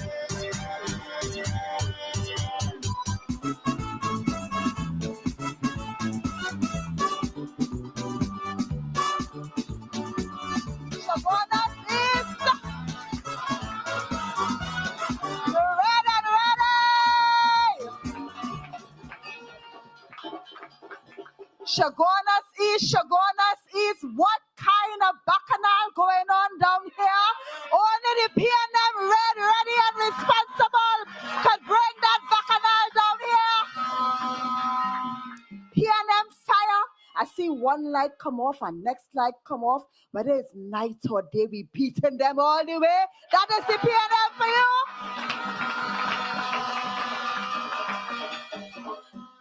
Lennox said, we are the light. The PNM is the light of Trinidad and Tobago. The light that will conquer the darkness. The light that has led this country for years. Great is the PNM.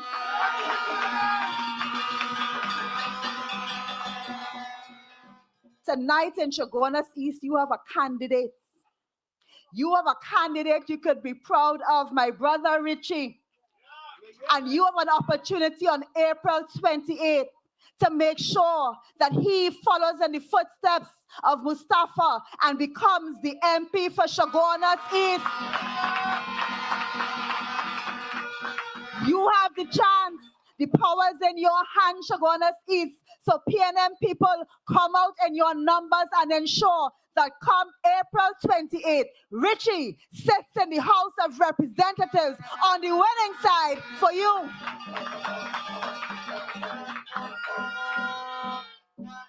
The PNM has led this country for 10 years. In those 10 years, we have come up against all types of challenges, COVID-19 included. But the PNM has stood strong, and the country has made the right choice to vote for the People's National Movement. But you know, when you're in good house, what do old people say? When you're in good house, bad house does call you. Bad house calling Trinidad and Tobago today. Bad house calling Trinidad and Tobago today. Will you answer? We're not answering. We're not taking chain up. Nobody's selling us dreams. We are the People National Movement. Ready, responsible. And on April 28th, we will do the responsible thing and vote the PNM back into office. I want you as PNM people, educated people, to understand that we are in an important time. This is an important election. Every election is important, you know, but see this one? This one is a serious one. The PNM has been in office for 2 terms already. And it is going to be difficult to get back into office. This is no easy thing. So you're looking at all the people here, the thousands of people Lennox Ratansing brought here to support Richie Sukai. And you might feel that we win. You might feel that the PNM have no problem. But I, as a deputy political leader of the People's National Movement, I am here in Chaguanas East to tell you tonight that for us to win, you must vote. For us to win, you must vote. The People's National Movement is depending on your vote. So when I say PNM, you say vote. PNM, PNM. And when I say vote, you say PNM. Vote, vote, vote. Only by your vote can the PNM continue to deliver what we have been to this country. Lennox said he is my partner. I want to tell you this. Without the help of a man like Lennox Ratansing at the helm of MTS, the institution that keeps our schools in shape, many of our children today would not have the quality of education. Give Lennox Ratansing a round of applause. You see, in the PNM, we don't see party alone, you know. What comes before party? Country. Country comes before party, and we are true patriots, not here to fill our pockets, not here for popularity. We are here to serve the people, and the People's National Movement demands that of us. The first word in the name of the party is what? The first word in the name of the party is what? And they are always at the front of our policies. Always. You see, we understand that when things are not perfect and when things could be a little difficult, people could come and try to thief your head. They could tell you, we're giving you this, and we're giving you that, and we're giving you the other. Parents, especially mothers, you have daughters coming up. And we tell our daughters, if a man coming and telling you he giving you the sun, the moon, and the stars, you have to be careful with that man, not so? We know that somebody can tell you all kind of things and try to thief your head and try to sell your dreams. But what's sweet in goat mouth? We know that. Eric Williams gave us education, so we're not foolish. And we thank God that the PNM has always held out education as a pillar of this country. So your children could go to school free. My children could go to school free. Look at all these people here on this platform. Honorable people, no jail, No courthouse looking for them. They had to run from the police. Some of them in other parties, when they see the light going off, so it's run there, no, because they're afraid dark night. But we can stand up in the dark night. We can stand up in the bright day. We can stand up to any scrutiny. It is the PNM that can take someone from a community that people look down on like the Betham and raise up a Kareem Marcel. It is the PNM that could go up to Sunshine and Sour and bring out a neon Gatsby dolly. Because in the PNM, we consider our people and we want to take our people from poverty to enjoyment and comfort. And we give education as a significant fundamental tool to take our children out. So as a parent, you might be working hard. You might be working hard because you have hope in your children. But we have free ECCE. Look, one right on the road there. Beautiful, eh? Beautiful. We open that, Lennox.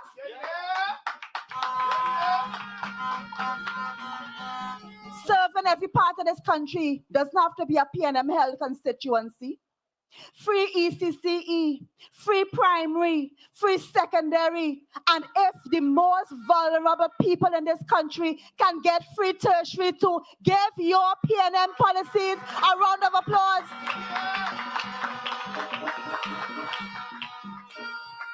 You heard Jelani Reid, Dr. Jelani Reid, if you please. How? Because the PNM cares about our people. Not just some, but all. And when the PNM puts policies in place, it is to help those who need the help the most. Because a government is judged on how you treat your most vulnerable. There are some people, it doesn't matter which government in office, it doesn't matter if they don't devalue, they will be all right. But we know that there are many, many people who will not be okay with that. And our concern in the PNM are those people who we need to help get their children educated so that they could break the cycle of poverty. Not because your parents struggle, it means you have to struggle too. The PNM is here and we care about you and we will make policy to help your children come out.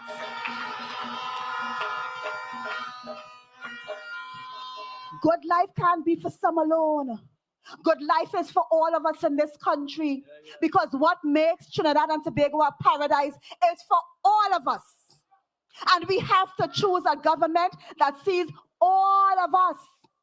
So when we say that we gave 20,000 book grants last year, and this year we will give 30,000, it is because we want to help more people. When we say that we will take GATE, which funds tertiary education, we will ensure that those who need it the most get it. And that means those who can afford it, if you can afford, pay for your children to go to university. Because there are some people on the bottom, some people who are working CPEP, URP, some people who want to see their children work for more than them, some children who want to break out of that cycle of poverty.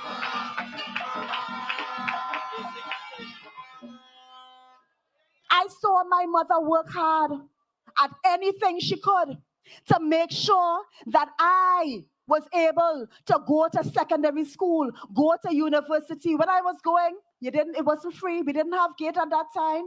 But I saw her work hard and struggle, and I saw her pin all her hopes on me.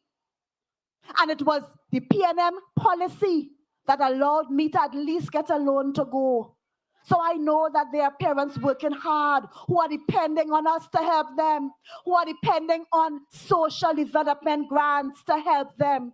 And when you hear our Prime Minister say that we are going to reform that means test, it is because we know that it is causing problems for you. We see you, the vulnerable ones. We understand your problems. We are a party that cares.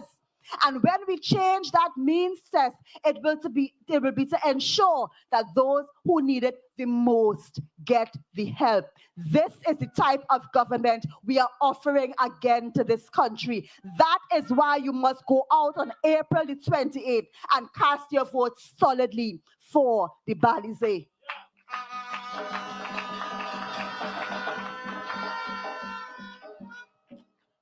We're not here to make your lives harder. We are here to make your lives better because we want the best for this country. We saw what happened between 2010 and 15. And we understand that that is not what we want for this country. We have made the right choice in 2015 and again in 2020. And I want us to look at the world because though we are an island of Trinidad and an island of Tobago in a twin island state, what happens in the world affects us. Because when we have tariffs placed on us by the United States of America, it's going to make life harder for us. But we realize it's not Trinidad and Tobago alone. It's all over the world facing that. So we are in very uncertain times because you get up in the morning is one thing. By lunchtime is another thing. By the evening is something else. So in this kind of uncertain time, in this time where we don't know what's going to happen next, who do you trust? Which party do you trust to guide you through these difficult times? Which party has proved itself responsible? You heard a leader in 2020 when we faced a similar difficult time. You heard a leader tell you that sunlight has killed COVID. You heard a leader say, let's put a dome around Trinidad and Tobago. Oh, for goodness sake. If you see she bad in the morning, how she be good in the evening? If she was bad 5 years ago, she was bad 10 years ago, she could be good now. And they're so disrespectful, she wouldn't even sit down and let somebody else take. So we say we have a choice. We don't have no choice. That can't be a choice. They're disrespectful to make that a choice for us. I just came from Cuba South and I tell them, don't let anybody disrespect you. You saw how they got a candidate. You saw how that candidate was chosen for them without even thinking about if the candidate know the area, if the candidate know the people. They just push somebody there for them.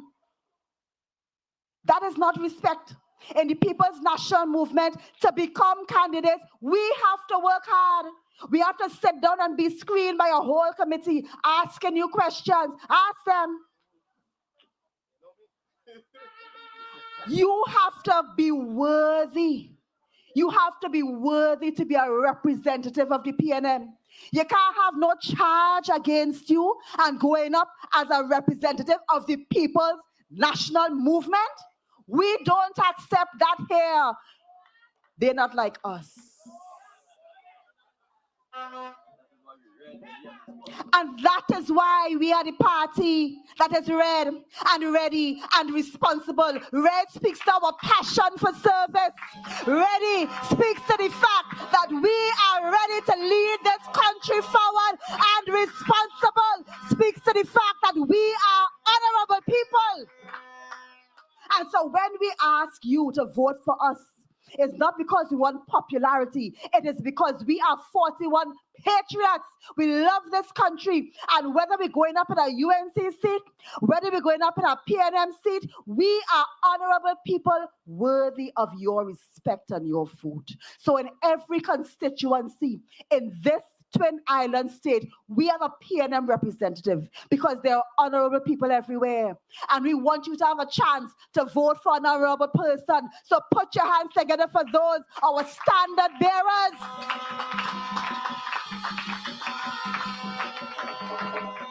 Some of them fighting an uphill battle, but we in the PNM, we don't afraid nobody. We don't afraid no UNC. We don't afraid no COP. We don't afraid no NTA. We afraid no one because we are the PNM.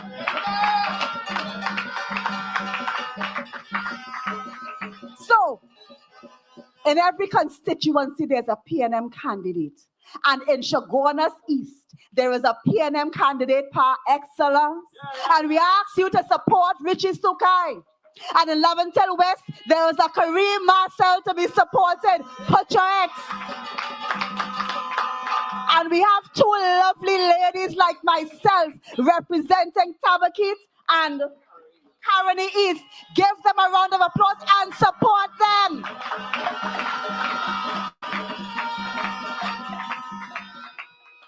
Where you have PNM candidates going up in a UNC stronghold, you have to give them all your support, because the People's National Movement is the only party able to field 41 candidates, the only national party, the only true party, the only party that can offer this to the people of Trinidad and Tobago. Is there really any choice but to vote for the People's National Movement? So PNM ambassadors, you are wearing the jersey of the PNM. You are wearing the symbol of the People's National Movement. Hold your head up proud and wear your jersey with pride. And when you go into your areas, you represent the PNM. We come to you with information. We come to you with facts, because we know you need that.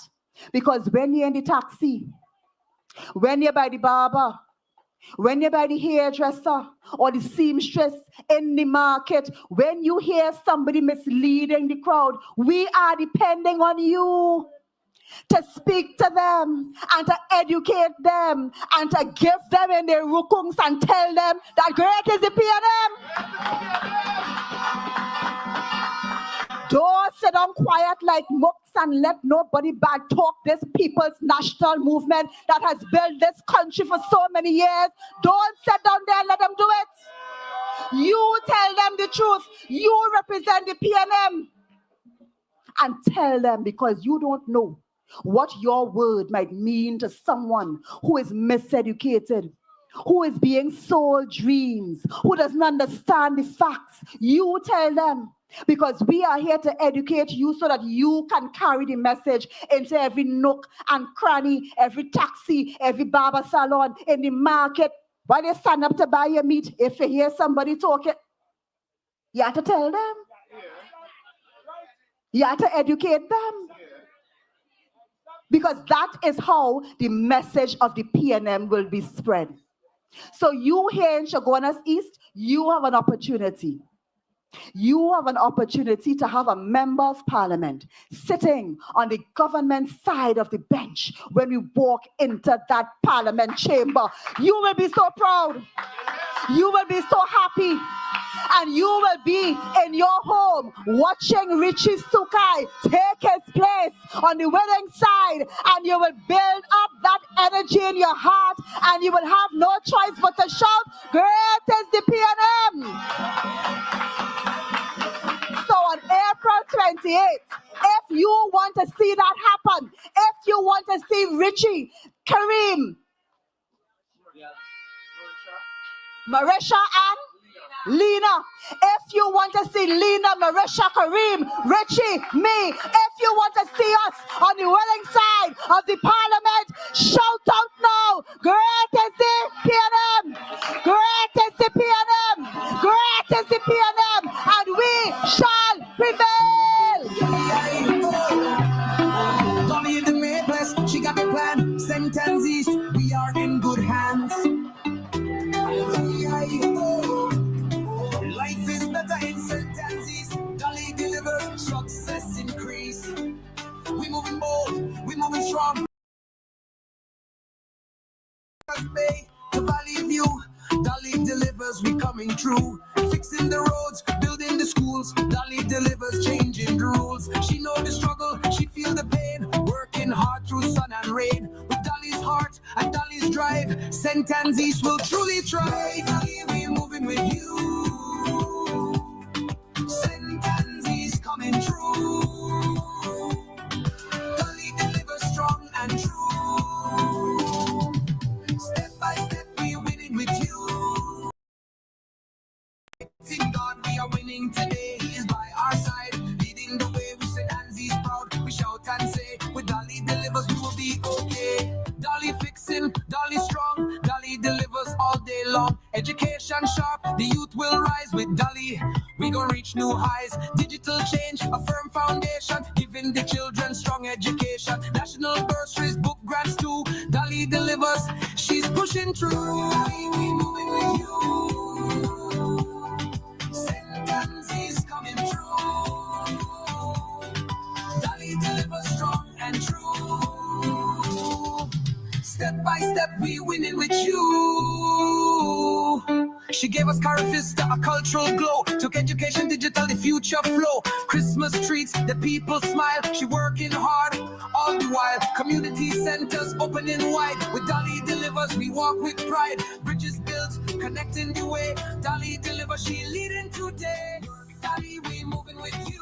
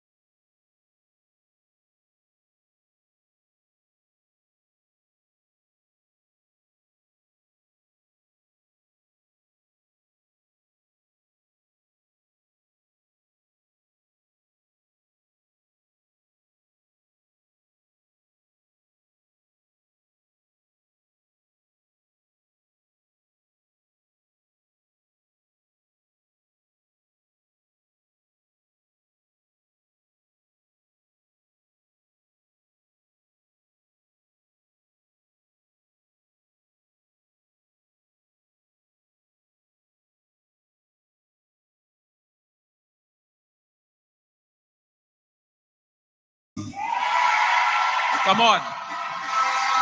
Come on. Come on. Come on. I want a unified Lavantel Raw tonight. Let me hear it. Unified. Let's Denise.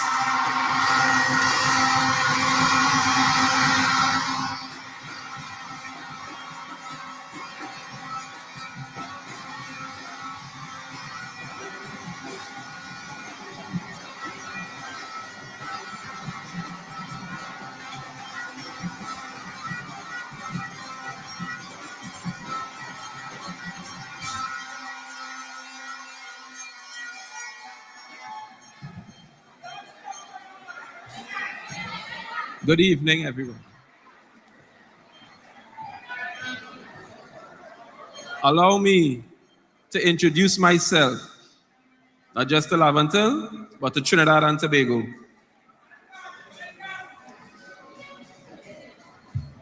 I stand before you today, not because life was easy, but because I chose not to give up. I was just 2 months old when my mother left, and my father basically absent. However, I was taken in by two elderly heroes, my great aunt and her husband, who not only raised me, but also became my family. They raised a community. Their generosity saw no bounds. At one point, there were 17 of us in one home. That many children with nowhere to go. But somehow we found love, family, and hope. We didn't have much, as you can imagine, but we had each other. And sometimes that's more than enough to light a fire in your soul. Life tested me early. At 14, I was mixing concrete on construction sites to fund schooling. My hands were cracked and calloused, but my spirit stayed whole. Some said I wouldn't make it, thought I was wasting my time, but I didn't believe them. I couldn't believe them. I had a dream that was way too big to die, and a fire in me that no struggle could smother. I didn't want just to survive, I wanted to thrive. Not just for me, but for every child who has ever felt forgotten. I pressed on, and I pressed on. I pressed and I pressed and I pressed on. I finished my secondary school, Southeast part of Spain, big up Southeast. This became my second home after completing my primary school education at Mova Anglican School. I went to the University of Trinidad and Tobago, where I completed my National Engineering Technician's Diploma in Mechanical Engineering at the legendary John Donaldson Technical Institution campus. I went on to complete my bachelor's degree in Utilities Engineering, specializing in mechanical. I worked in the library systems while I studied part-time for many, many, many years, following which I entered the oil and gas industry at Kenson Production, delivering value to their clients, likes of Heritage Petroleum, BPTT, Shell, just to name a few. I operated as an operations coordinator and a mechanical engineer, always learning and always building. Today, I am a mechanical engineer, a husband, a father of a 4-year-old girl and a 15-year-old boy, a man of faith, hope, and belief only in possibilities.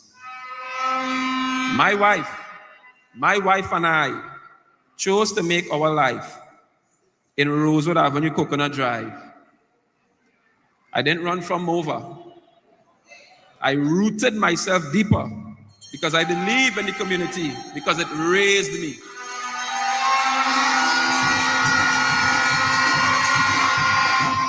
This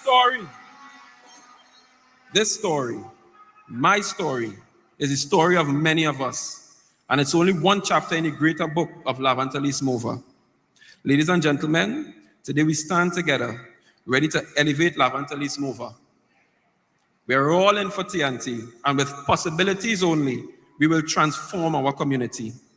For too long, we have allowed others to define who we are.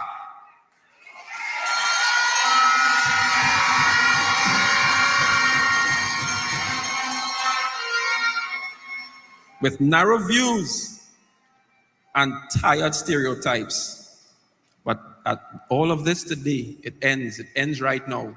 It ends now.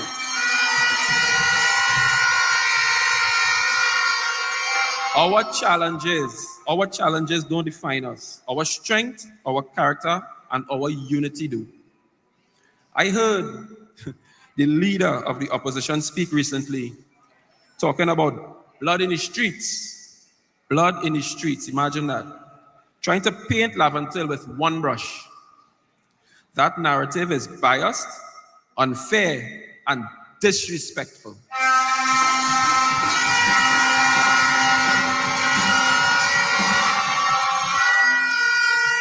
Yes, we do have issues. We do have issues. Because one life lost is one too many. But don't brand our entire community. You cannot do that. The lights are here. The lights are here. Life is here. And there's a legacy here. Too often the media focuses only on the struggles and not the strengths. I say to every young person, every elder, every parent, every grandparent, every uncle, every aunt, cousin, sibling, neighbor, stand tall. Stand proud. Reject the false stories. Reject the naysayers. Reject the opposition. Reject the opposition. Let's elevate our voices and change the narrative. Let's make it plain. Let me make it plain here tonight. When I say elevate, I want you to say love until. Let me elevate. Let's elevate.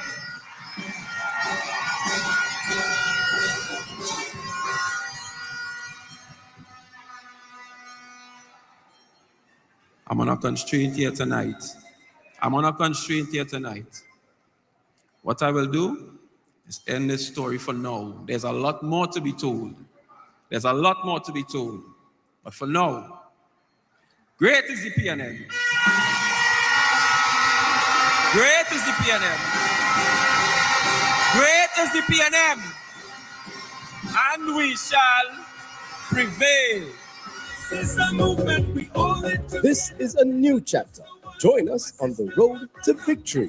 On Saturday, April 19th, Tobago. Meet us at the Goodwood Secondary School for the Big Red Rally. And Maruga, the People's National Movement, will be having a public meeting at St. Mary's Recreation Ground. We're red, ready, and responsible. Vote PNM. Great is the PNM. New chapter for TNT. We're red, ready, and responsible. Vote PNM. Great is the PNM. All is it in your hand. PNM is the plan. Ready, hold it steady. PNM, we are one. It's 11 West in the house tonight. It's 11 East Mama in the house tonight. It's Father's North St. West in the house tonight. Is anybody from the People's National Movement in the house tonight?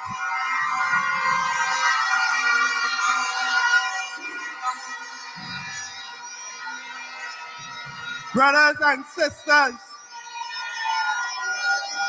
I see my family, I see my friends, I see my neighbors, I see Laventel West, and I want to tell all you that I love all you so much.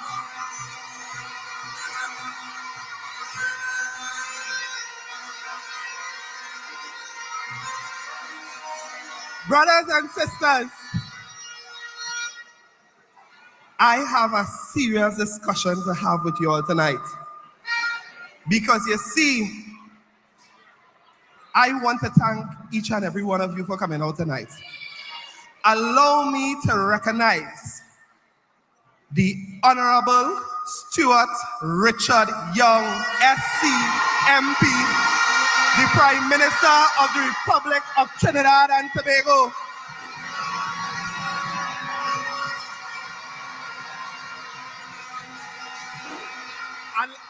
And let me tell you something about my Prime Minister. Because you see, my Prime Minister is also my big brother. Anyone who knows me and knows the events that I keep will know that this Honorable Prime Minister makes it to every single event that we have. My Prime Minister didn't need, I know Special Branch drove him here, but my Honorable Prime Minister did not need ways to find Success Laventel Secondary School. And that is why, brothers and sisters, when the night of April the 28th, 2025 reach, we will join my Prime Minister in his constituency, where our headquarters is held, in Balazi House, where we will all shout and scream, "Great is the PNM! Great is the PNM! Great is the PNM! And we shall prevail." Brothers and sisters, allow me to recognize a gentleman who has served this country for over 30 years. A gentleman who has served with honor, with integrity, with decency. My Member of Parliament for Laventel West, the Honorable Fitzgerald Ethelbert Hines.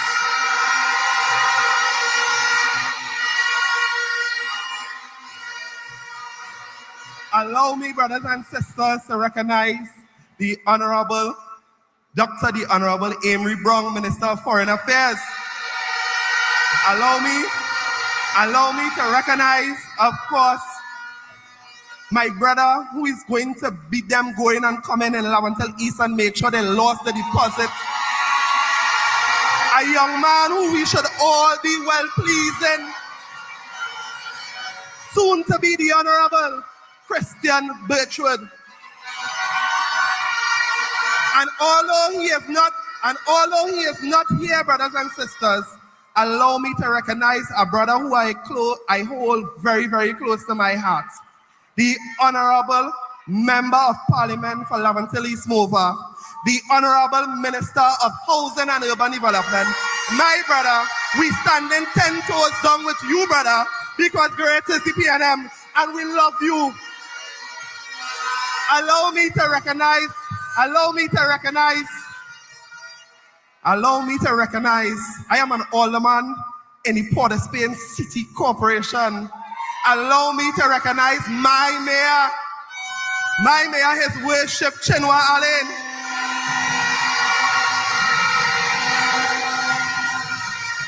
Deputy Political Leader of the People's National Movement, Mr. Rohan, the Honorable Rohan Sinanan, Minister of Works and Transport. Allow me to recognize my campaign manager. And the chairman of the San Juan Lavantel Regional Corporation.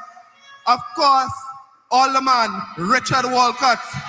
My councillors, members of the movement, allow me to recognize the matriarch of the People's National Movement, Auntie Joan. Mr. Endar Pastor, Ms. Irene Hines. Allow me to recognize one more person before I go.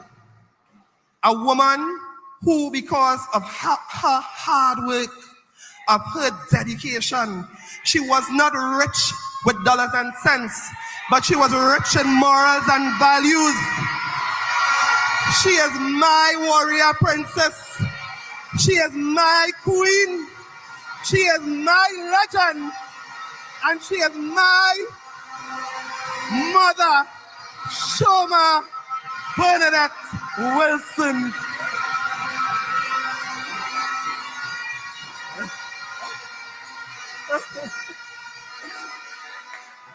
All right.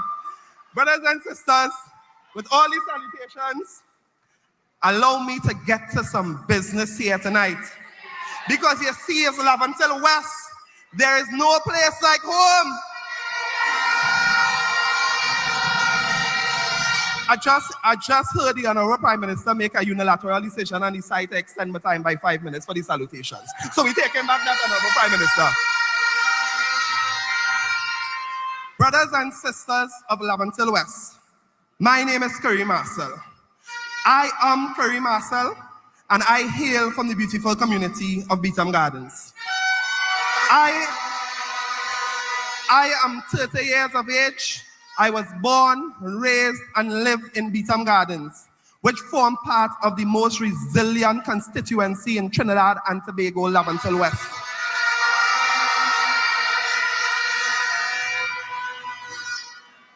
Before I get on to deal with business that affects Trinidad and Tobago, I want to tell you about the things I intend, just some of the things I intend to do for you as your next member of Parliament for Lavantel West. Brothers and sisters, some of you may know that I am an attorney at law by profession. It is because of the community that raised me that I was able to become the first attorney at law from Beetham Gardens. Brothers and sisters, I certainly will not be the last.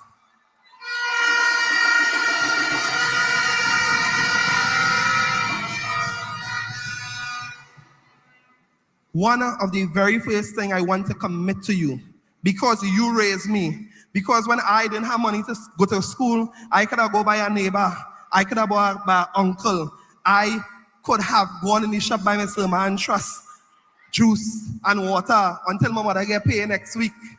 Because of that, I want to tell you here today that although I am stepping into a new role, that I am committing that once every month, as your member of parliament, that I would offer free civil legal consultation and services to the constituency of Laventille West.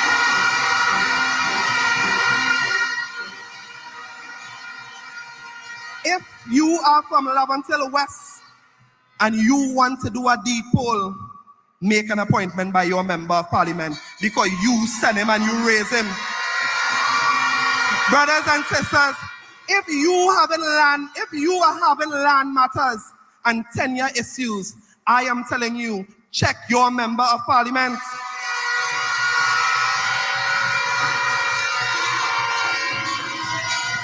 Brothers and sisters, on March 13, 2012, I almost lost my life to gun violence. This is a serious issue that I must address. It was my mother's birthday. I was sitting on the back. Phase 1 and 3 was warring, phase 4 and 5 on Beetham Gardens. I am seeing almost everyone who was on that bench with me. I seen Lawrence, I seen Junior, and a few others. And warring fraction, before you know it, someone who they mistake for me, who was also a neighbor that I grew up with, who just came and collect food for me. They probably tell him that he was right sitting down on a bench, ride a bike, go on his way. He's now deceased. He didn't die that night. But soon after, 5 gunmen came on the backstretch in Beetham Gardens Phase 3 and opened fire on me and, of course, my group of friends. None of us was involved in crime. None of us was involved in wrongdoing. But brothers and sisters, these are the consequences. Could you imagine, brothers and sisters, had I lost my life today? Had I lost my life that day, brothers and sisters, then Beetham Gardens would not have had its first attorney at law in 2022. Maybe at a late. I would not have been, brothers and sisters, I would not have been the first alderman in the Port of Spain City Corporation from Beetham Gardens. And I would not have been your next member of parliament. So brothers and sisters, I want to tell you that we must bond together. We must ensure a safer Laventille West. We must ensure a safer East Port of Spain. And we must ensure a safer Trinidad and Tobago. The government have put a lot of plans and programs in place. And the government of the Republic of Trinidad and Tobago, under the stewardship of our Honorable Prime Minister, is going to continue to invest in our young people. And I want to tell you, brothers and sisters, that it is because of PNM plans and policies that after that night, I was able to achieve my goals and become all that I have become, brothers and sisters.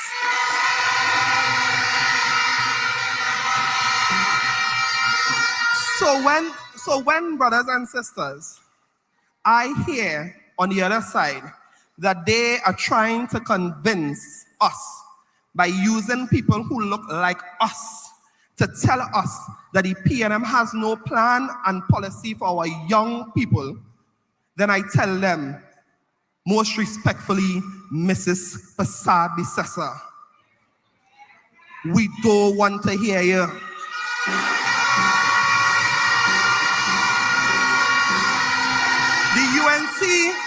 The UNC brothers and sisters, they get on as if they never won, you know. They won in 2010. But when they won in 2010, I remember as a young man in Beetham Gardens. Uncle Clayton is here? If my Uncle Clayton is here. I remember on Beetham Gardens, if you can recall, during a state of emergency, There were police buses lined up left, right, and center during in the 2011 state of emergency. And anybody, you didn't have to have a look.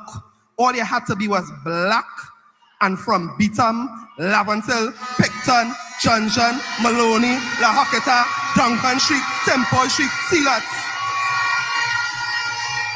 So when Mrs. Fasad, the Cessa, is trying to talk to us and tell us that when she wins, we will win, we know that we must reject that. Because in that state of emergency, we lose. We lose in Laventille West. We lose in Laventille East. We lose in Port of Spain North. We lose in Port of Spain South. We lose in La Hocketa. We lose in Maloney. We lose in Arima. We lose on the train line in San Fernando. So don't take that tie up. When they show you who they are the first time, believe them. Believe them, brothers and sisters. I want to tell you, brothers and sisters, that in order to foster unity within Laventille West, I pledge as your next member of parliament that I am going to engage in something called the Inter-Community Laventille West Sports and Culture Competition. And I could announce it with authority because I know that long before my prime minister was prime minister, I could have called him any hour of the night. Partner, bro, I need some sponsorship here. And because he believed in the vision for East Port of Spain, he invested heavily in a lot of my programs that we run in East Port of Spain.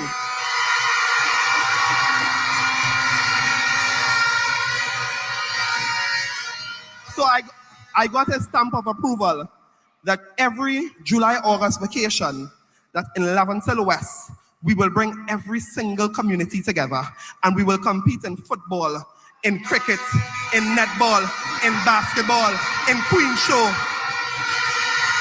We will go, we will break down the borders in Laventille West. We will play football at night in Beetham. We go play basketball at night in Picton. We go play netball in Morris Marshall Court in Chumakak. We will all be one. We will break down all the barriers. Because great is the PNM brothers. Because great is the PNM brothers.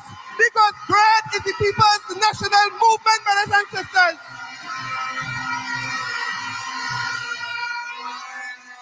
Brothers and sisters, if I continue listing plans here tonight, I am certain that the Prime Minister may start to get a bit worried about where the money coming from. But you have in front of you, brothers and sisters, and in the PNM's campaign, 41 candidates that is full of integrity, led by an honorable Prime Minister who I have every faith and hope in will make Trinidad and Tobago the best version of itself. I believe, brothers and sisters, in this new chapter. I, brothers and sisters, believe that in the last 10 years we are in government, that we had to spend time stabilizing the economy, building the economy, negotiating new gas deals, negotiating new oil deals. And I am saying, brothers and sisters, from an informed view, to put me to work, put your member of parliament in Laventille East to work, and put our Prime Minister of the Republic of Trinidad and Tobago to work, the Honorable Stuart Richard Young, SC. I believe, brothers and sisters, I believe in this bold new chapter, it will be filled with hope. It will be filled with progress. I believe, brothers and sisters, that we ain't get started yet.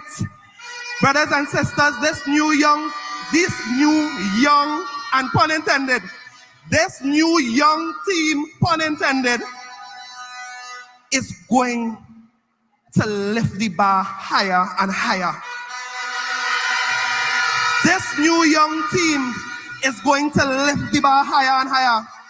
So I ask you in Toko Sangigandi to get on board. I ask you in Arima to get on board. I ask you in La Hoketa to get on board. I ask you in Tunapuna to get on board. I invite you, St. Joseph, to get on board. In Mayaro, I invite them to get on board. In Lavantel West, I invite you to get on board. In Port of Spain North, St. Anne's West, I invite you to get on board with the People's National Movement. Have faith and confidence in this bold new chapter. Have faith and confidence in it. We are a team that is red. We are a team that is ready.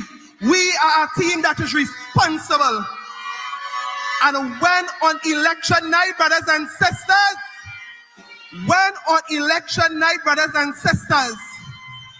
when the polls are closed and the ballot box is opened and the votes are counted, brothers and sisters, I know that I would have made the right choice, because I will be going right across the road in Beetham Excel Government Primary School.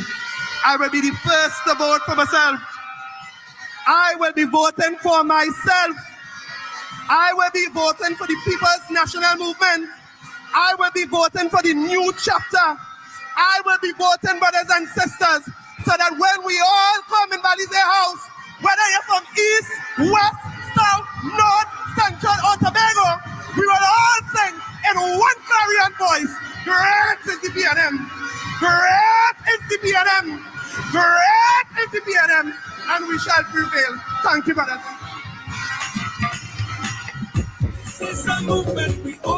This is a new chapter. Join us on the road to victory.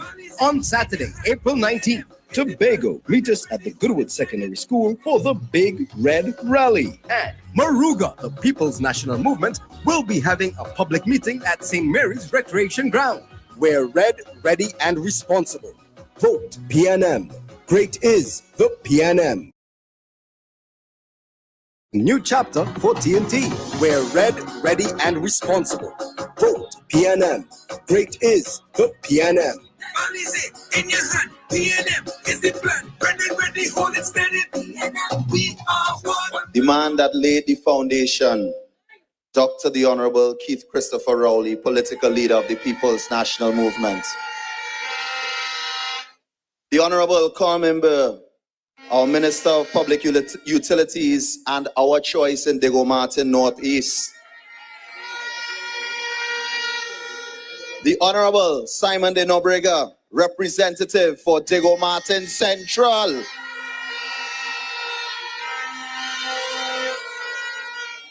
Akila Glasgow, Mayor of the Borough of Diego Martin. And other members of the Diego Martin Borough Corporation, constituency chairman, ladies and gentlemen, my brothers and sisters of the PNM, good evening! To the future generation with us, what vibes? And to my people that have raised me, that have prayed with me, that have taught me how to swim and be the man I am today. My people of Diego Martin, make some noise!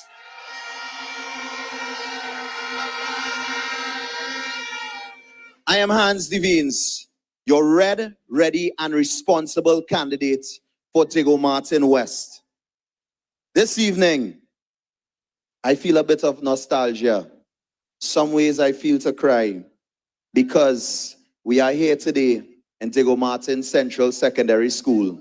This is the school I attended.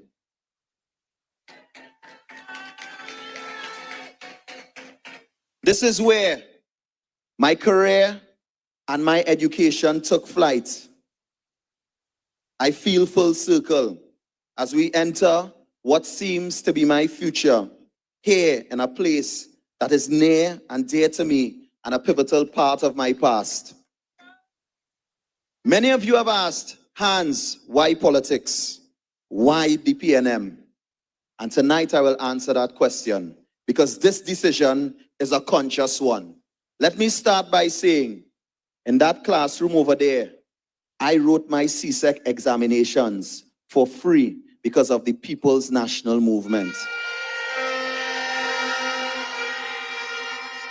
Just last week, one of our neighbors in the Caribbean just implemented that for their citizens, something that has been going on for decades in Trinidad and Tobago because of the People's National Movement. Let me tell you about the PNM a little bit. It is because of PNM policy that a young woman from Scorpion who used to walk on a dirt road that is now paved can work hard, educate herself, and become the mayor of the borough of Tego Martin.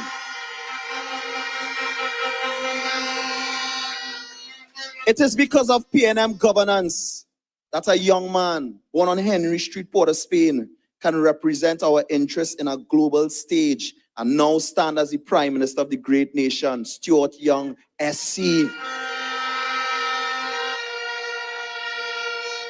It is because of PNM leadership that a young man who walked barefoot to school in Mason Hall could walk proudly into Whitehall as Prime Minister in 2015. That is the journey of Dr. Keith Rowley.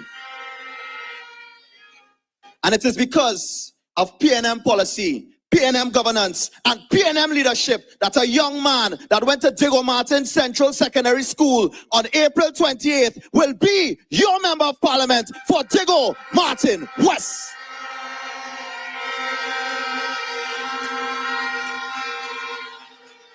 It's not a joke when it comes to leadership. Let's take, for example, the program GATE. Akila mentioned it in her speech. Now, in retrospect, I don't think we thoroughly understood the intention of this program. GATE wasn't simply implemented to educate our nation's children.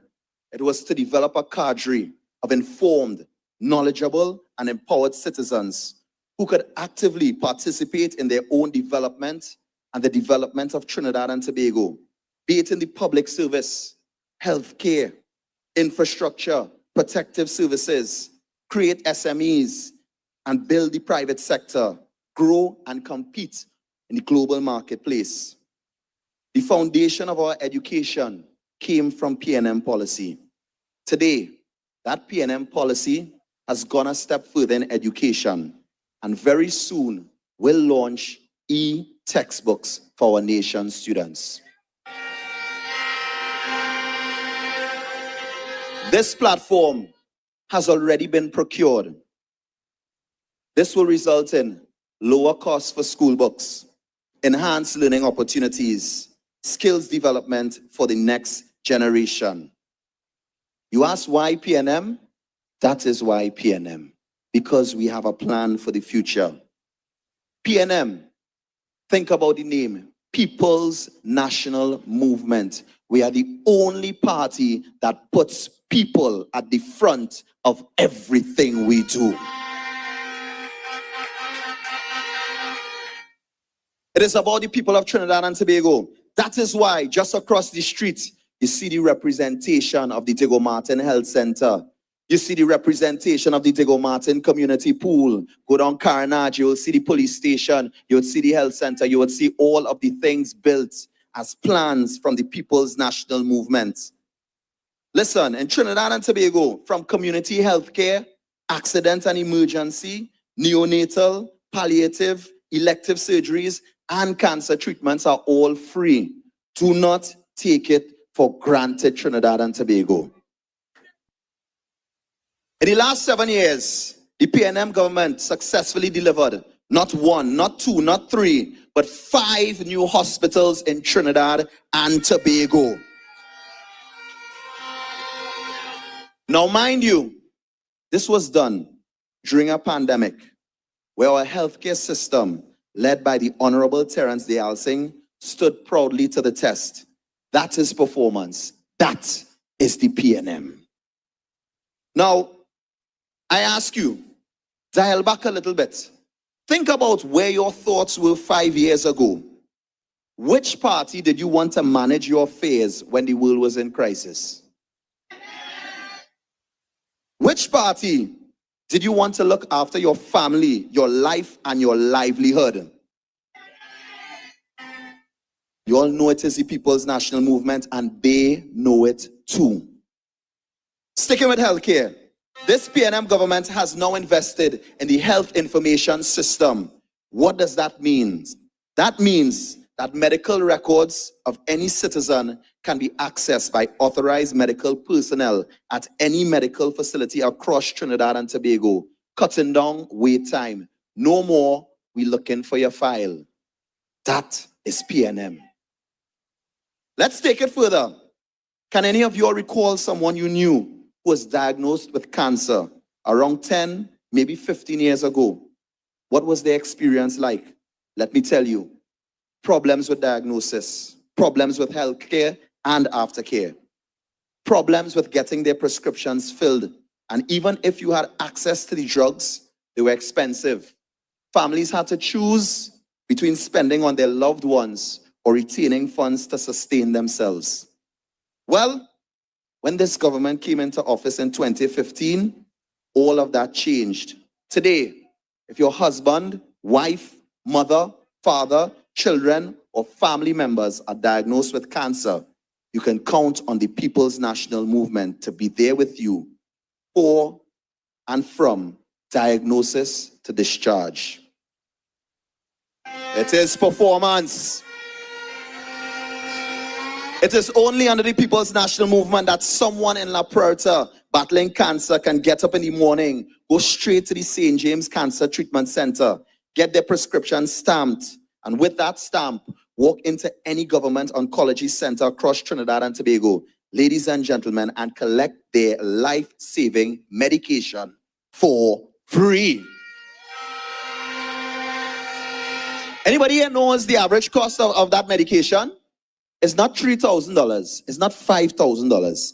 It is $12,000 a month, and in some cases more. And under the People's National Movement, they are getting it for free. That is the PNM. That is the performance that we have as a party. Don't let them hurt up here and fool you, know. This party has put things in place to take care of you, the citizens. You ask why PNM? I say because PNM has a plan.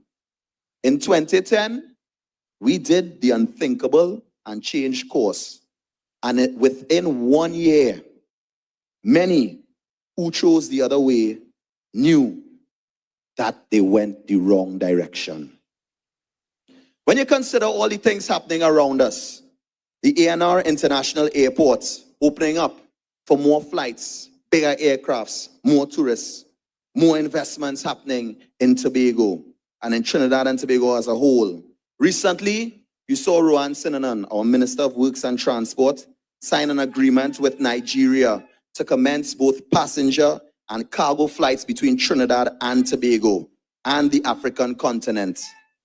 Let me ask you all something. Well, you think those discussions started yesterday? No, we have been working as a movement for the people of Trinidad and Tobago. Consider the hotels, the ones that are on their way.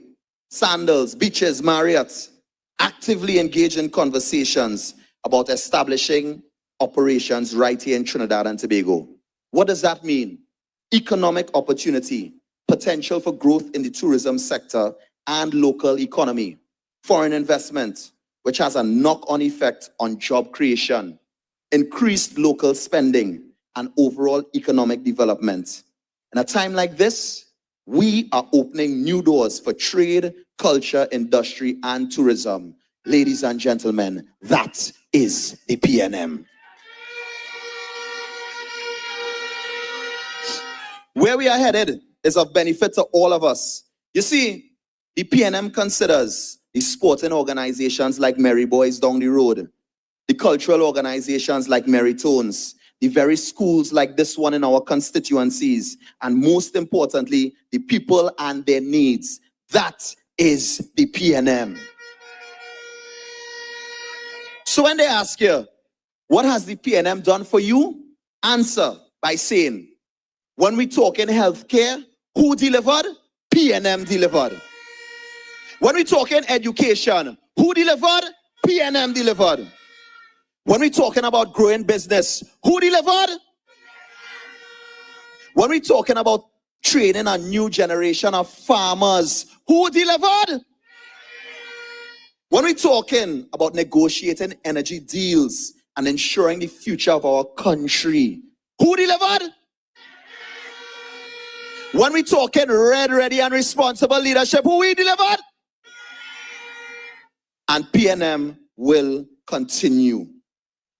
Listen, years of PNM policy, together with my purpose to serve the country, has led me to the decision that the best thing I can do for my country is serve. And my commitment to Diego Martin West is there. At the start of this campaign, I made a pledge to walk 1 million steps to meet you from community to community across Diego Martin West. I'm not doing this because I need the exercise, but I know the importance of meeting you. I have walked from Resurrection and Seaview across the Lance Meter and the other side of the constituency. I have walked from Shagonas, from Chagramas Point, Kumana Hills, Scorpion, and straight across the Big Yard without touching the main road. I have walked to the top of Green Hill 1 and 2, Factory Road and Hillview Drive. I have walked the hills of La Puerta and Mercer Road. I have walked. For every new, decided, and undecided vote for you, I have walked. Now, hear why that is important as well. Many of them offering themselves to represent you, not coming up them hills. They're not coming. It is the PNM's way of doing things. I came to you humbly. I received your blessings, guidance, and support. And as of today, I have walked over 800,000 steps for you.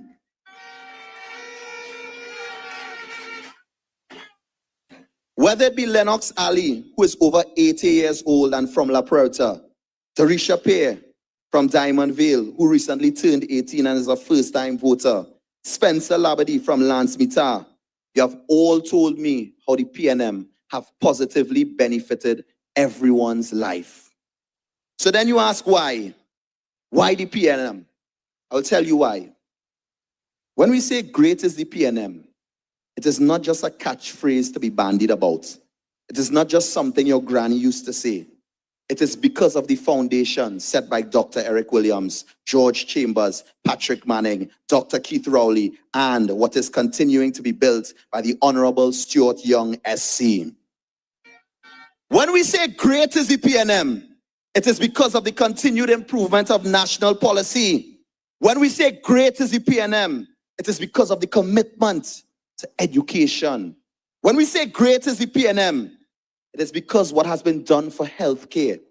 When we say great is the PNM, it is because of the youth programs that continue to benefit the next generation of leaders. When we say great is the PNM, it is because we are a party that does not squander, pillage, or blunder. When we say great is the PNM, it is because we are red, ready, and responsible. So I tell you, my friends, my family, the people that have walked every step of my journey with me, on April 28th, when in Diego Martin Northeast, you vote for the Honorable Corman Burt, you will say, great is the PNM. When you vote for Simon de Nobrega in Diego Martin Central, you will say, great is the PNM. When you vote for Hans Evans in Diego Martin West, you will say,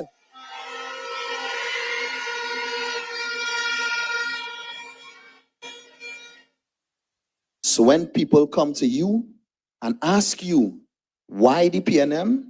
We say with passion, pride, and purpose, great is the PNM, great is the PNM, great is the PNM, and we shall prevail. This is a new chapter. Join us on the road to victory. On Saturday, April 19th, Tobago, meet us at the Goodwood Secondary School for the Big Red Rally. And Maruga, the People's National Movement, will be having a public meeting at St. Mary's Recreation Ground. We're red, ready, and responsible. Vote PNM. great is the PNM. Them, the elders, to sit with us and help us along the way, having that institutional knowledge, not just in your seat, not just in the parliament, not just in the cabinet, but all of those things happening all of the time. So as we evolve the way we interact with you. We may evolve in the policies that we present to you, because the world is changing. But what will not evolve is what makes the PNM the PNM. We have leadership that ensures that that will not happen. We have leadership not only at the central level, but at the constituency level that demands that of us. They have that. They have that. When somebody could come to you as a political leader of your party and tell you, I work in energy and I have been in logistics and I have a question about this for you tonight, and you, with your swaying self, have to sit down and tell that young lady, while we know we have to get our young people more involved in the decision-making of this country, but we go talk about that in a little while. And tell that young lady, you really feel I have time to talk to you about that tonight? So when you're going to talk about it? When? We came to the nation today and said, this is our manifesto. This is the document that will become government policy when we are elected back into government. On the 29th of April, that becomes government policy. What that bunch of scamps have, they're taking out ads to talk about a manifesto. You know what that is. 50 points. 3/4 of them things the Ministry of Health already doing. Whether it is in your Diego Martin Central Health Center, whether it is in your refurbished Pitty Valley Health Center, one servicing about 18,000 people, this one with a captive population of about 51,000 people. All them things that they're talking about exist already. So don't fool me. Plenty, we ain't talking too long for that. And the others, the other 25%, let's say, simply are not possible. But you see, I started off by telling you all that we are at a critical juncture in our nation's history. Last time we were here, we were now writing the story of Trinidad and Tobago as an independent nation. And the biggest problem that you, the electorate, have is just the noise. The noise that floods social media. The noise that, because it has become so rampant on social media, all of a sudden it is a topic of interest. So it makes it to traditional media. And that noise is not only getting to you, those of you who are here, but it is getting to our young people. Getting to those who may be voting for the first time in this election. Getting to those who may still be too young to vote, but they're already being entrenched in a system of lies and misinformation and misdirection, all aimed not only to get people to vote for them, you know, because they know that when they come in Diego Martin, they don't have a chance. So that's why the UNC hustle and give bump gum. Give him blah, blah, blah. Give him 2 seats and then pick up a man who licks 2 elections in a row from Marcia Marcelin and Pitty Valley Cocorit. and say, you are our candidate. Candidate where? Win where? Licks. That is why the same bum come all the time talking about coming Diego Martin Central. I'm gonna deal with Simon all over. Love a video. But when he realized he must be watching the results from 2020. 2020 he get about 400 votes in each of the Diego Martins. 400. Talking about how powerful that party is. He get less than 6,000 votes across the whole of this country. Ease me up now. We know your role, and you're doing your role, but you are not to be fooled by the role.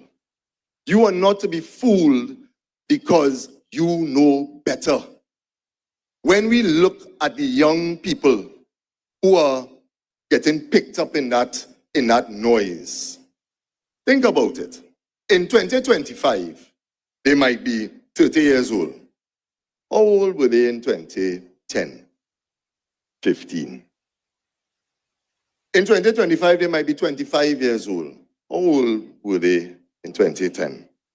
10? Or if they're 20 years old, 5?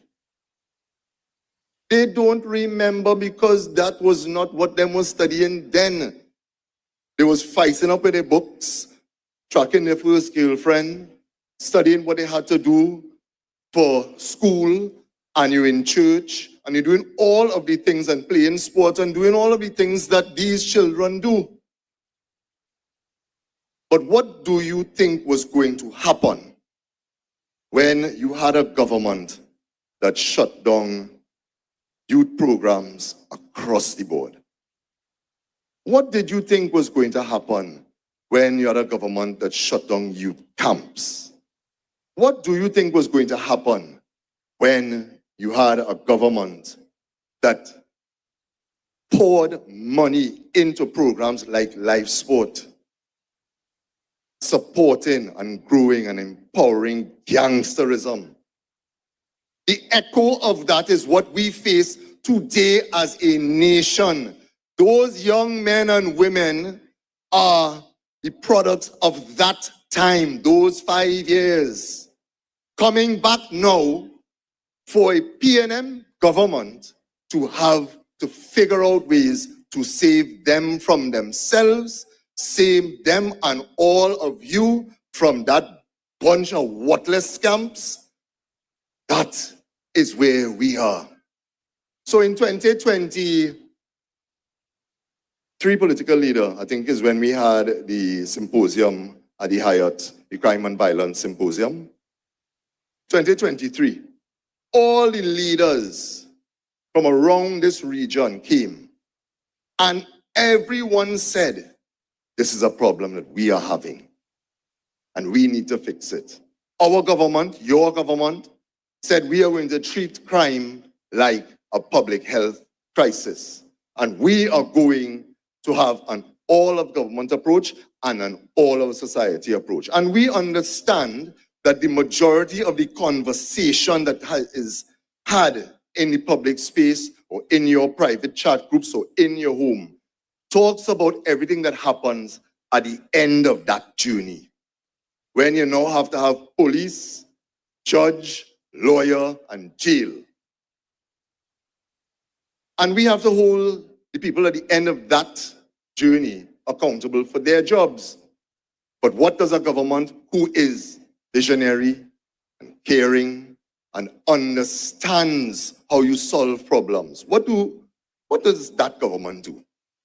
You look at the start of the journey. And how do we get those young people either off the path that they are on or never to enter that path ever? And across the ministries that make up your government, programs were being rolled out one after the other. An entire ministry was developed just for young people, the Ministry of Youth Development and National Service. I think it's something about like 50 programs outside of the military programs that they have, all geared to say to you, the young person, all right, we will meet you where you are and as you are. You have one pass, we come for you. You have no passes, we'll come for you. You have whatever. The only thing that you must have is a desire to be an active participant in your own upliftment.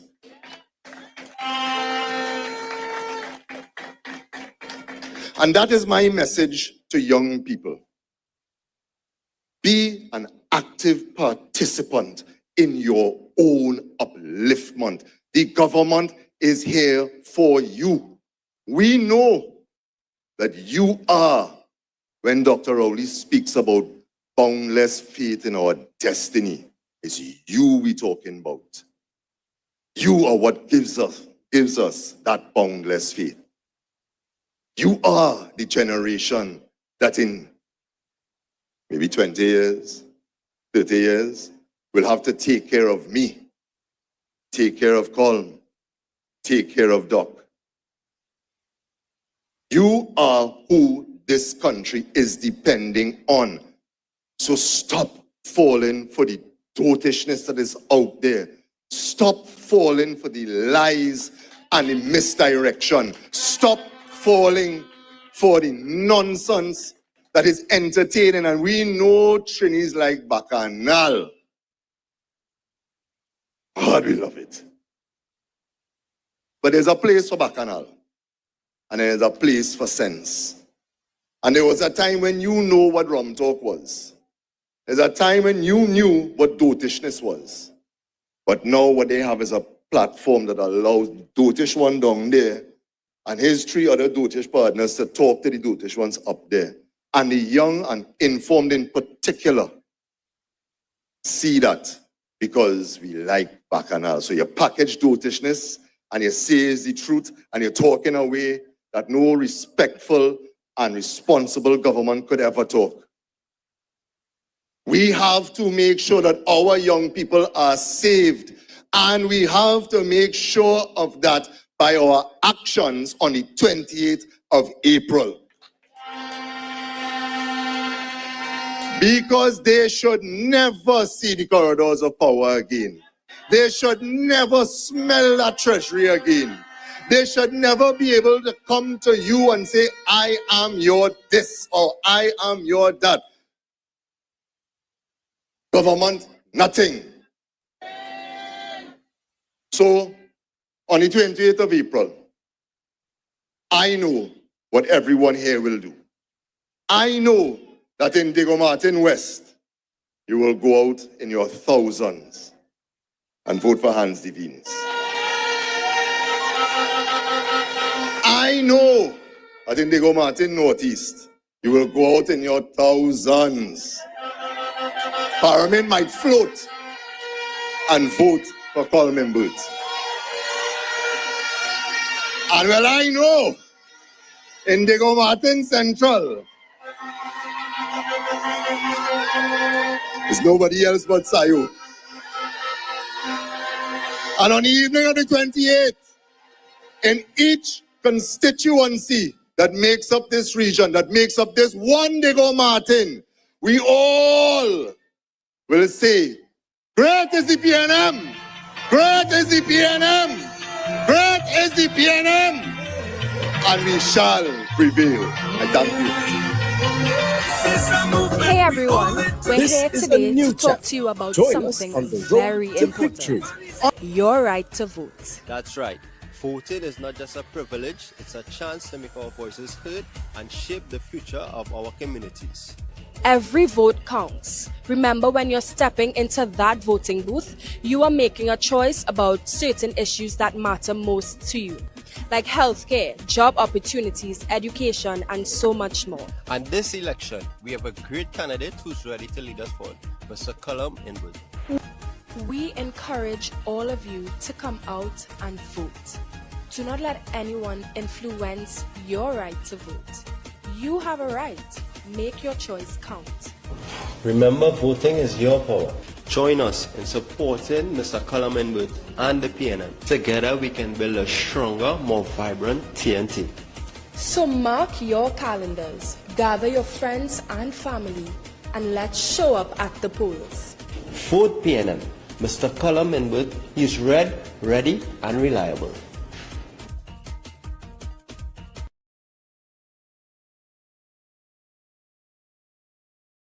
Hey everyone, we're here today to talk to you about something very important. Your